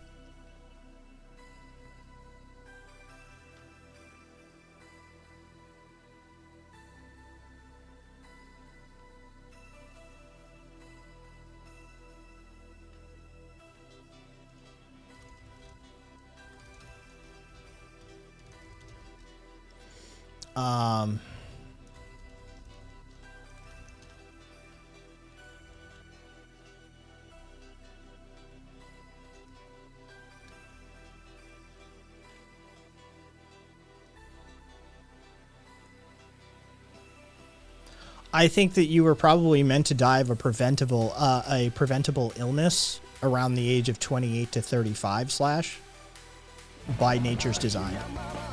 So appealing to natural law and what nature, the way it's supposed to be in survival of the fittest, is kind of a dumb idea. As a human being, we're not meant to fly. We're not meant to be able to breathe underwater. We're not meant to be able to communicate over vast distances instantaneously. The history and the essence of humanity is defying our natural boundaries and engineering ways around it. So fuck your survival of the fittest. The Industrial Revolution already flipped a bitch on survival of the fittest. That's a non-issue at this point. So I think that you need to catch up to the 21st century and accept that you're already transhumanist, and accept that we can build better systems, we can operate better systems, and that what was endowed to us by nature isn't necessarily what we should be condemned to using or living. Good night, Irresolution. Sleep well. Thanks for hanging out.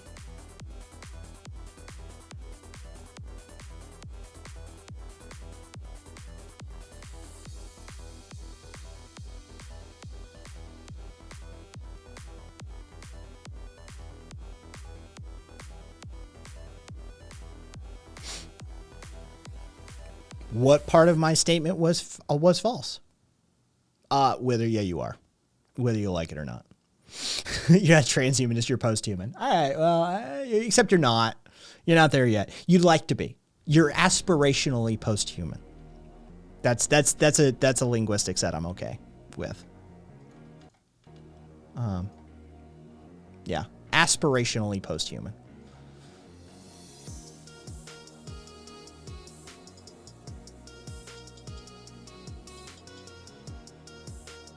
I think it is.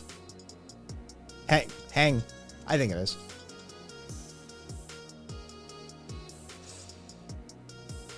Yes. Yeah, I've seen that as well. Yeah.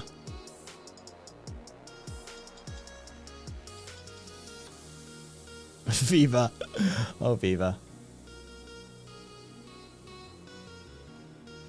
I mean, some of it is Buddhist. That's the thing. Transhumanism can end up in that weird eugenicsy territory, depending on who's helming that ship, right? It gets weird. So, it definitely can end up in that category. We all know that, Rye. Like, we know about the, like, we all know transhumanism, transgender, blah, blah, blah. Fair enough, Klepto. But I'll tell you, generally saying to somebody, then you should be the one who we're beating up, generally is taken as a call to violence. So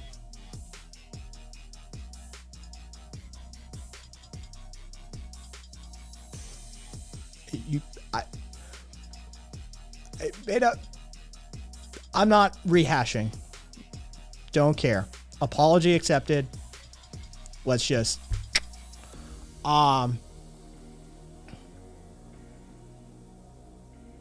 exactly, Buddhist.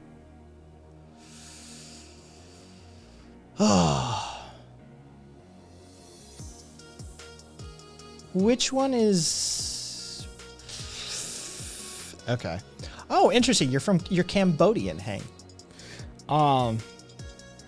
You know, I gotta tell you, I don't know a shit ton about Cambodia. I'm more familiar with Thai, Vietnamese. I'm even more familiar with Laotian food and culture than I am Cambodian.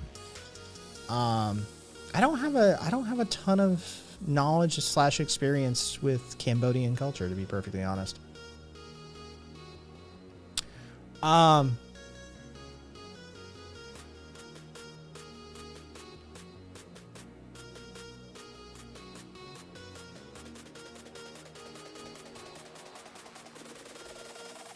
Yeah, Angkor Wat is basically all I know of Cambodia. Well, that and our bombing campaign in Cambodia that was completely illegal, and the mining, and the landmines.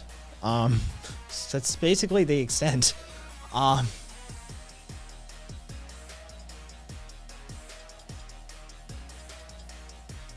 Angkor Wat was pretty good. Would suggest.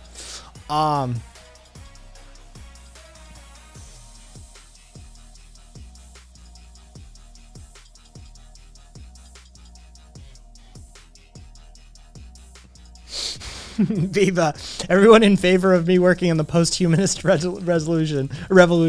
Nobody disagreed. So Viva's like, well, that's consensus decision making. Nobody vetoed it.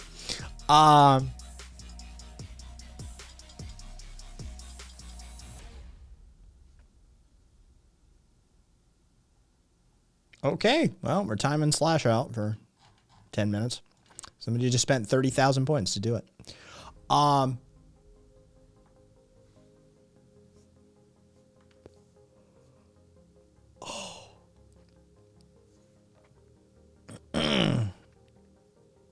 So, yeah.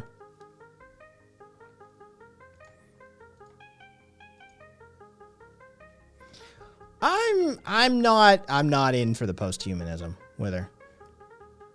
I'm team people. I'm team people. We just got a lot of fuck ups that we need to fix. We got a lot of issues. Design work to do. Let's just call it that way. So, yeah. I'm on team people. It's just we need work. So I'm not on team post-humanism. I'm on transhumanism. Let's bring humans up to spec. So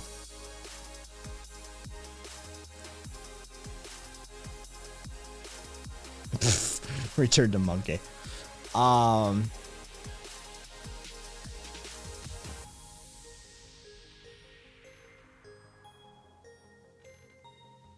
I mean, would I start?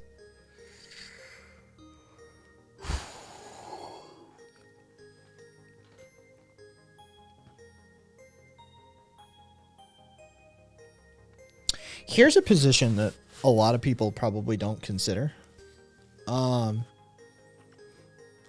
I consider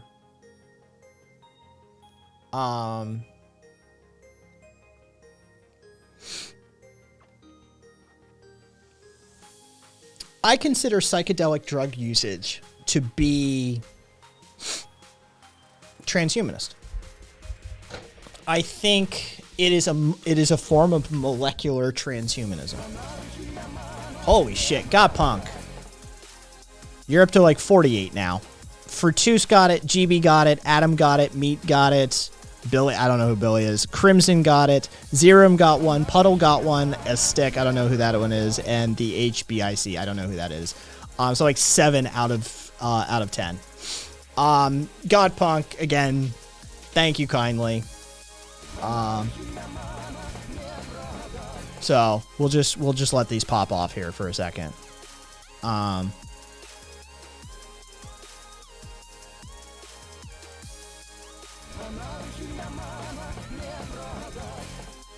Let's see. Yep. 48 gift subs in the channel. Jesus Christ.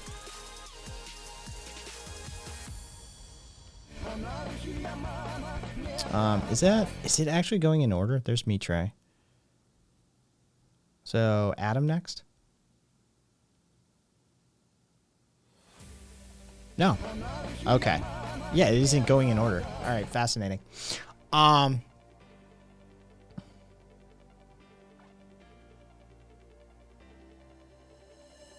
Corey, wait. What are we talking about, Corey? I see you repeat that comment, but what is it about?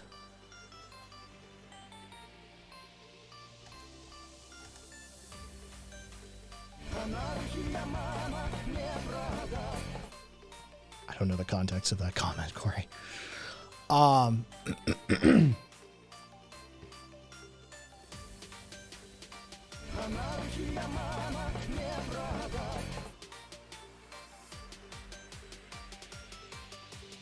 Yeah, it's a solid song. I mean, it's not going to be in my playlist, but it was a solid song. We listened to it afterwards.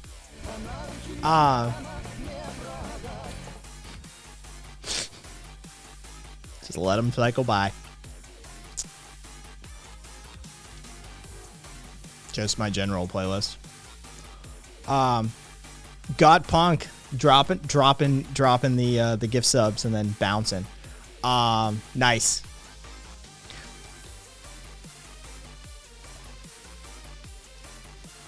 I mean, Viva, I could just play the song, but probably.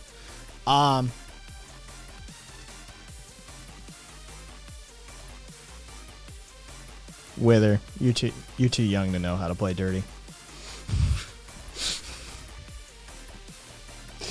Oh, I love you, Wither. I would destroy you. You wouldn't even know what happened. Yeah.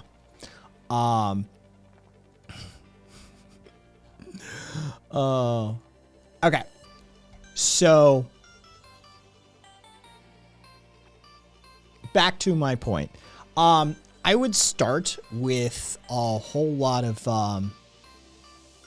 yep. Alan Alda fucking with the drop on that one nonsense. Old guys are old because we're mean fucks. We survived. In a world that will grind you and tear you apart and kill you and discard you without a second thought. Old fucks survive. Yeah. So a missus can be a dude. You're a dude, we're a dude, she's a dude, he's a dude, we're all dudes. Anybody can be a dude. Oh, okay. Yeah. Gave nothing back. All blocked. No connection at all. Hopefully not serious. I've talked to people today. Well, yeah. Corey is what it is. Bro, dude. Like, that's homie. They're all... Like, I've said before. She dude. He bro. Like, he bro. Right? Like, yeah. Anybody can be. Yes, the Good Burger conjecture. Exactly.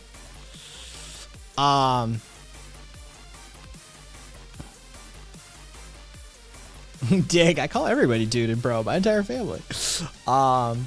Yeah. Okay, so I would start with psychedelic drug use for most people. There's exceptions to all things, right?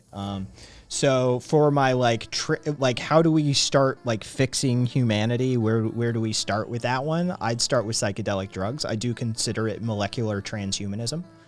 I would start there. As far as external engineering goes, I'm going to turn that one over to Viva. There's a lot of limb and joint replacements that need doing.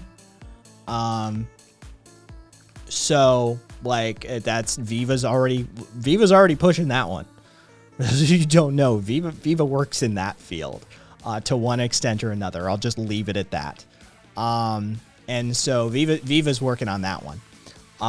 We do need a whole lot of limb and joint replacements. I'd like to see ocular replacements as well. Dude, our eyes are shit. Our eyes are shit. Yeah, ocular would be nice as well. But yeah. If it weren't so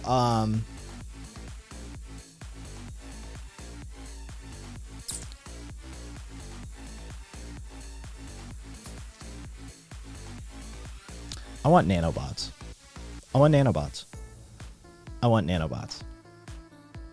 Look, I know all of the downs. Like, listen, I know, right? They're hackable. Who made them? Can you actually secure that system? Like, is that like, holy shit, that's just you fucking, oh, wow. I want nanobots.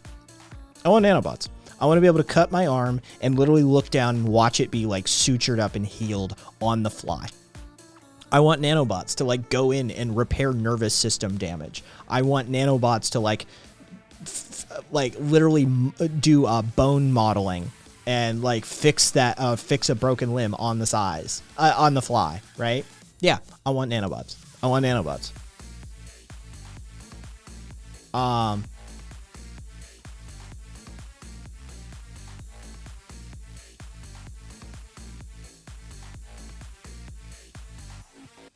You Bill Gates shill, you want us to inject those nanobots through vaccines.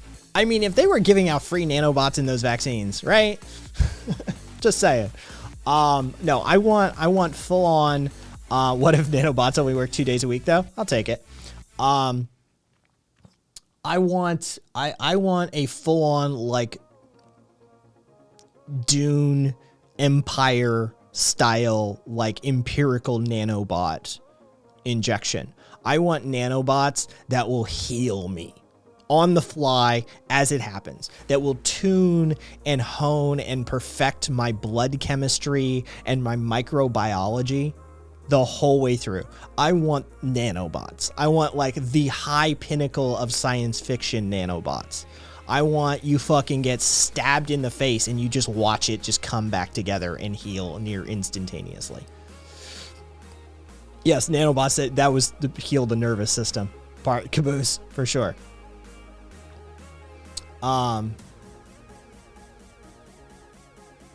So, yeah.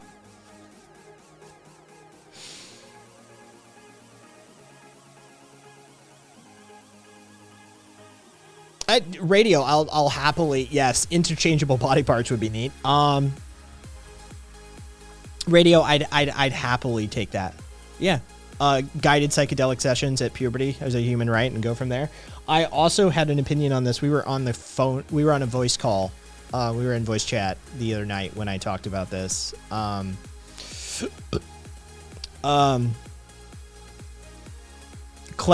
I'll unban you on Discord if you watch yourself. This is provisional, Klepto.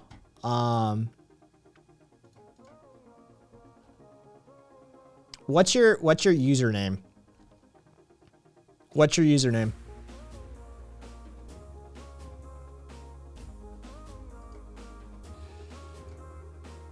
Okay, the ban has been revoked.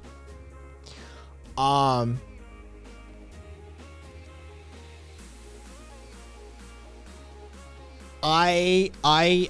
don't the people that should be guiding those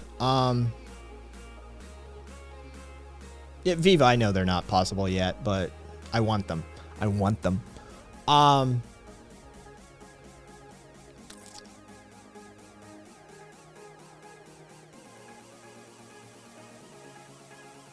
The people who should be guiding that psychedelic experience yeah, are not the Coca-Cola shamans.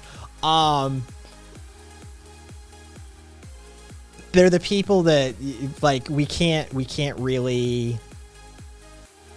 formalize this process too much. The people who would be best at guiding psychedelic experiences aren't going to have a therapy degree. They're not going to have a psychology degree. They're not going to have X, Y, or Z degree in this by and large for the most part. They're fucking hippie-minded motherfuckers that have done shrooms 1,000 times, right? And are a little weird and don't really fit into society. That's who's going to guide you. Car, no. I most assuredly have never. I learned to do it myself.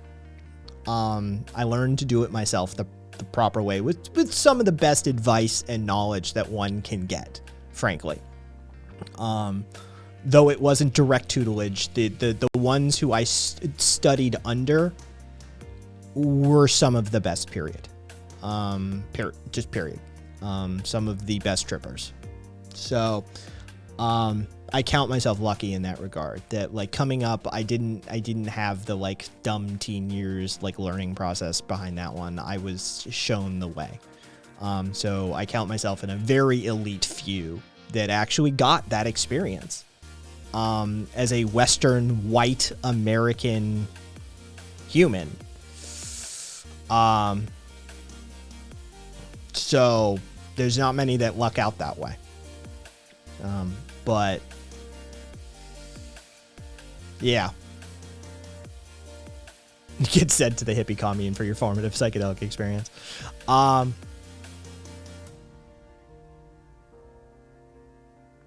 So, yeah. Let's see. Let me... Do any aliases? Or, Corey, just forget it, Corey. Just fucking leave it, man. Who cares? It's not your job, Corey. It's not your job.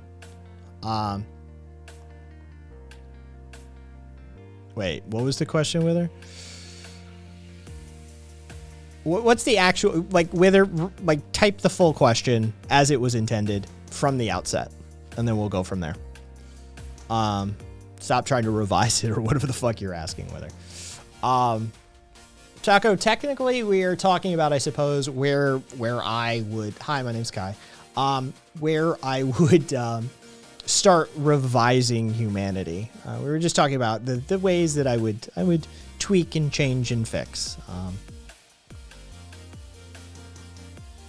Nice, Car. It's a good place to start. It's a good place to start.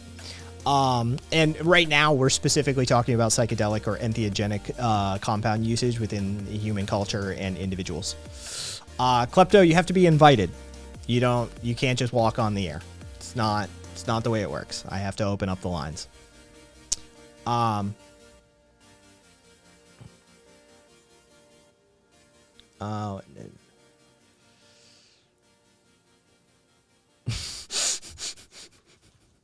Progressive. I see where you're going with it.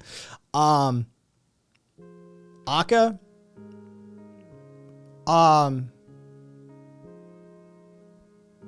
How much did I learn from my studies of mycology and drugs that could apply to casual cooking? Other way around with her. Your direction of operations is inverse to what it should be. My knowledge of cooking came into play with studies of my mycological studies and let's call it activities. Yeah.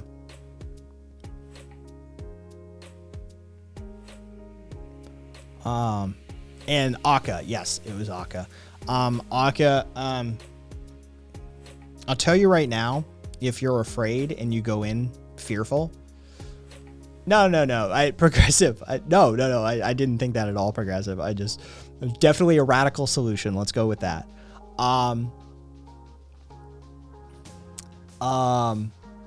Aka, if you go in fearful, you're gonna get fucked. It's not a good mental load to take in with you. So if needing someone else is what you need, then get someone to help you. Yeah, it is the only two things that matter in that is set and setting. Every old timer knows. Everybody every experienced tripper knows. It's set and setting. It's mindset and the place you are. Yeah, that's what matters at the end of the day. Also, I don't know if I can advise this. I can't advise. Okay. I find in my own personal experience, through much experience, that you shouldn't, that I became, I learned that I should not be afraid of high doses, nor should I be afraid of low doses. What I found through my experience is that middle dosage is the most dangerous dosage that a person can do.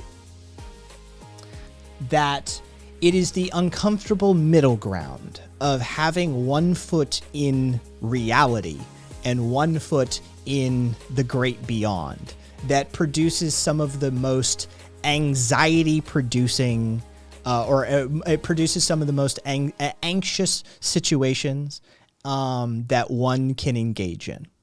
I truly believe, and I have seen this time and again in others and in myself, and that this is knowledge I carry as truth to me.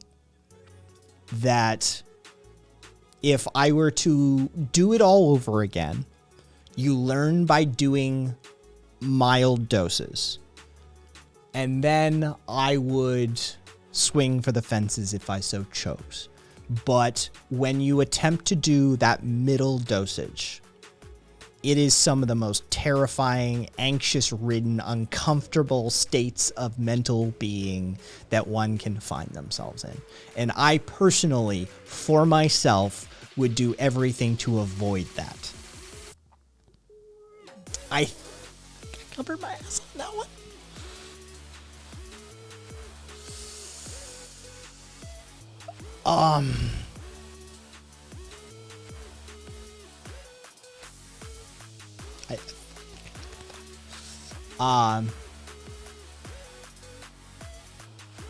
Corey, I'm telling you, Corey, don't put yourself out for it. Fucking, it's not your job.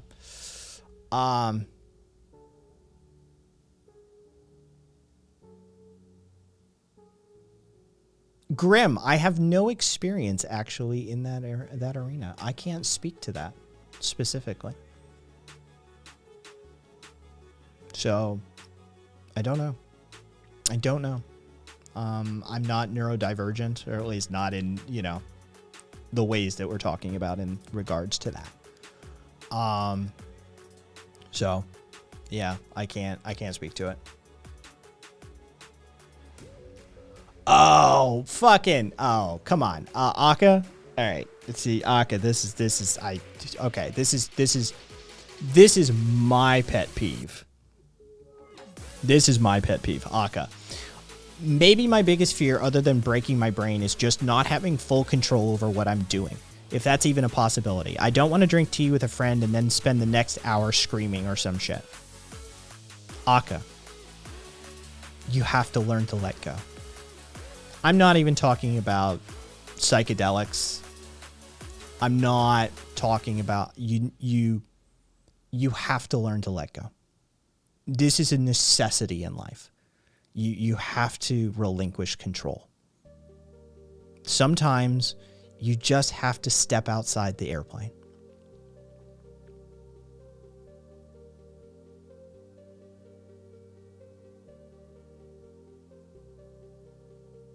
I don't. You just gotta let it go. The concept of control, the idea of like being in control of yourself, right? Like,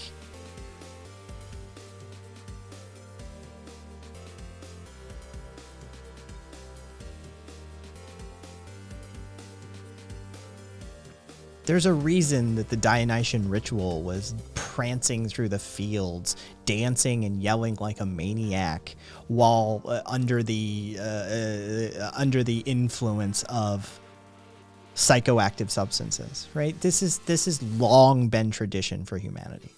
It's long been a tradition for humanity. You gotta learn to. Can I cheer you up? I'm having a rough day lately. You're begging one for hey Flippy Floppy. You're begging for one, Klepto. It's a little weird. They don't give it out like that.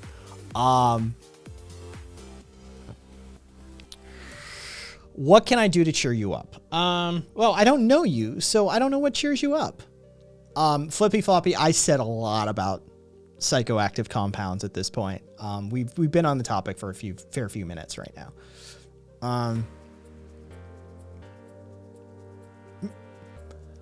For my personal experience, and again, I would never encourage anyone to do anything illegal or harmful. Consult your doctor, your psychologist, your therapist, and verify whether your local, state, and federal laws allow for such activity.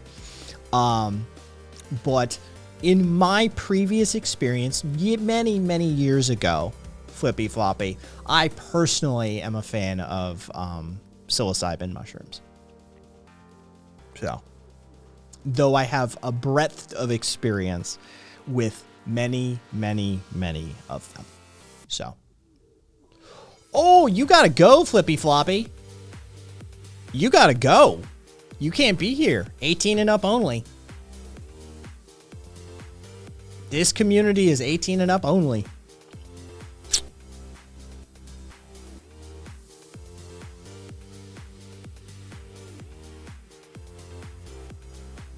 Yeah. It's adults only. You gotta go. I will see you in January. Flippy Floppy. Yep. Sorry. Flippy Floppy, don't worry. The ban won't stand. But you gotta go right now. Yeah. I'll make a point to get rid of the ban, but homie, you gotta go. You can't be here. This is an 18 up community for a reason. Yeah, Kavas, or at least learn how to lie.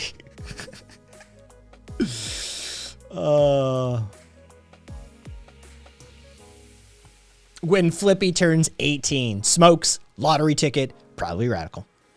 I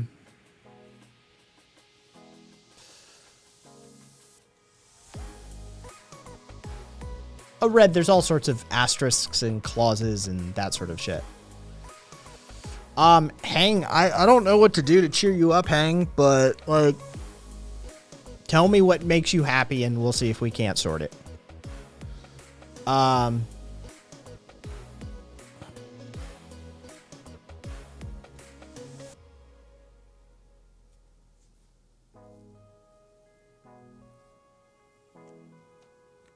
God, it's already, you know what? Fuck this.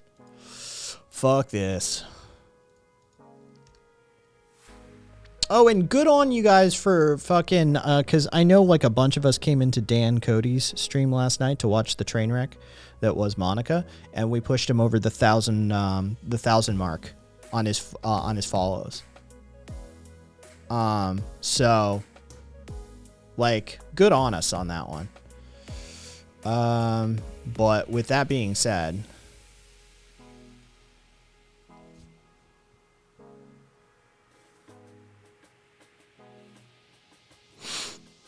I'm going to raid out because I got shit to do. I got workouts to get in. I got food to get in. Like, I'm lagging behind.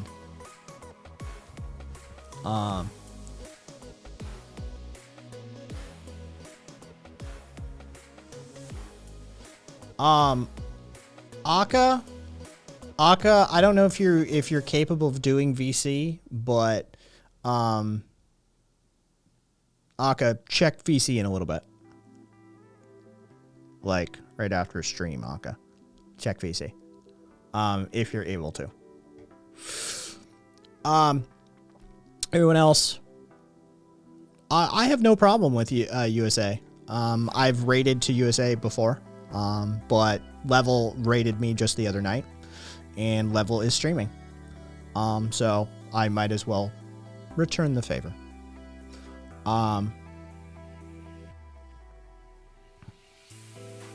So